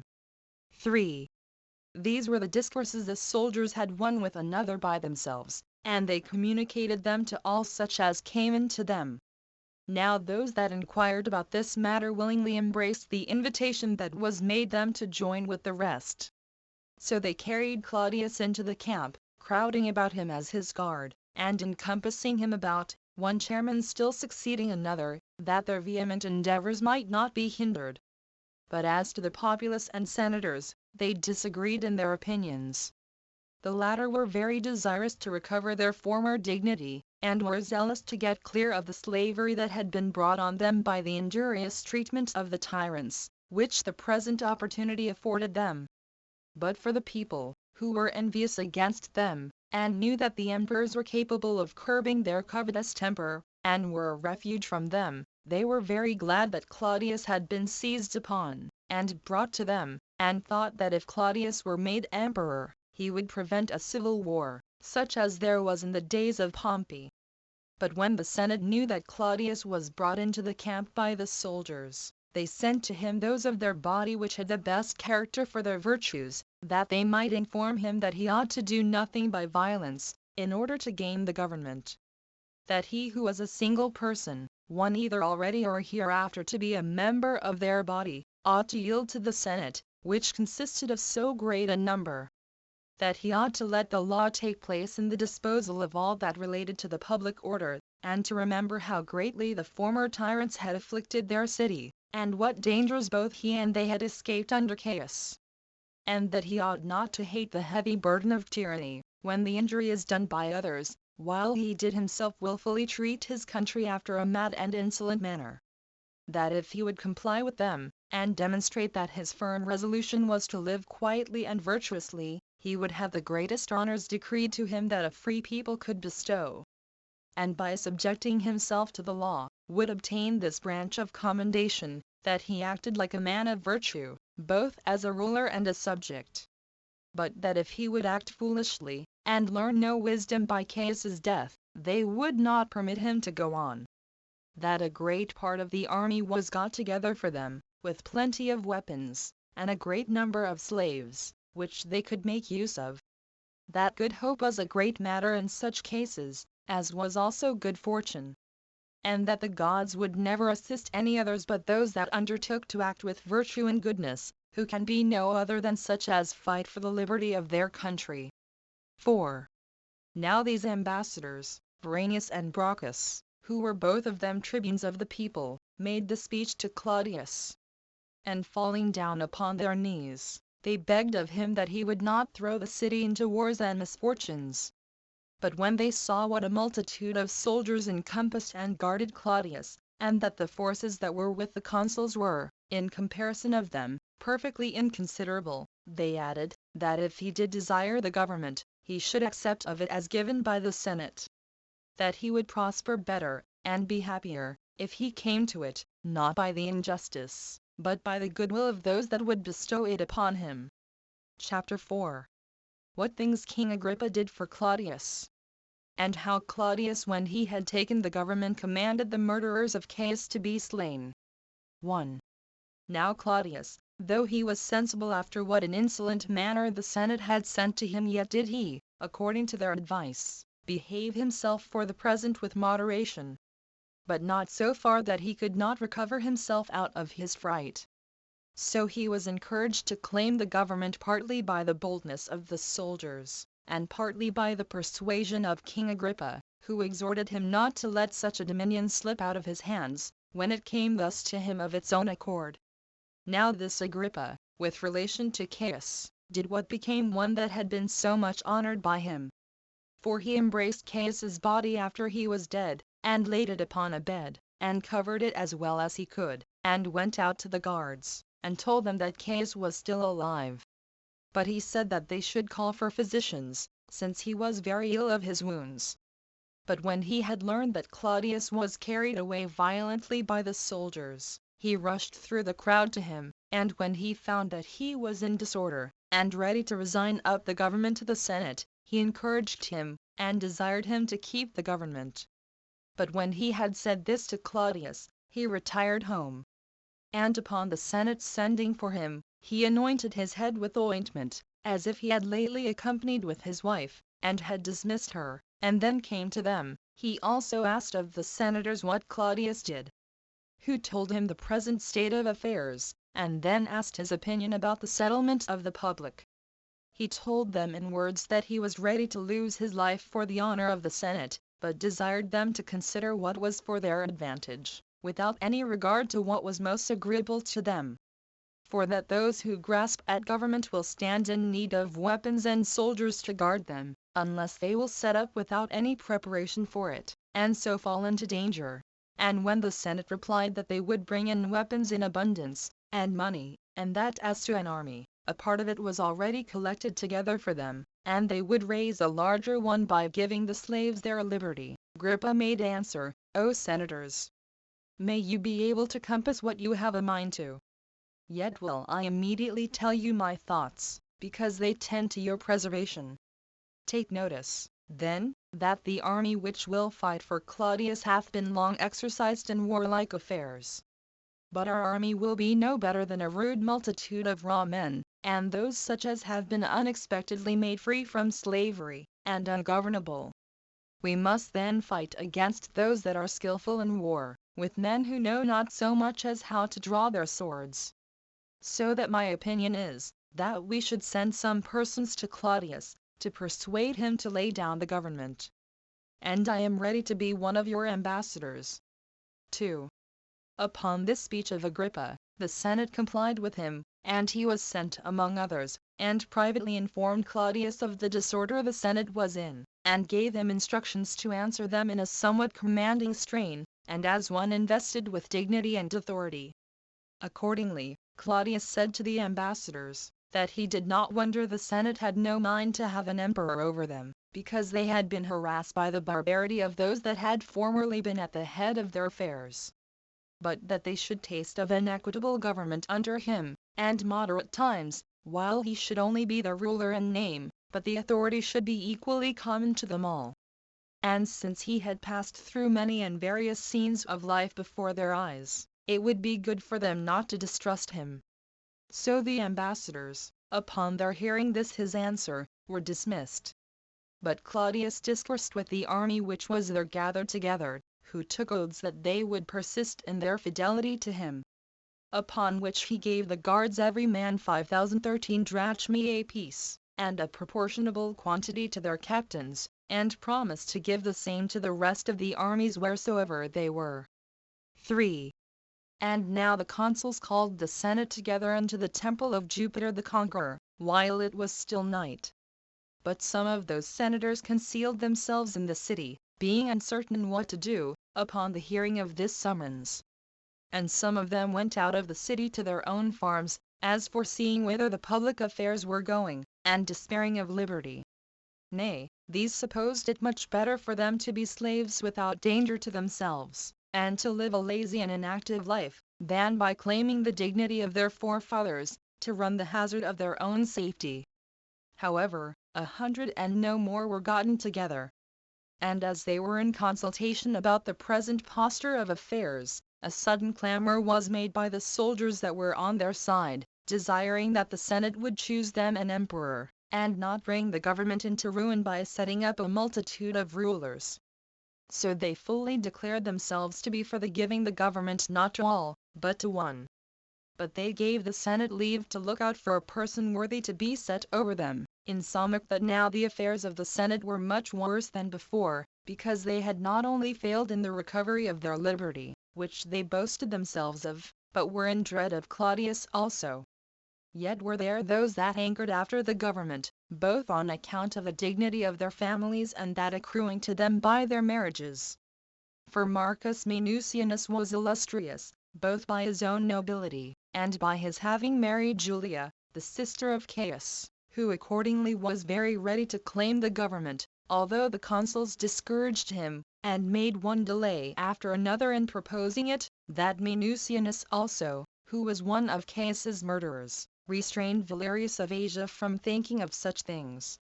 And a prodigious slaughter there had been, if leave had been given to these men to set up for themselves, and depose Claudius. There were also a considerable number of gladiators besides, and of those soldiers who kept watch by night in the city, and rowers of ships, who all ran into the camp. Insomuch that, of those who put in for the government, some left off their pretensions in order to spare the city, and others out of fear for their own persons. 4. But as soon as ever it was day, Chaerea, and those that were with him, came into the Senate, and attempted to make speeches to the soldiers. However, the multitude of those soldiers, when they saw that they were making signals for silence with their hands, and were ready to begin to speak to them, grew tumultuous, and would not let them speak at all, because they were all zealous to be under a monarchy. And they demanded of the Senate one for their ruler, as not enduring any longer delays. But the Senate hesitated about either their own governing, or how they should themselves be governed, while the soldiers would not admit them to govern, and the murderers of Caius would not permit the soldiers to dictate to them. When they were in these circumstances, Chaerea was not able to contain the anger he had, and promised, that if they desired an emperor, he would give them one, if any one would bring him the watchword from Eutychus. Now this Eutychus was charioteer of the green band faction, styled Procine, and a great friend of Caius, who used to harass the soldiery with building stables for the horses, and spent his time in ignominious labors, which occasioned Chaerea to reproach them with him, and to abuse them with much other scurrilous language, and told them he would bring them the head of Claudius, and that it was an amazing thing, that, after their former madness, they should commit their government to a fool. Yet were not they moved with his words, but drew their swords, and took up their ensigns, and went to Claudius, to join in taking the oath of fidelity to him. So the Senate were left without any body to defend them, and the very consuls differed nothing from private persons.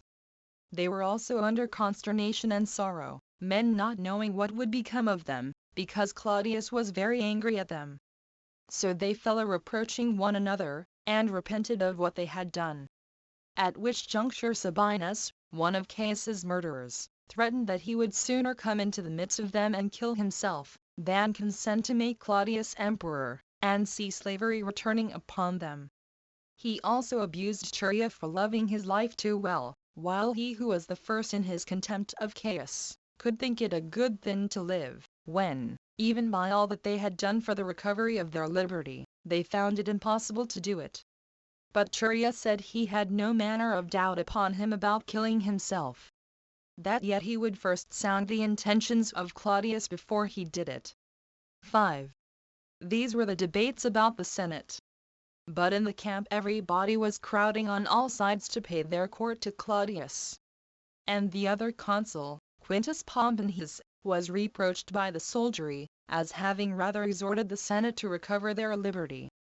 Whereupon they drew their swords, and were going to assault him, and they had done it, if Claudius had not hindered them, who snatched the consul out of the danger he was in, and set him by him. But he did not receive that part of the Senate which was with Quintus in the like honorable manner. Nay, some of them received blows, and were thrust away as they came to salute Claudius. Nay, Aponius went away wounded, and they were all in danger. However, King Agrippa went up to Claudius, and desired he would treat the senators more gently. For if any mischief should come to the Senate, he would have no others over whom to rule.